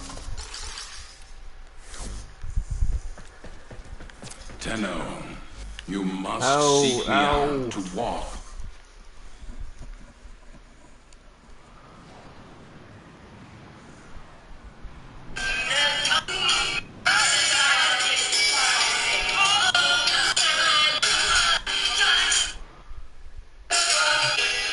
No. Tenno. Come on, Teshin, I'm trying, bro. I'm trying. I don't want to board the railjack. Teen urges young people to seek help after father's violent death. At Thursday, 7 October 2025, 1508, by Kate McDonald. Ellie Ryan was 15 when she held her father in her arms as he lay dying outside the home in Balbriggan, North Dublin. I held his hand, I'll never forget. He said, "Ellie, I want to go home, but I knew it was bad." The now 16-year-old presenter Miriam O'Callaghan interview that airs on primetime at 9:35 p.m. on RT1. Ellie's mother, Olesya Hurtova, admitted to forcibly pushing James Ryan, causing a fall that led to his death on August 11, 2024. So she killed her husband. Earlier this month, Hurtova was sentenced to 2 years in non-listed prison backdated last August. Yeah, so this is a life sentence. If this was God, it'd probably be like 40 years. The judge in this case said Hurtova had lost her temper during the incident. CCTV footage showed Mr. Ryan striking his on the ground after being pushed. Yeah, she killed him. It's not losing your temper. It's literally murder. Ellie's parents have been in a relationship for 16 years. Mr. Ryan was a former Defense Forces member and had been suffering from Parkinson's disease, COPD. As if follow the pattern of violent episodes inside the family home, Ellie said, "I've seen things that no child should ever have to witness in her life." Ellie now lives with her older sister Karen and Lynn Ryan. Ellie says she wants to speak publicly to help other young people living in a similar situation. "I want to say you are not alone. I've been through this. There is help out there. You can get better if you just reach out," Ellie said. Ellie told Primetime she and her father were inseparable. We would go on dives together, we would listen to music, have a conversation, we'd go to KFC, we would just drive around, we'd have a good time together. But inside the house, Ellie says she lived in fear. There are multiple different instances where I would see my mother start arguments with my father, whether this be physical, emotional, verbal. She would just always start arguments with him. This would happen maybe once or twice a week, Ellie said. From a young age, she says she learns to suppress her emotions. "I cope by bottling my feelings up. It's scary as a child when you go through that, you feel really trapped. You feel like you have nowhere to go, you're just stuck," she said. She added. Ellie said she often felt that she was the one trying to hold everything together. "I used to feel like I was the parent in the relationship. I was like the mother in that relationship. James Ryan never told his older children from his previous marriage what was happening inside his home. So only after his death did Karen and Lynn discover he had applied for safety orders against Hartova. My father was a proud man. He was old school, said Lynn. He had it well. He didn't want to bother anyone with his troubles. The night Jim Ryan was attacked, Karen said he walked out of the house with a stone light on as there was no streetlights.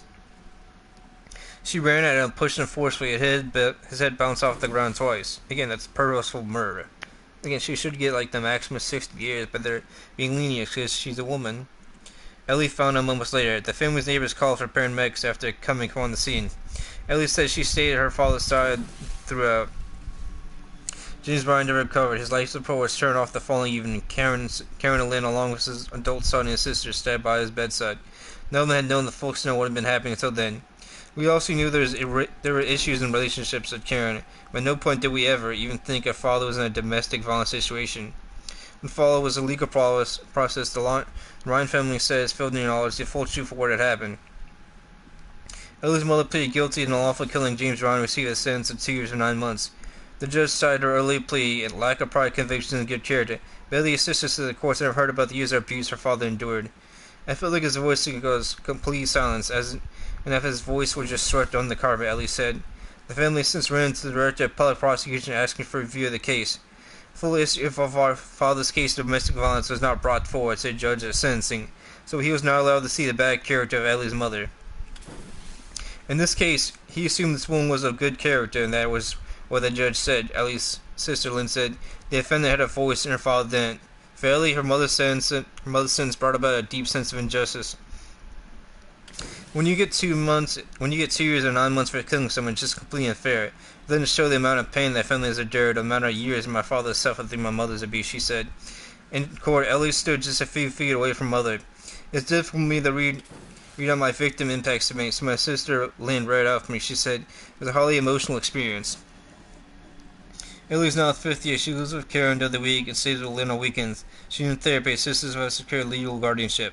I'm doing much better now, Ellie said. My psychotherapist has helped me through every dark day. In message to other children who may be living with what she did, Ellie said, I was scared, I was worried, and that's why I'd like to speak up now to help other children feel less alone. You deserve to be loved and feel protected. If you're a child living with fear of violence, please know that you're not alone. You can help and reach out to services like Tulsa or Childline. I mean, that wouldn't happen in Ireland or Scotland, wherever this is, when a feminist shithole. Get another communist country, like Canada.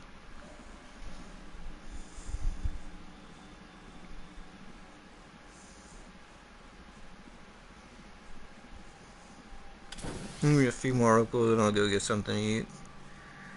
And that'll be it for the stream.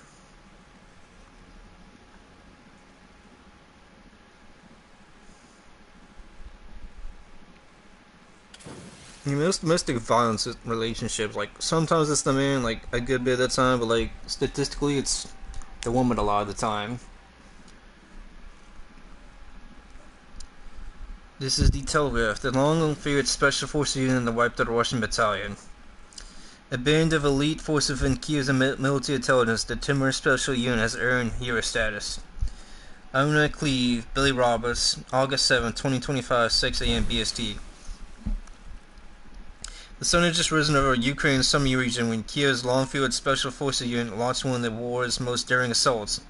Deep behind Russian lines, commandos infiltrated enemy positions, cut off supplies, and destroyed command centers in a surprise attack that, according to Kiev, wiped out an entire Russian battalion and halted its offensive. At least 334 Russian troops were killed and more than 550 wounded, according to military intelligence service HUR reported. The mission was executed by the Timur Special Unit, a band of elite forces within HUR that carry out clandestine ambushes and raids on land and at sea. The unit usually operates in the shadows, but has been credited with some of the most sophisticated and symbolic operations of the 41-month war, earning its troops almost mythical status in Ukraine. Its commander is Lieutenant Colonel Timur, a nom de guerre, a man credited with sowing chaos and panic Russia's rear, whom Vladimir Zelensky named the unit after. On August 24, 2020, Ukraine's Independence Day, he became a hero to his countrymen when he planted a Ukrainian flag at Crimea for the first time in almost 10 years of occupation. The daring raid on the Black Sea Peninsula involved riding boats and then jet skis 125 miles to storm a Russian base that was a powerful electronic warfare system that had been jammed Kiev's missiles. Despite clashes with Russia, the target was hit, and the mission codenamed Produgenia Sicily, The Force Awakens was lauded as a significant military success. But perhaps more significant was the blunt message that sent: Russia was vulnerable. Armenians would see what would come. Russians would understand that we can appear anywhere and anytime, Lieutenant Colonel Timur later said of the operation. One of HUR's latest special force units. It is not known how many soldiers are in Timur's hands, but it is made up of a myriad of some 20 small units, highly specialized in regular warfare.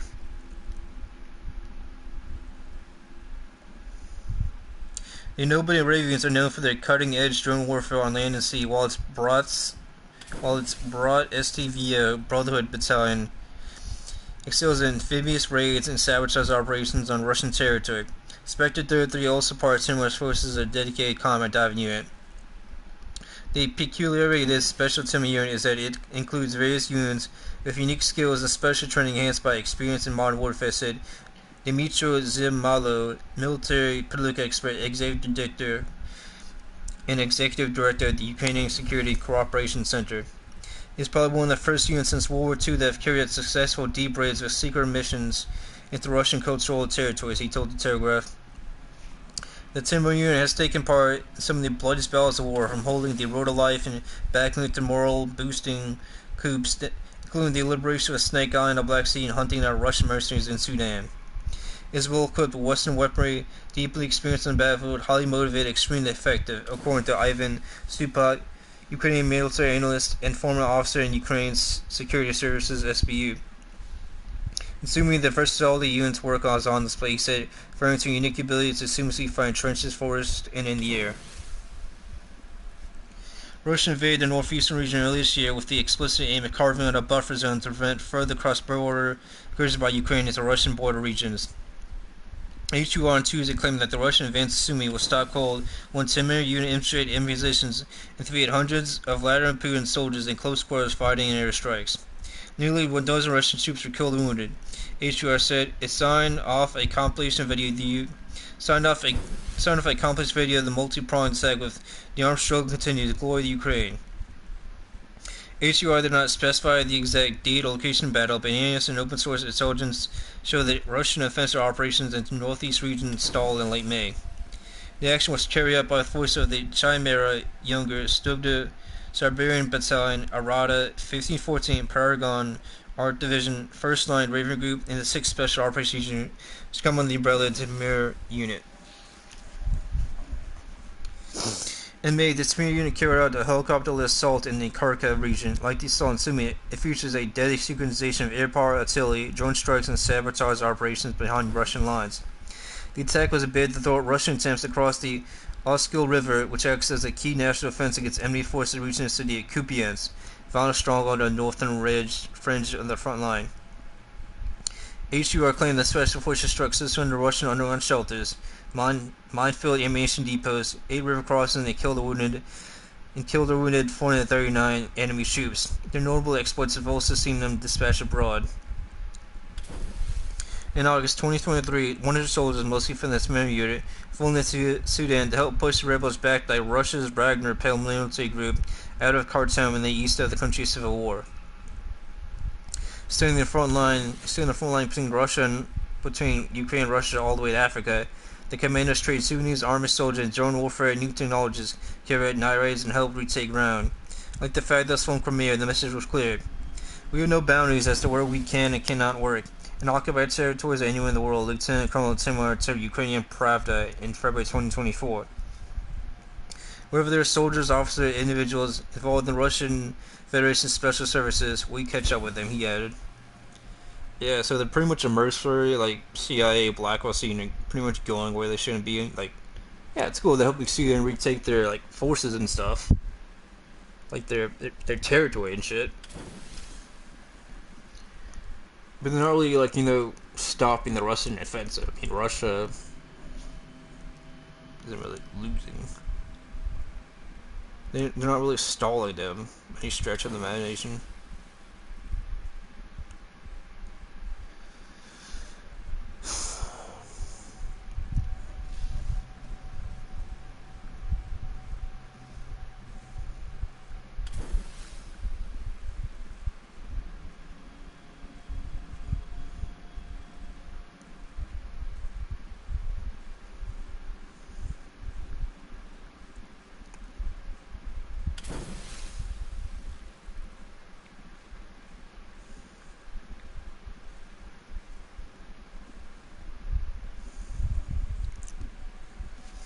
Okay, volleyball player fights for truth after being severely injured by a trans opponent. If only my rights had been more important than a man's feelings. It's by the New York Post by Ricky Schlott, published December 17, 2024, 5:32 p.m. ET, Eastern Time. I'm gonna archive that today.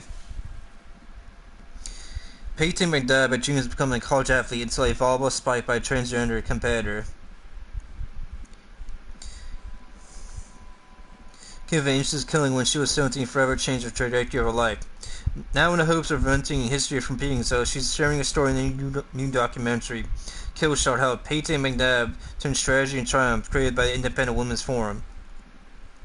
If my story can in any way help prevent this from happening to at least just one woman or girl, then it was all worth it, McNabb, now 19, told the Post. Before that fib gave in 2022, McNabb and her teammates at Hiwassee Dam High School in Murphy, North Carolina, were aware of a transgender player on the opposing team, but were afraid to speak their concerns. We never thought we'd ever be put in this position to begin with, she said.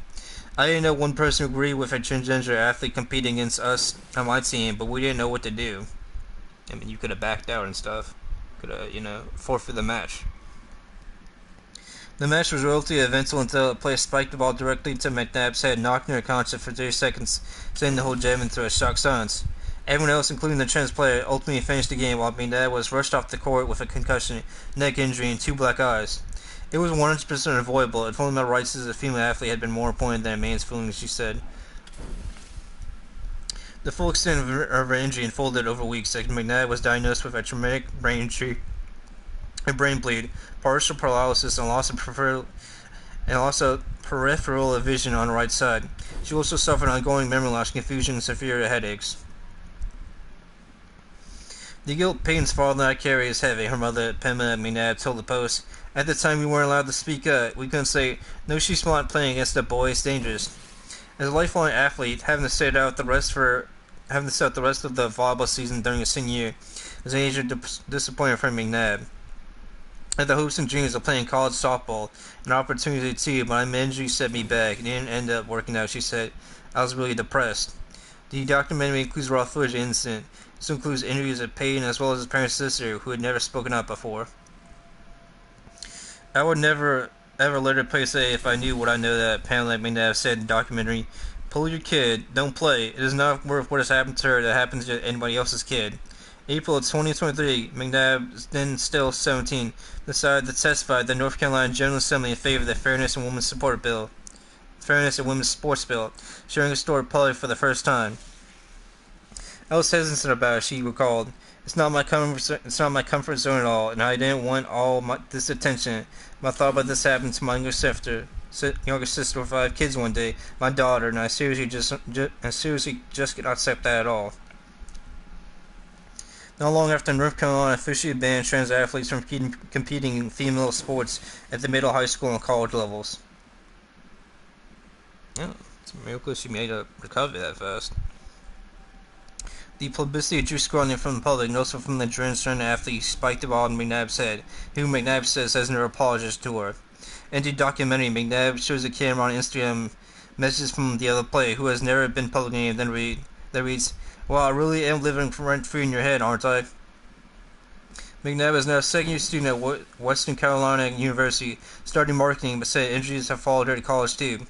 Because of the head trauma, she was unable to play softball at the collegiate level as planned. She also still suffers from debilitating headaches and anxiety, both of which started suddenly after the injury. McNabb said she has lasting cognitive issues, requiring extra tutoring for memory loss and retention issues. I was also at the top of my class. Learning had never been an issue before, she said, but I still just can't comprehend the way that I used to, focusing on what I need to learn. Despite all these lasting challenges, McNabb refused to be silenced. Every single person that fights for truth, people absolutely attack them, but it doesn't bother me because I know what I'm saying is common sense, she said. It's not about me. I'm in this for women and girls. I mean, there wouldn't be transgenders and athletes if, women and, weak man advocated for that. I mean, Lindsey Graham, Tucker Carlson, you had a lot of big people and, the government advocate for this stuff. Now they want to talk about years later than Trump's second term. I mean, you had your chance. I don't know why you waited so long. It's kind of weird.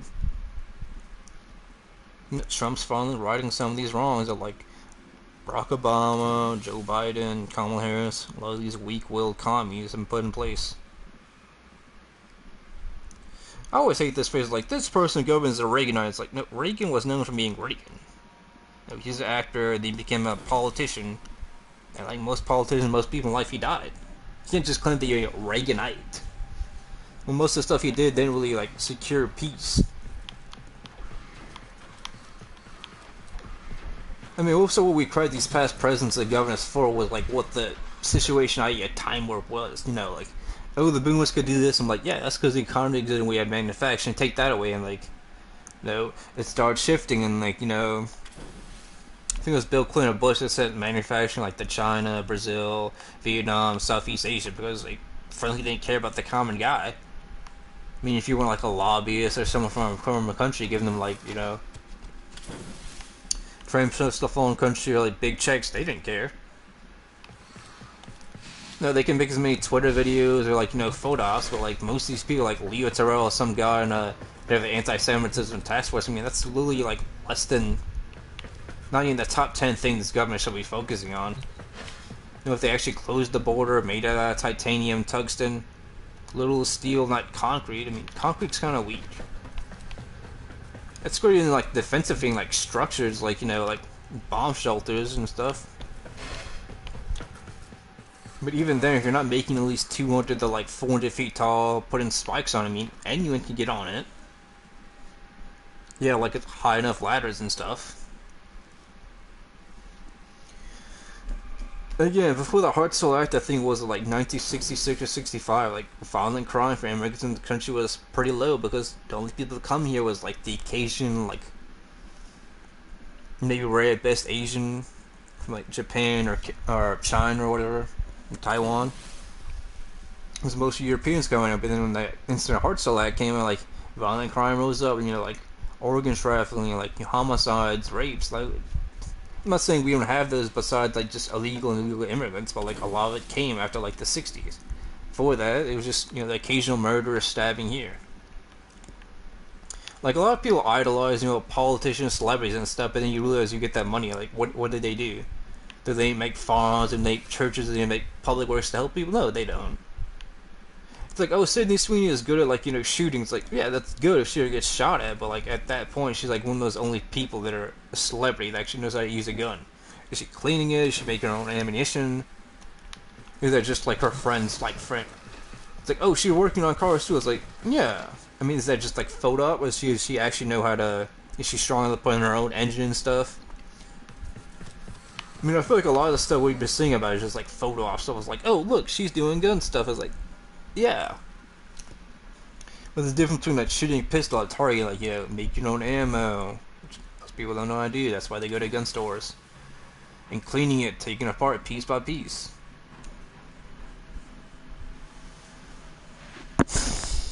Again, like, a lot of people don't understand, like a lot of these areas we're known for in America, they were, like, you know, time warps. Like, the boomers had that stuff because manufacturing, then it started to slide toward Gen X. Because boomers had 5 kids, Gen X might have had 3 kids, millennials probably had maybe 1 or 2.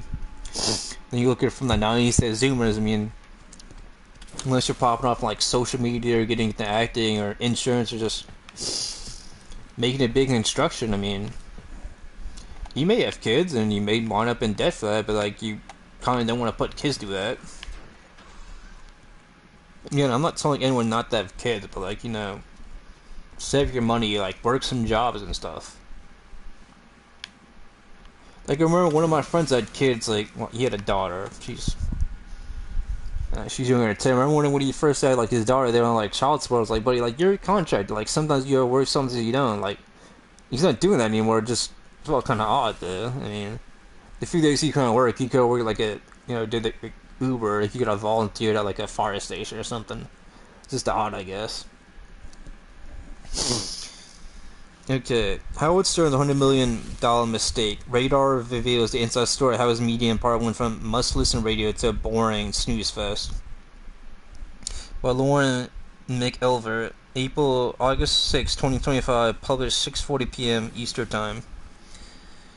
I mean, I never understood the appeal of Howard Stern. He wasn't ever edgy. He just looks like a ghoul or a goblin. Very boring, very nasty looking, I guess. I used to listen to Rogan when I was in my early 20s. He was actually more interesting than Howard Stern, or what was his, like Greg Gutfield or whatever. I think that's how I said his name right. I know his last name is Gutfield. I don't know if it's Greg. Might be something else. $100 million mistake Howard Stern made that took his media empire from being the most famous radio show to being a boring snooze fest has been revealed.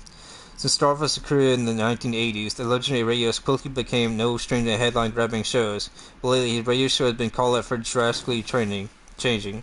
RadarOnline.com can reveal. Welcome to the snooze fest.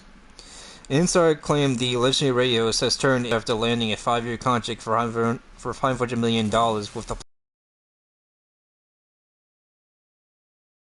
since March of last year. City Insider, who claimed the legendary radio host has been recording a show from his East Hampton mansion since landing a massive deal with the platform. I mean, he's been a millionaire for a while. I mean, a radio show is cool and all, but like once you have like your own equipment, your own microphones, your own stuff, like anyone can do what Joe Rogan does. But if you don't have like the support, I mean, there's not the point in getting all that equipment.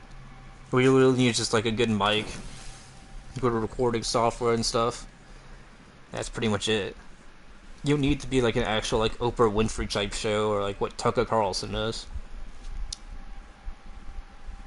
Lost a lot of energy. Due to his lack of energy crazy ways, fans have noticed the difference in the show. Even from New York, it feels like he lost a lot of energy. I feel like he lost a lot of the energy of the city, according to one fan. He talks about nothing but himself all the time, so not a listener. Howard, who reportedly only works 3 days a week now, used to give listeners jaw-dropping interviews and moments with some of the biggest celebrities in the business, including some famous in-studio brawls. Now the radio host discusses his diet is a lot easier on celebrities. One source brought up when Stern gave Alec Baldwin's wife, Hilaria, a free pass during her accident scandal. The insider said he would have torn her the shreds in old days, but he barely mentioned it was obviously he didn't want to ruffle his buddy's feathers. Evidently maintaining his celebrity circuit has become more important than what his listeners want to hear. While fans have been noticing a drastic change in Stern, so he reportedly has been asked why execs to take it easy on the world climate. The source said, Howard is dealing with some major constraints that don't intend to shock his style. He's carved an entire career out of being politically incorrect, and now he's walking on pins and needles, and all the juice has gone out of the show. In early August, it was reported Stern's show on SiriusXM was on its way to getting cut. The insider said at the time Stern's contract is up in the fall, while Sirius is planning to make him author. They don't intend for him to take it. Sirius is Stern are never going to beat on the money he is going to want. It's no longer worth the investment. According to the insider, despite being one of the most famous radio hosts of all time, his loyal listeners shouldn't expect him to return to the platform after his contract is finished. As far as him coming back to doing the show, there's no way they're going to keep paying his salary, the source explained. I mean, they're paying it way too much. I mean, $500 million for 4 years? I mean, he's not Johnny Depp. He's not,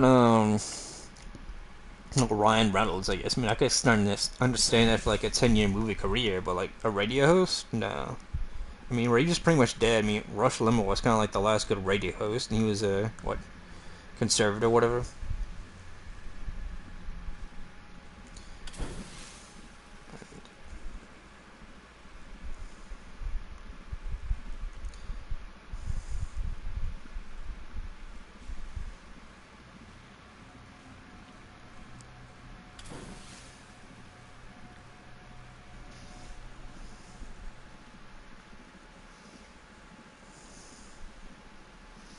We did a few more articles and stuff.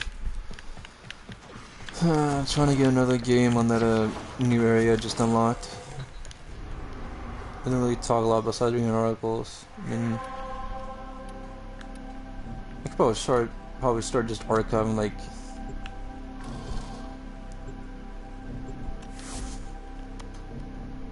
Oh, I found the squad. Anime articles are just. Some pop culture. This one's that's rank 22. Ooh, let's go, buddy.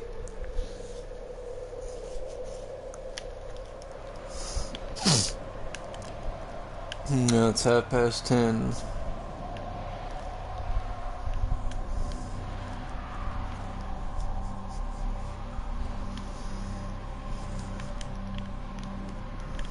I haven't listened to David Letterman in a while. I listened to it like briefly yesterday when I got my phone's battery like the place because my whole one's just heating up. I thought it was gonna literally melt. Hell, look at this. Okay, we went to Reliquary. Oh man, what are we doing? Corpus attack inbound. They're targeting the Reliquary, and the Angels will take notice. Build armaments, safeguard the exodampers. Oh, so we're just doing like stable. Defense. Enemies will hit our exodampers first, so they can fight unimpeded. Then they'll target the Reliquary drive. They're hitting an exodamper. Hit them first. You'll need Argosine. I'm sending you a canister now. Do we all get this or what? You got some Argosine? Go build.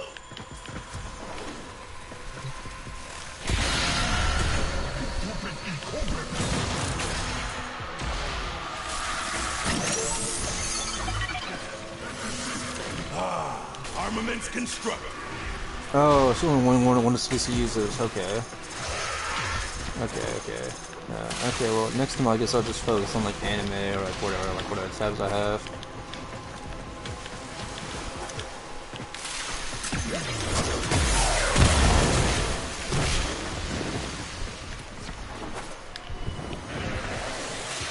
We gotta focus on A, I guess.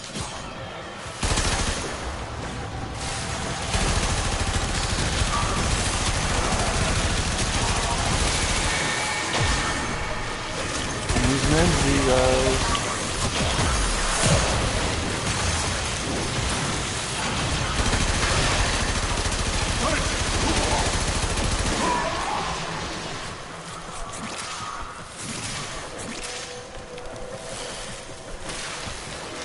I feel like how it's doing wasn't really that funny, I guess. It's a good one. Protect your exodampers!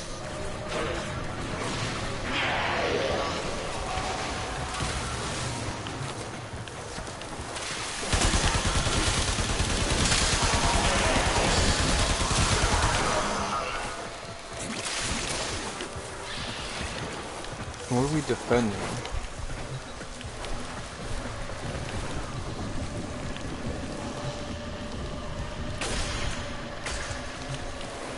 Okay.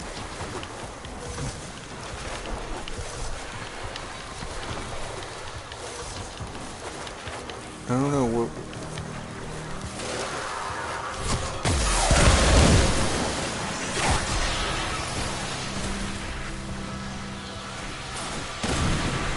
Oh, so it only lasts for like a minute.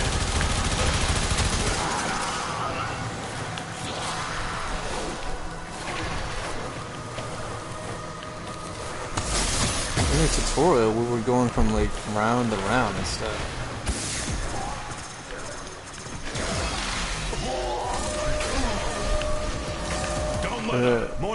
That's where B is, so we have to wait a little bit. Okay. Yeah, collect the shard really like pressuring people like that, like Steam and like MasterCard. Steam says they can't do anything about that, but it's like, yeah, you have been accepting like subscribe star or doing like a Patreon thing or something, you're just crypto. Like, it's cool that they're doing like this Gears of War style thing or World War Z, but it's also stupid you can only have like one of these things. Like, look, you do that.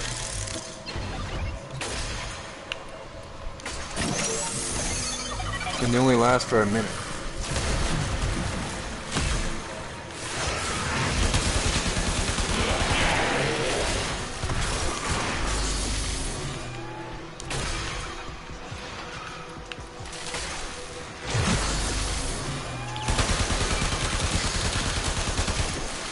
I don't know how many people got like far on like Gears. Yeah, look at that.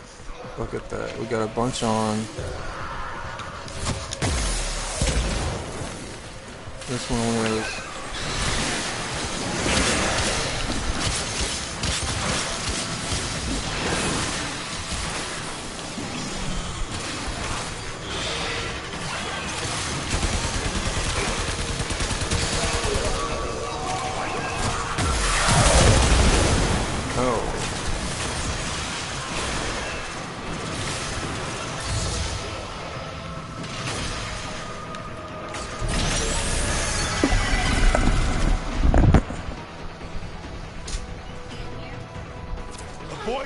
just woke up and is looking to snack on the relic.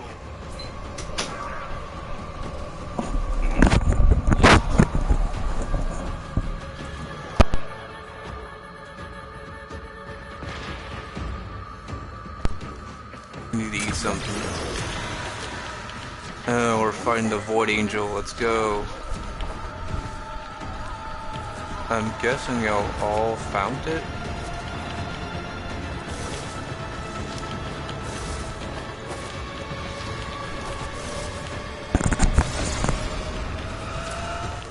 The angel is trying to retreat into the void so it can heal. Follow it and stop it. Yeah, let's go. You can't hurt it while those dimensional orbs are around. Use your void body to absorb it.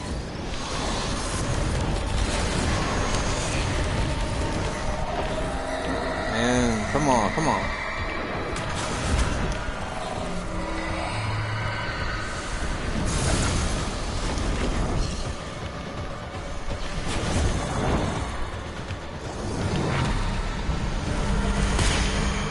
I fell.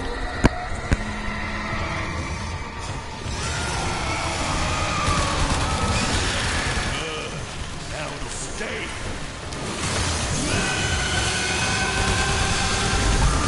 Finally.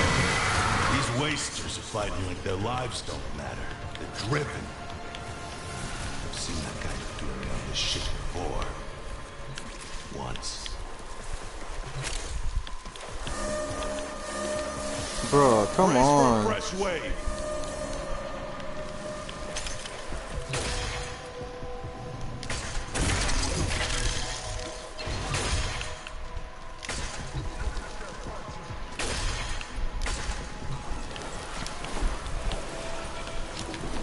Oh yeah, let's go, let's go, let's go. Let's get her done, guys.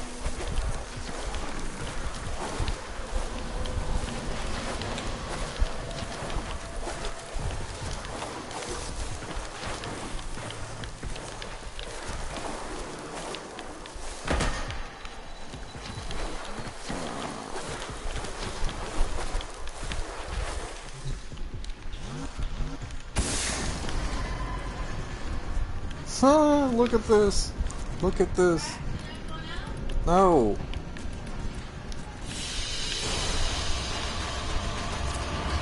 Not bad.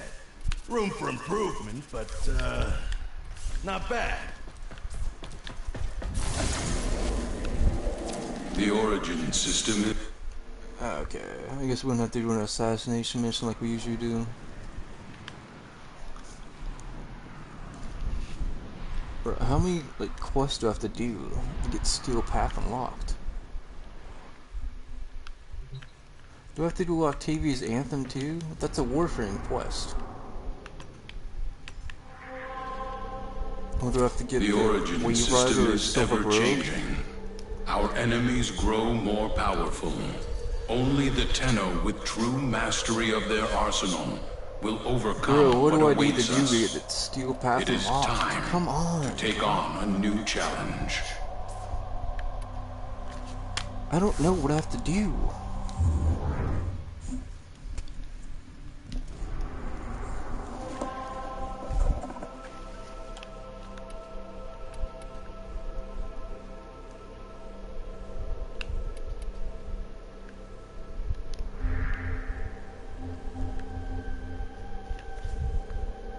I got everything on the star chart.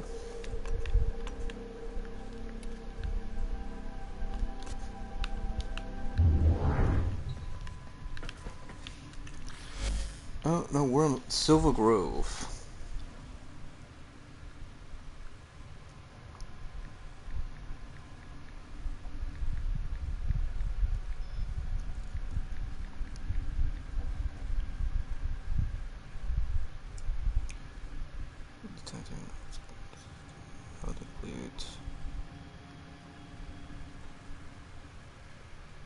Okay.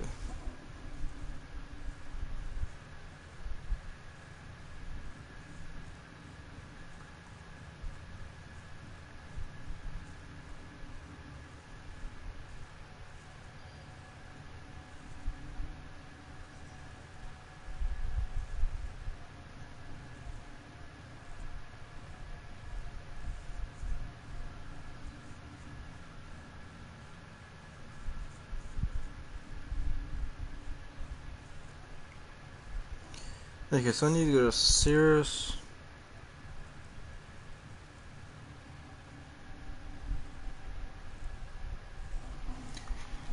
Okay.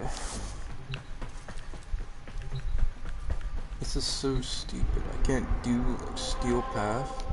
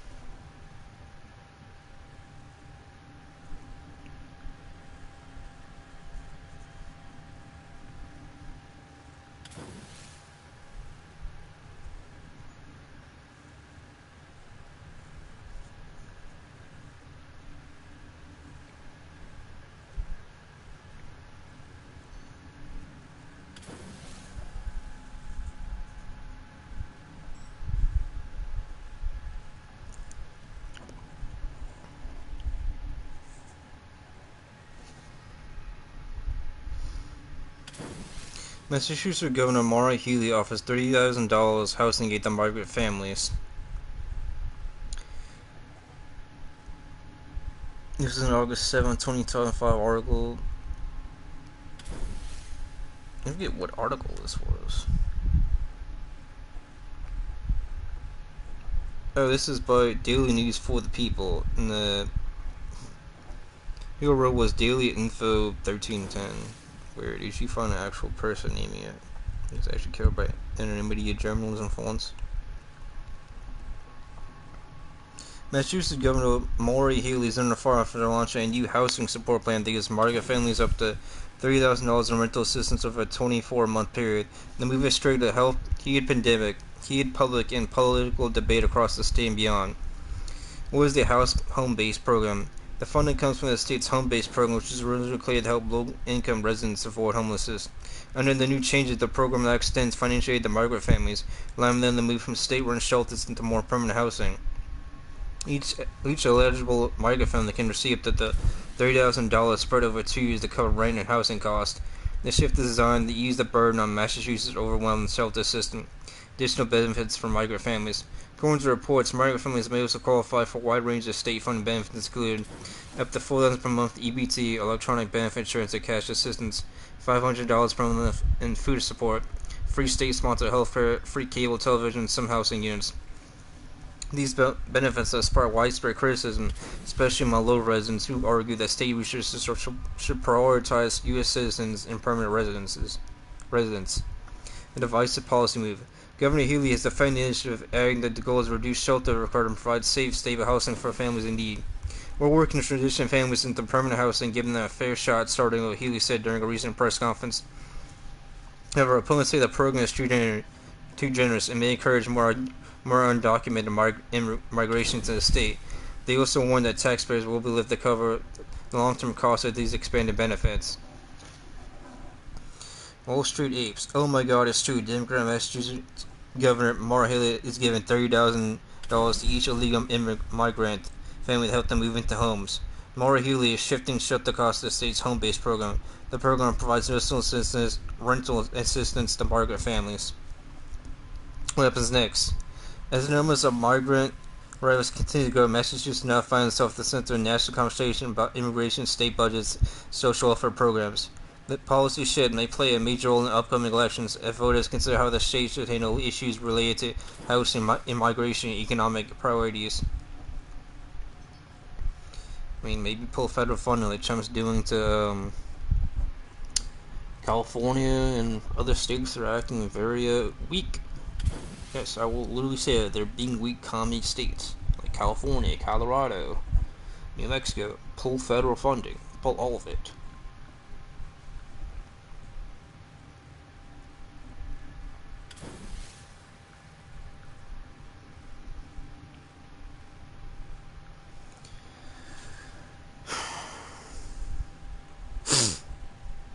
This is an article from the BBC. Man given no choice over trial arrest caution. 2 days ago, Kelly Ford and Lauren Hurst, BBC News Manchester. A man who was cautioned for carrying a blade trial in public has said he was given no choice but to accept the reprimand because police were unable to contact a solicitor for him. Armed police were sent to challenge Samuel Rose as he walked home from his allotment in Charlton, Manchester, carrying the tool, a peeling knife, and a sickle. The 35-year-old theater manager said he was held for 12 hours before being told he had to accept the caution without representation or face longer in custody. Greater Manchester Police GMP said Mr. Earl had admitted possessing a dagger and was giving a conditional caution, which entailed advice about the law on the carrying of blade weapons in public. The King Guard said he was terrified when the armed officers who did not draw the weapons arrived outside his home on July 3rd. He said the officers were shouting at him to drop the knife. He said, "I didn't have a knife," and they told me to drop the knife again. He said, "So I dropped my Japanese handguard and a sickle and a handful of privet that I just cut off the hedge. They turned me on, pushed me over against my house, handcuffed me, and then put me in the back of a van, out of sight." Mr. Rose said he was questioned by police while in custody and felt like they'd gone out that day expecting to catch some kind of lone wolf attacker. "I was doing nothing wrong," he said. "They treated me like I'd been doing harm to people." Mr. Rose carrying a Japanese-made trowel in his sheath, small Japanese gardener's sickle, and a peeling knife along with a trug of vegetables. He said the peeling knife was his late grandma's. The sickle had been purchased a decade ago, and the trowel, which has a short blade and wooden handle, was a present. He added that he'd not been aware of any warnings about carrying the tools in public. Ever since his arrest, a warning has appeared on the trowel manufacturer's website. It said customers need to familiarize themselves with offensive weapons law for carrying the tool in public. "We strongly advise you keep this tool concealed, sheathed, and out of sight in public places, preferably in a gardening bag or toolbox rather than on your belt," it added. Mr. Ryle said he had gone without any legal representation while in custody because officers had been unable to contact a solicitor for him.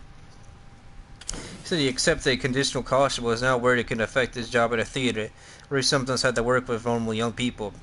Cautions are given to people on the basis that they admit an offense, but do not count as a criminal conviction. Some ample cautions are spent as soon as they are accepted, but others could be flagged up on standard enhanced disclosure barring service checks. Mr. Rose said he did not believe he committed a crime and called for his caution to be rescinded. Yet he understood the police had to do a job, was now scared to continue what had been a lifelong hobby. GMP said officer responded to a call the man had been seen with a knife. So you got moral busybodies in Britain that want to do their fair share of, policing themselves. Going after random people trying to survive.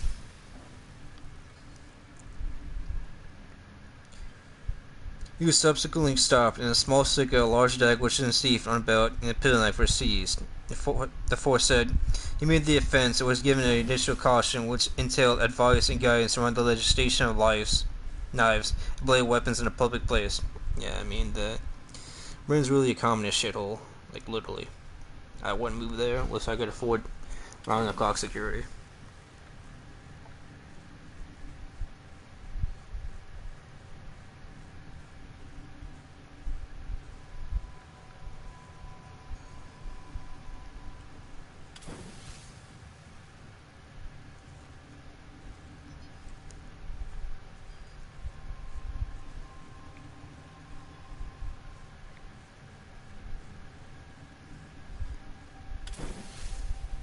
This is another BBC article you can find on archive.is. Government expands police use of facial recognition in vans. 2 hours ago, Kate Wannell, Political Reporter. More live facial recognition LFR vans will be rolled across 7 police forces in England to locate suspects for crimes including sexual offences, violent assaults, and homicides, the Home Office announced. The forces will get access to 10 new vans equipped with cameras which scan the faces of people walking past, check them against a list of wanted people.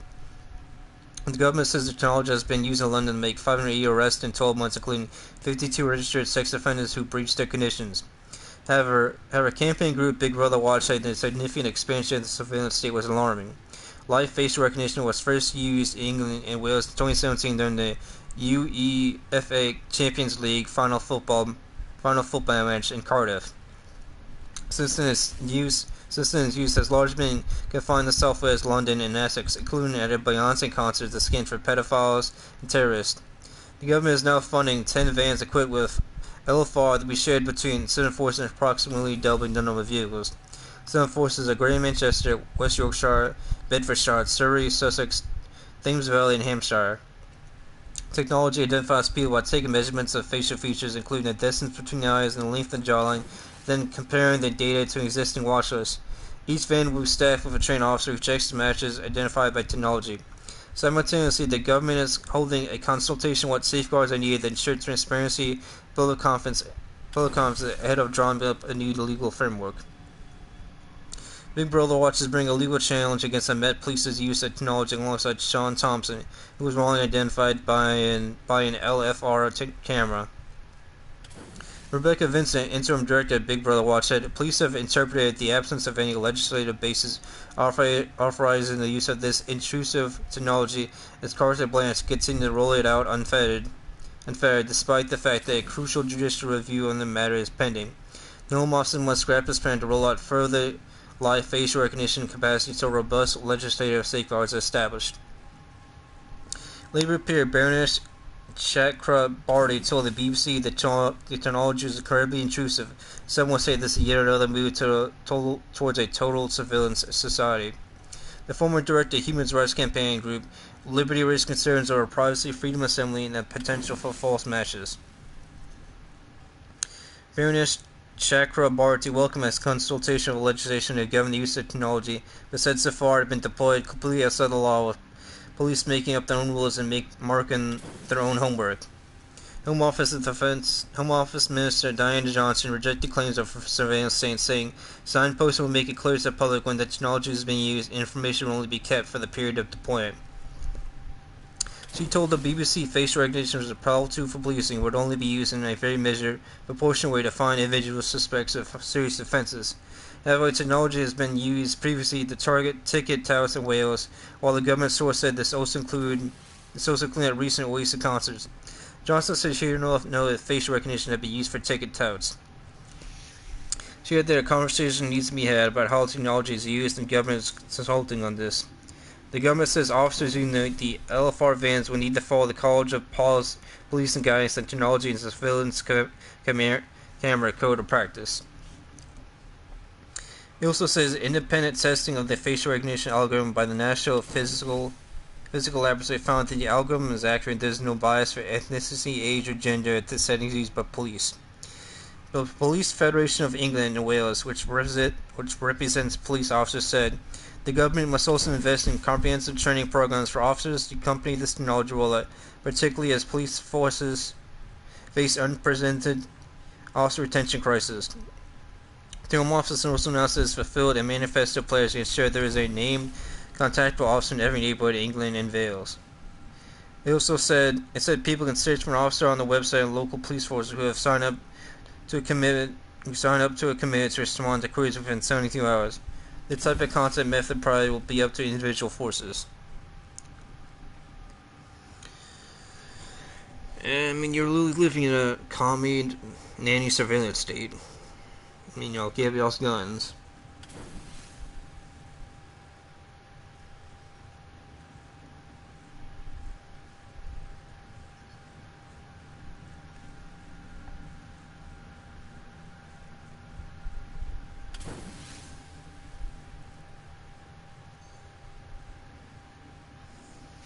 Am I good?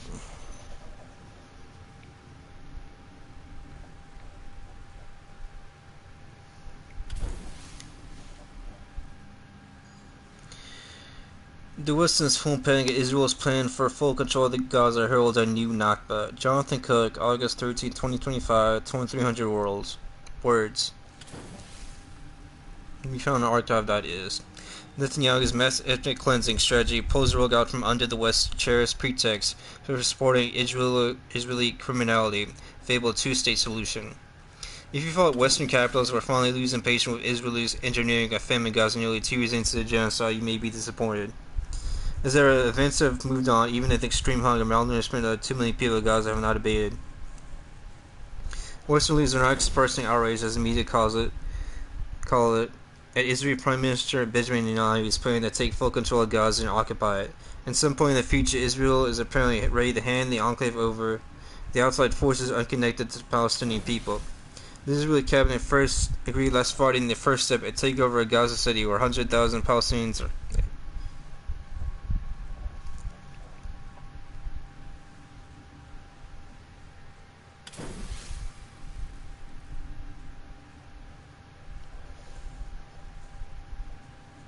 Yeah, so yeah, I read this last night. Yeah.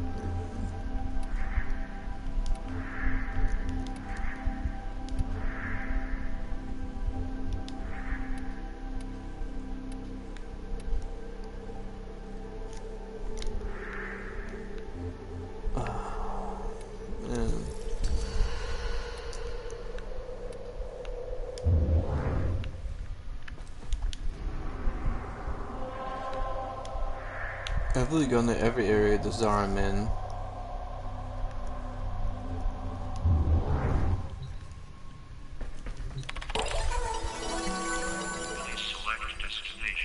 I really did all the stuff even in here too, so I don't know what I'm missing for Steel Path.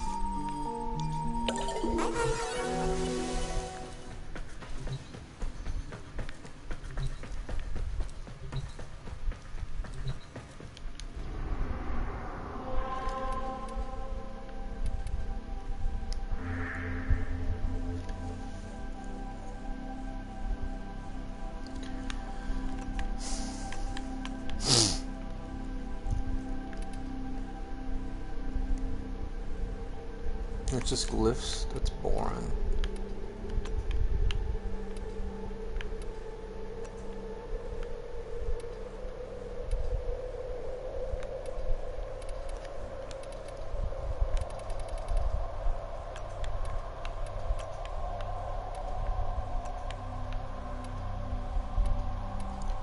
I'd like to know what I'm missing so I can like get this.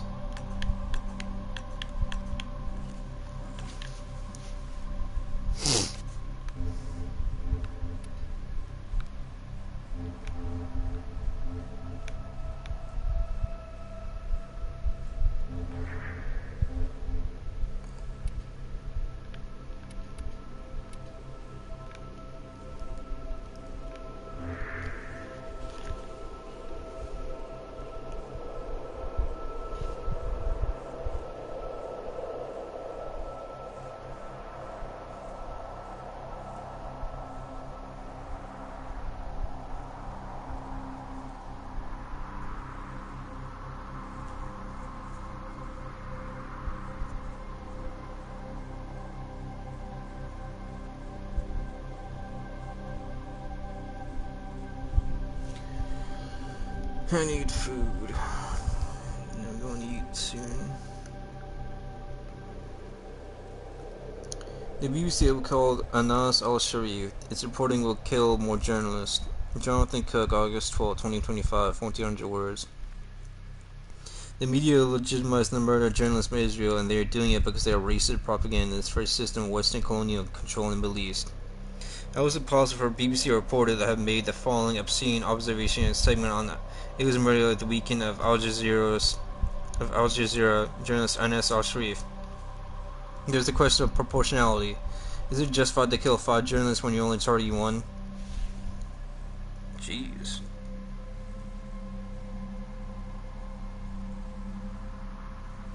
Unpack indeed the prey of journalistic, so much is behind this still question of a small test. Let us note first in passing the entirely false assumption here that Israel wished only to kill one journalist, al-Sharif. All the evidence is that in killing more than 200 Palestinian journalists in Gaza over the past years and by excluding all Western journalists from the enclave, Israel has been seeking to ensure its genocidal crimes go unreported. It is systematically killing those best placed to serve as witnesses. The all too obvious reason Israel wiped out the entire Al Jazeera press team at this moment is that the Israeli army is about to invade Gaza to commit yet more atrocities. But let's dig a little deeper. If you aren't deeply shocked by the BBC, a so-called public broadcaster, think it's suitable to air the comment above, all the more so after Israel has killed more journalists in Gaza than all major Western wars over the past 150 years. Consider this. Imagine that Israel finally allows Western journalists in Gaza to block an entry for nearly 2 years. Team of 5 million BBC faces cover the region, set up shop in Gaza that work out of an improvised studios in the enclave.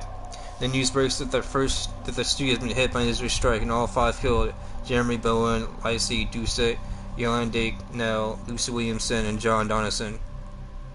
Israel then claimed the strike was a mistake, but so was the killings. It says there's secret evidence that one of them, let's say John Donison, who made the observation above, was secretly created by Hamas and military wing while in the enclave. Can we imagine the BBC or any other Western news organization framing the segment in the following terms? There's the question of proportionality. Is it justified to kill 5 journalists when you're only targeting 1? We all know the answer. The coverage would rightly proceed from the fact that Israel had killed 5 journalists, the latest in a precision of such media workers in violation of international law. The tone would be one of utter indignation. The framing again rightly would assume there could be no possible justification for such an attack on civilians. Israel's claim that Donison was working at the time in a military capacity for Hamas would be dismissed with complete contempt, unless Israel could produce firm evidence. Racist double standard. If you find yourself anyway recoiling from this comparison, how can the killing of John Donison be equated with killing al-Sharif? Can I generally suggest that Israel and Western propaganda has been working its magic on you? Israel's assertion that the award-winning reporter al-Sharif was really a Hamas commander while doing a sidelining in journalism for Al Jazeera no less preposterous than the claim that Donison might be doing the same. For one thing, reporting a genocide as al-Sharif has been doing, especially when hundreds of colleagues have been picked out by Israel in 2021, is more than a full-time job as a way of life. Doubtless, though, I've less knowledge of such matters. It is the same serving as commander of Hamas, an army of Israel joins a spying enclave 24 hours a day from Gaza skies. Someone identified by Israel as a Hamas commander or even a lowly official will be under constant surveillance, forced to move in the shadows, living under as much of the time as possible. Similarly, every Palestinian's phone in Gaza is tapped by UN 8200 and the call is stored on Microsoft servers. Near that al-Sharif could throw in a few hours a day running guerrilla operation under these conditions, all popping on the camera every few minutes to report on the least slaughter of Gaza is so insane that no one, least of all a major news organization like the BBC, should be dignifying of an ounce of credibility. After all, if Israel had really identified al-Sharif as Hamas commander, it would have a mountain of intel gathered by a surveillance machine. Instead, it has produced a few flimsy items of evidence even I could rustle up in minutes like using ChatGPT. Again, no one should be citing this as evidence any more than they would if it were Donison being smeared. Doing so legitimizes the murder of journalists by Israel. That's exactly what the BBC and the rest of the Western media are doing. Doing it because the journalists being killed Palestinian. They're doing it because they are racist propagandists for a system of Western colonial control in the Middle East. But you counter, isn't the fact that al-Sharif had worked in the period before October 7, 2023 in the press department of Hamas? And the answer if true is, so bloody what, Hamas was the governing administration of Gaza.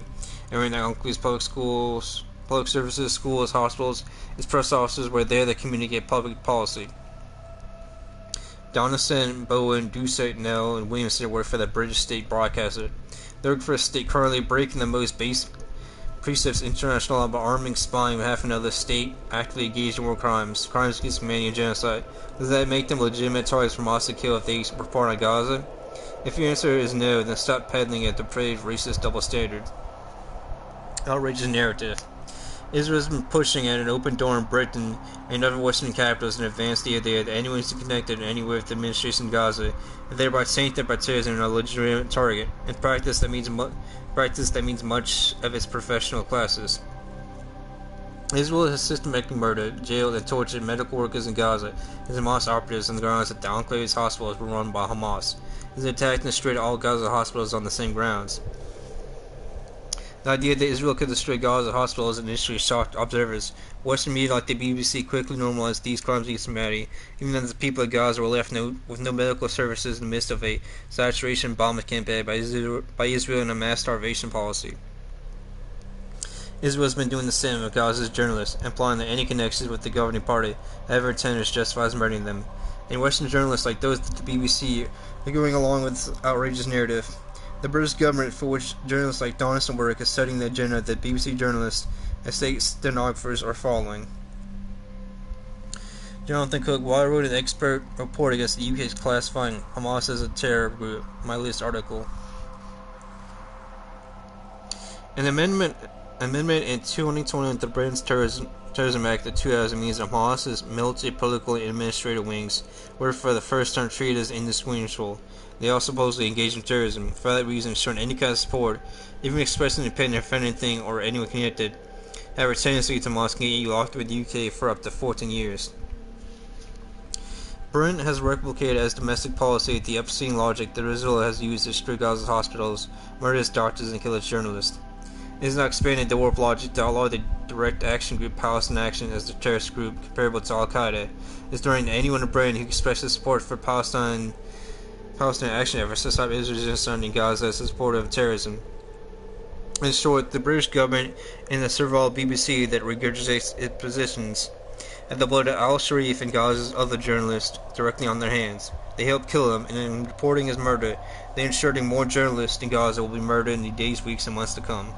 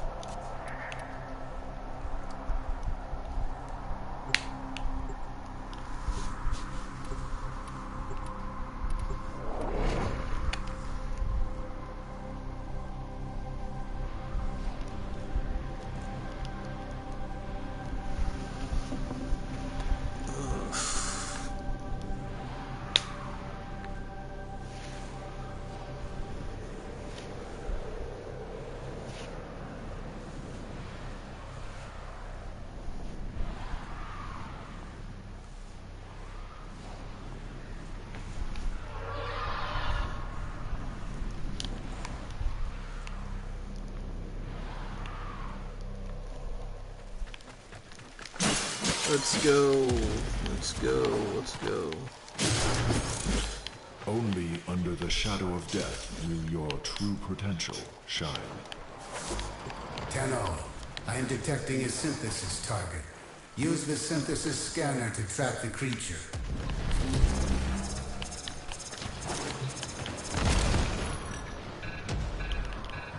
Excavator is ready to go. Use fuel cells to keep it powered while protecting it from enemy fire.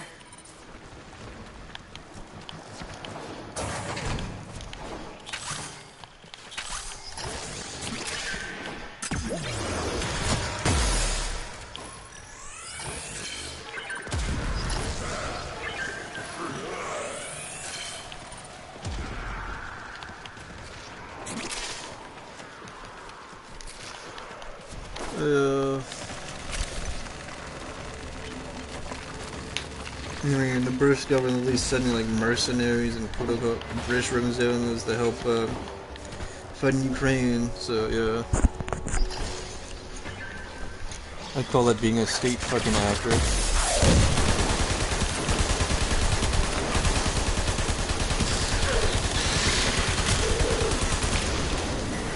Excavator destroyed. That artifact is now lost to us. For this arbitration, we bestow upon you the gift of mortality. Mortality. The heck?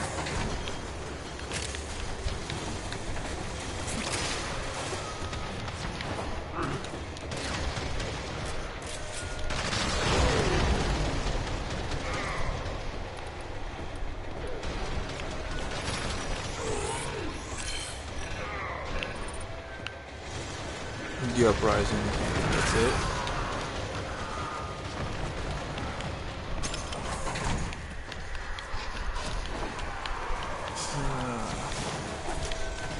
Excavator deployed. Protect the unit while it extracts the artifact. You can't just run away from the excavator. You have to, like, protect it. An artifact has been located. Proceed to the dig site.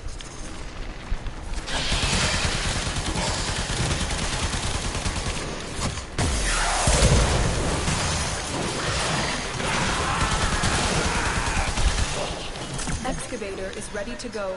Keep it powered and protect it from enemy fire. Well, we got B, and B's running out of power. And B is like a minute.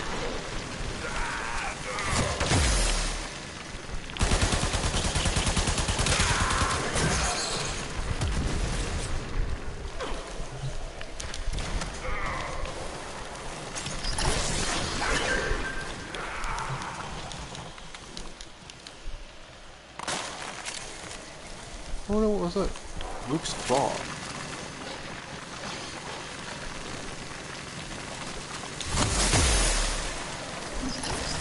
This excavator is fully powered.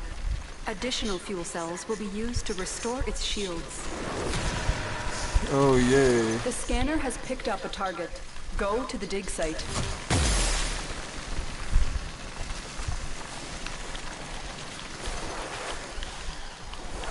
Look for power carrier foes. Yeah, strike them down and bring their cells back to the excavators. Excavator destroyed. That artifact is now lost to us.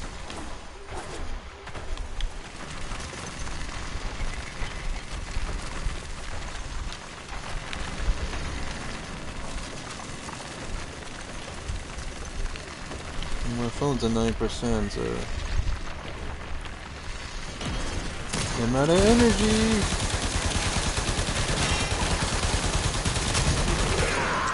Bruh.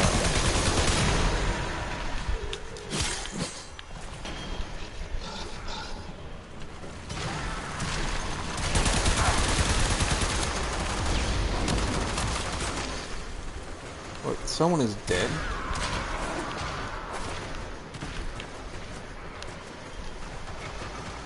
Where'd he die, bro?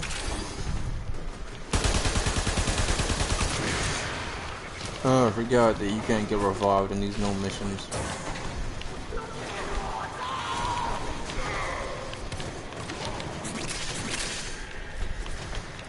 Okay, that's the wrong way, that's the wrong way. I'm following you. Let's get out of here, let's get out of here.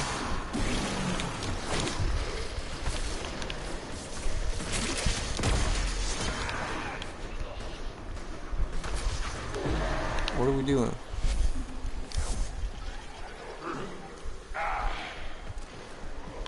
Tenno, do not damage it further.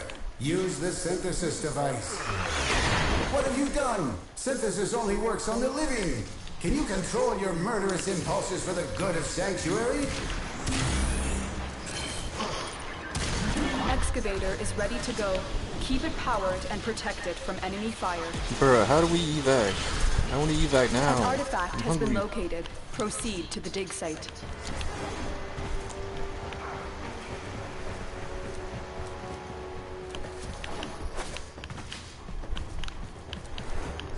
Okay.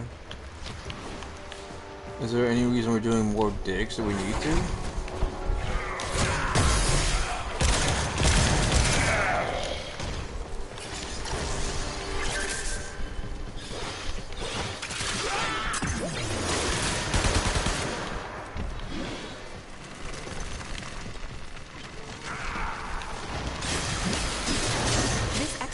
Is fully powered. Additional fuel cells will be used to restore its shields.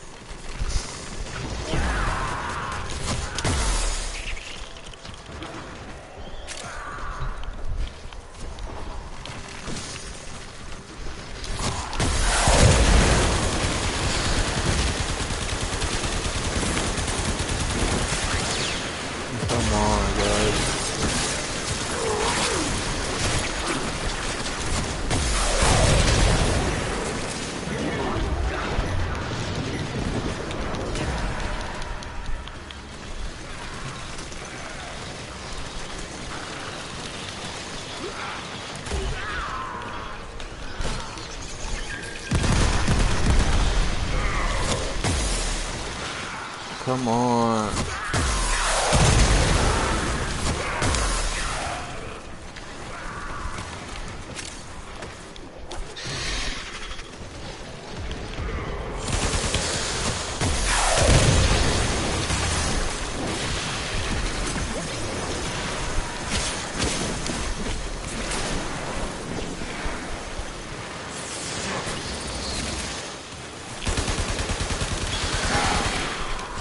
Excavation complete. Look what we found.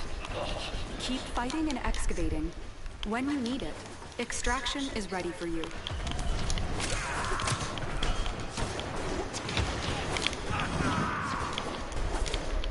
Let's freaking go, bro.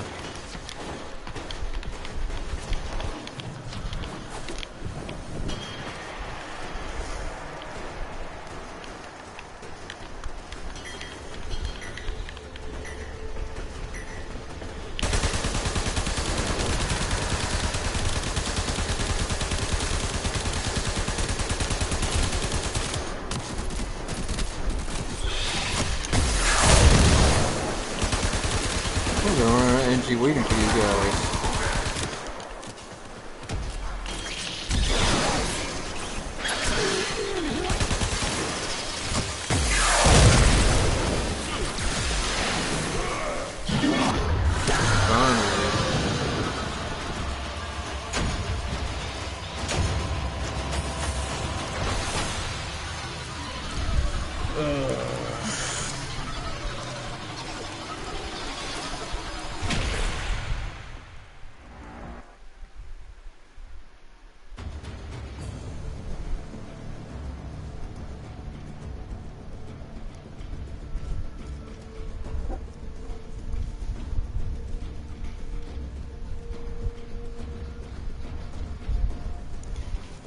That was fun, I guess.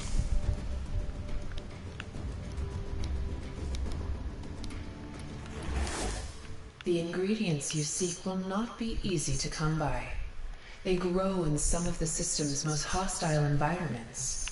You can see why we turn to you for help. Yeah.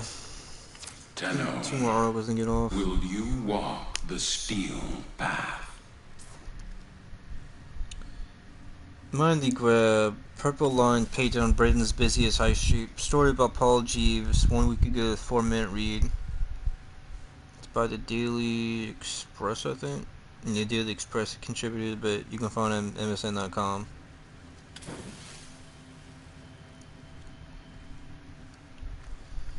A strike of purple line urging warned shoppers not to risk using their mobile device near the edge of pavements has been painted on Britain's busiest high street in a bid to stop the nation's phone snatch epidemic. The Mind the Grab campaign has seen the line and signage painted on London's iconic Oxford Street to alert people to the dangers of epidemic of the hordes of moped and e-bike riding robbers who are committing thousands of drive-by crimes on unsuspecting victims as they walk along the busy pavements. It's hoped the purple line will raise awareness to lead to a nudge theory change in public behavior, making it harder for the gangs to operate. Or you could just arrest them. Data obtained through Freedom Information Request shows how, in the Westminster area covering Britain's busiest tourist spots last year, a phone was stolen every 15 minutes, working out at 94 every day and over 34,000 in total. Curry is the UK's largest tech retailer, has devised a campaign of backing from Westminster Council, the Metropolitan Police Service, and Crime Stoppers. Both from the Institute for Crimes and Justice Policy Research (ICPR) based at Birkbeck University. They conduct an independent study to track how purple line affects people's behavior, whether it contributes to a drop in phone theft in the area. The line, inspired by the iconic London Underground Mind the Gap catchphrase, would be reminded the pedestrians to step back from the curb, keep their phones hidden, and reduce the risk of snatch and grab theft. Research commissioned by Currys has found 77% of Brits view phone snatching as a significant problem in the UK, rising to 88% in large cities such as London. This issue is causing 73% of people to feel fear for having their phones stolen away in the capital. The retailer is also part of a new trading scheme for store collies to support the victims from contacting loved ones and the police to canceling cars and helping them get home safely. They hope their bold initiative will be adopted by government and local authorities to expand the rollout, making it harder for criminals to operate. Chief Commercial Officer Ed Connolly said, phone theft isn't just about losing advice, it's frightening, invasive, and cuts people off from their loved ones, their money, and their daily lives. Enough is enough. It's time to draw a line on phone theft. That's why we launched the Mind the Grab campaign, a bold pavement market we believe can make a real difference by encouraging people to step back from the curb. This trial aims to raise awareness and encourage behavior changes to help people feel safer. If the worst happens, we're here to help. Our Oxford Street Store colleagues will support victims from calling loved ones and the police to cancel their cars, helping them to get home safely, because practical human support in this moment really matters.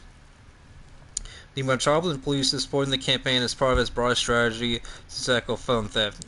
Sub Natasha Evans, the Met's local policing lead for Westminster, said, officers are relentlessly pursuing criminal gangs intent on committing robbery and phone theft.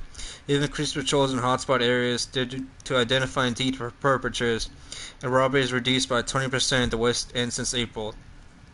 We're reporting extra officers into central London. They help drive forward our focus on reducing crime and bring offenders to justice. We're also working closely with businesses in the area and support the campaign by couriers to encourage people to be aware of the signs to reduce the risk of becoming a victim. Westminster Council also expressed strong support for the issue of granting permission for the sturdy child. As part of our ongoing efforts to keep residents and visitors safe, we are pleased to support Curry's innovative approach to reducing phone theft, said Deputy Lee Ike Lest. This campaign is a great example of how we are working with partners to raise awareness about phone thefts and promote simple measures to stay safe in public spaces, such as keeping valuables out of sight and planning routes home in advance. Working closely with the Met and other partners in the Safer Westminster Partnership, we are committed to identifying the key crime sword issues facing our city and making the West End a safer place for visitors, residents, and businesses. Kate Johnston, a crime source.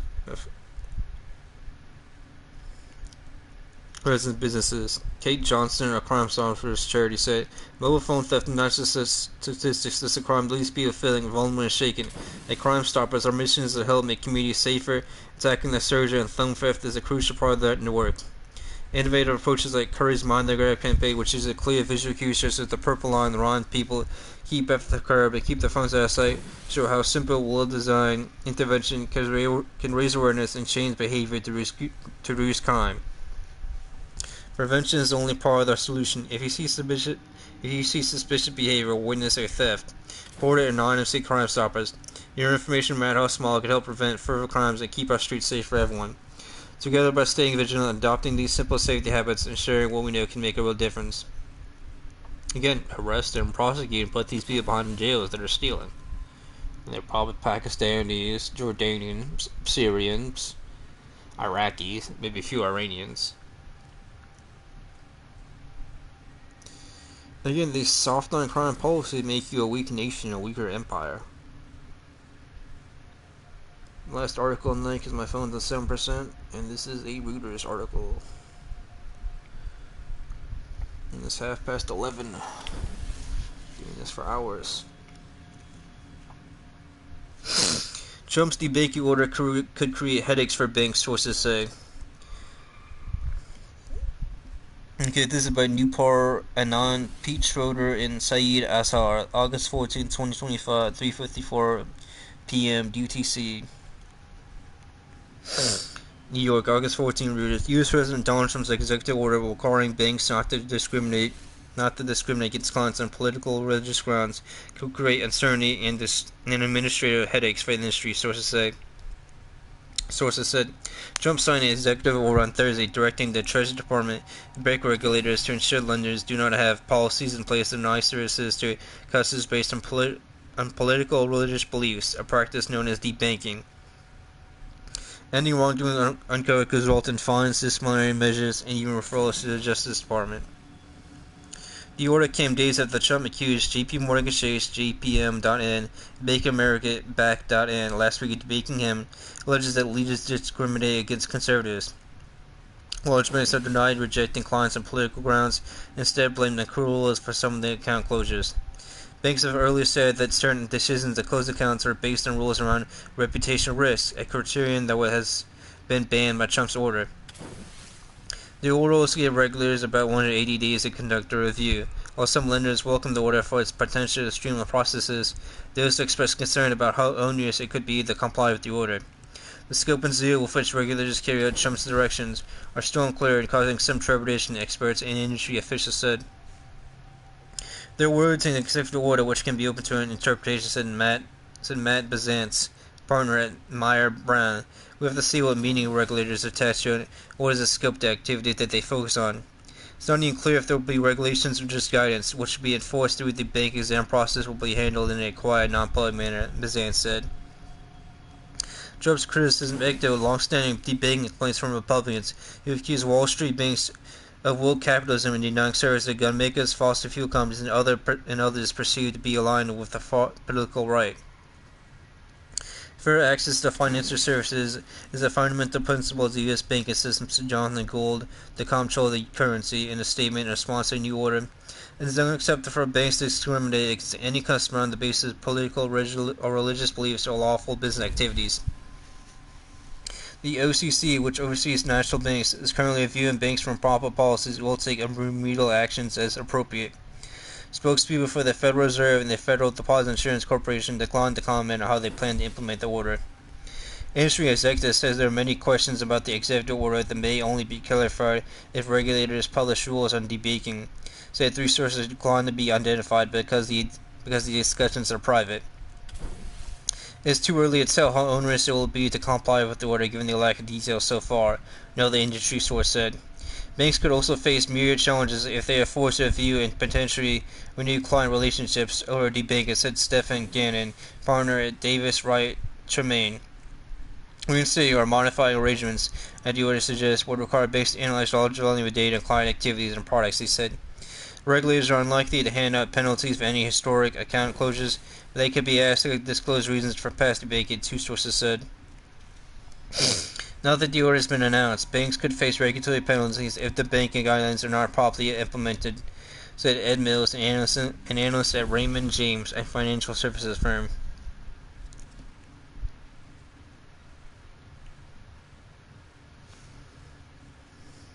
No, that's pretty short. Short for a Reuters article.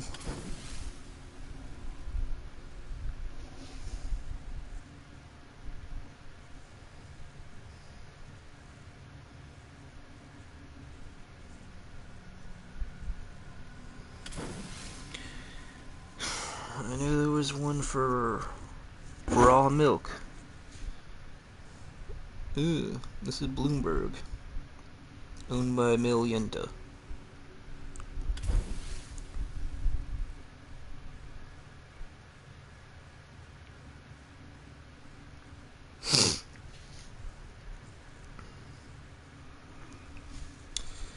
Okay, raw milk tied the E. coli and Campylobacter outbreak in Florida, sickening 21. Magisternix, August 4, 2025 at 4:30 p.m. UTC, and of archive and archive.is.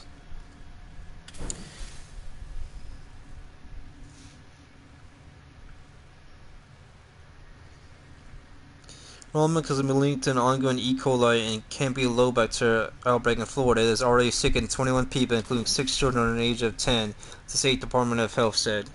7 people have been hospitalized and at least 2 developed severe infections, which can lead to kidney failure, the Florida Department of Health announced on Monday. The agency urged residents to make informed decisions about consuming raw milk, which can be tainted with the bacteria that causes both potentially deadly infections. While the U.S. Centers for Disease Control and Prevention advise people to drink pasteurized milk to protect themselves, the popularity of raw milk has grown as wellness influencers, podcasts, and celebrities like Gwyneth Paltrow tout its supposed benefits. Robert F. Kennedy Jr., the U.S. Secretary of Health and Human Services, is a self-proclaimed fan.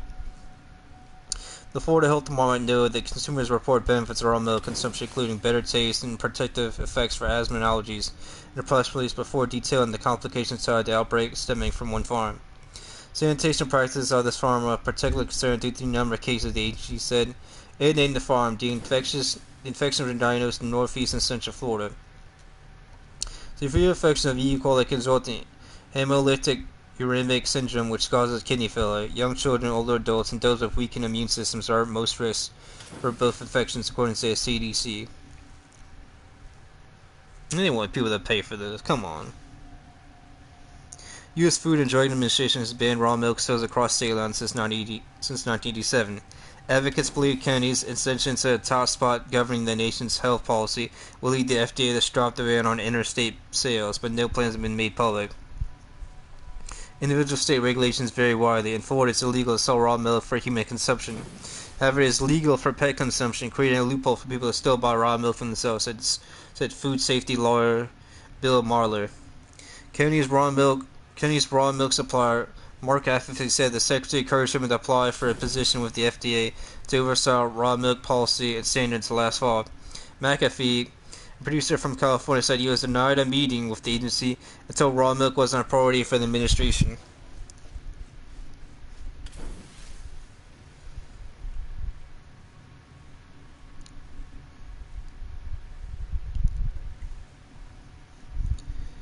Oh wow. What a blue mark article. Short and sweet like yours. That's all they all should be. Yeah,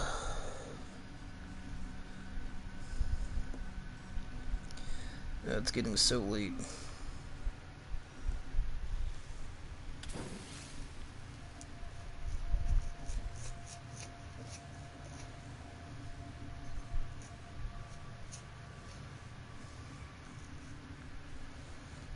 And my archive websites don't want you using like ad blockers.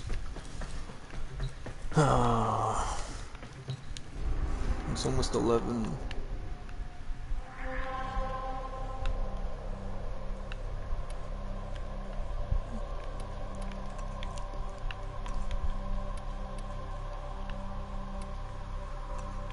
What do I need pearls for?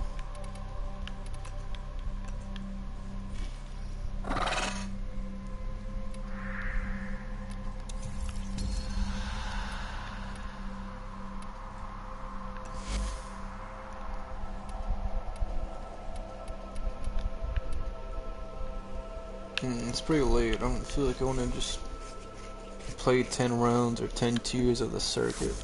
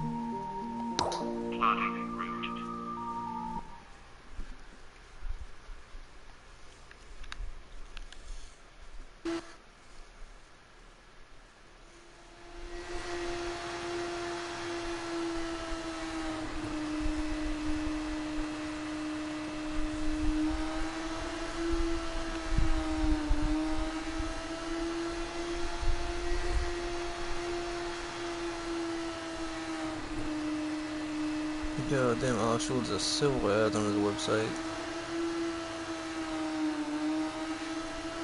I think for a guy facing corporate bankruptcy, you take down the ads.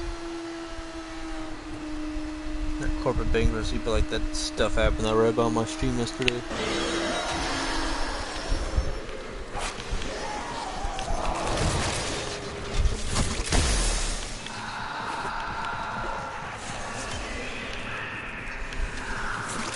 I don't know what I'm looking for. I'm looking for something.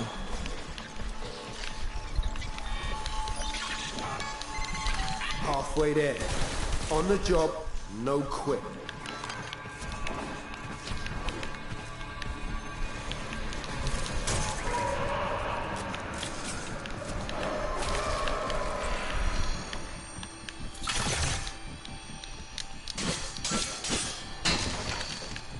How do I find Ephraim charges?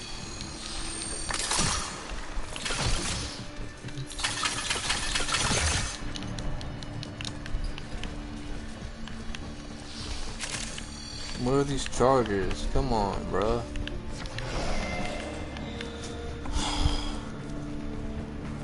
That's good. Tekron's proper pissed off. Hitters coming out of every nook and crook. I say, let them come. Oh, my phone's about to die. Oh, come on, bro. What are we doing? What are we doing? You proper sent the tech rock back to the Stone Age. Now bring it home, fam.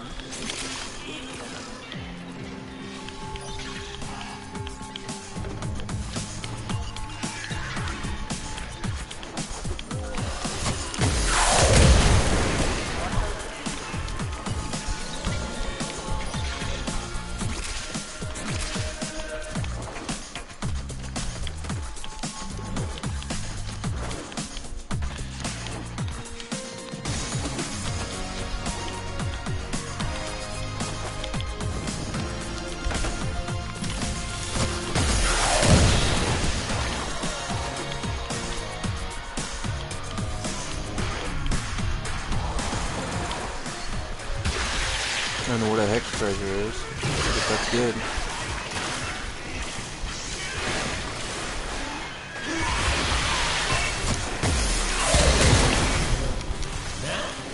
I smile thinking of the folks who said I wouldn't make it.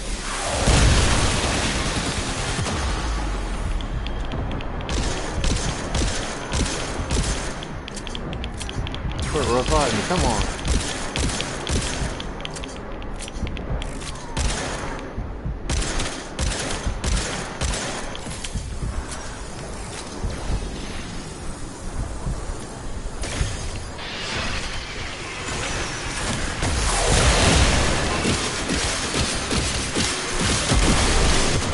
Oh, come on, bro. Take out the enemy.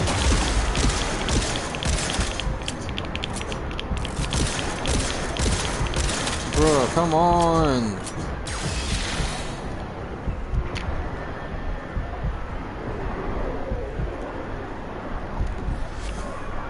A 13-7. Oh, come on, bro. This is.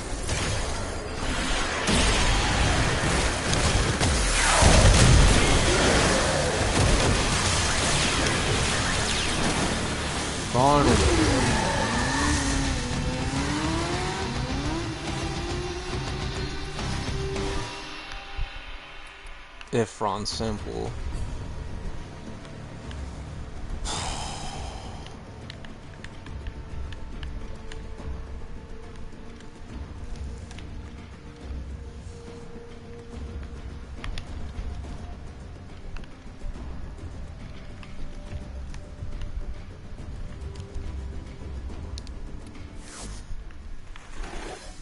The ingredients you seek will not be easy to 20,000 Russian soldiers died in Ukraine last month. August 7, 2025, 9 a.m. by Rygate Nationalist. But stop! Tenno, you must seek me out to walk the steel path. I will be waiting.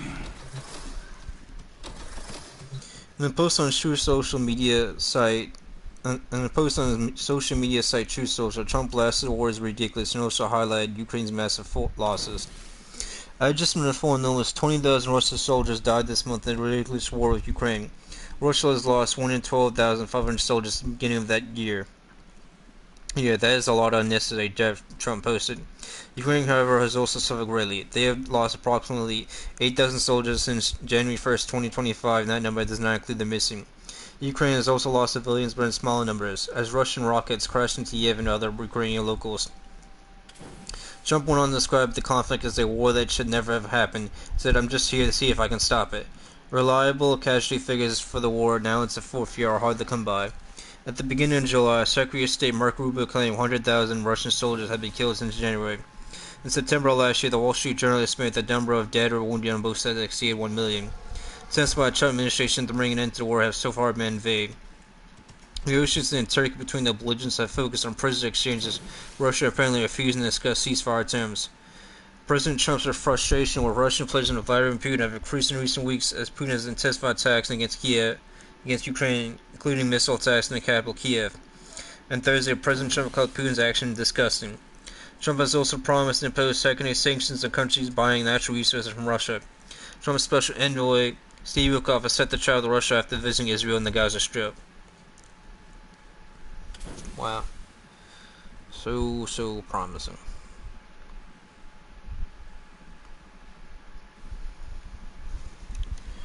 Okay, this is the end of the stream. This is a long one.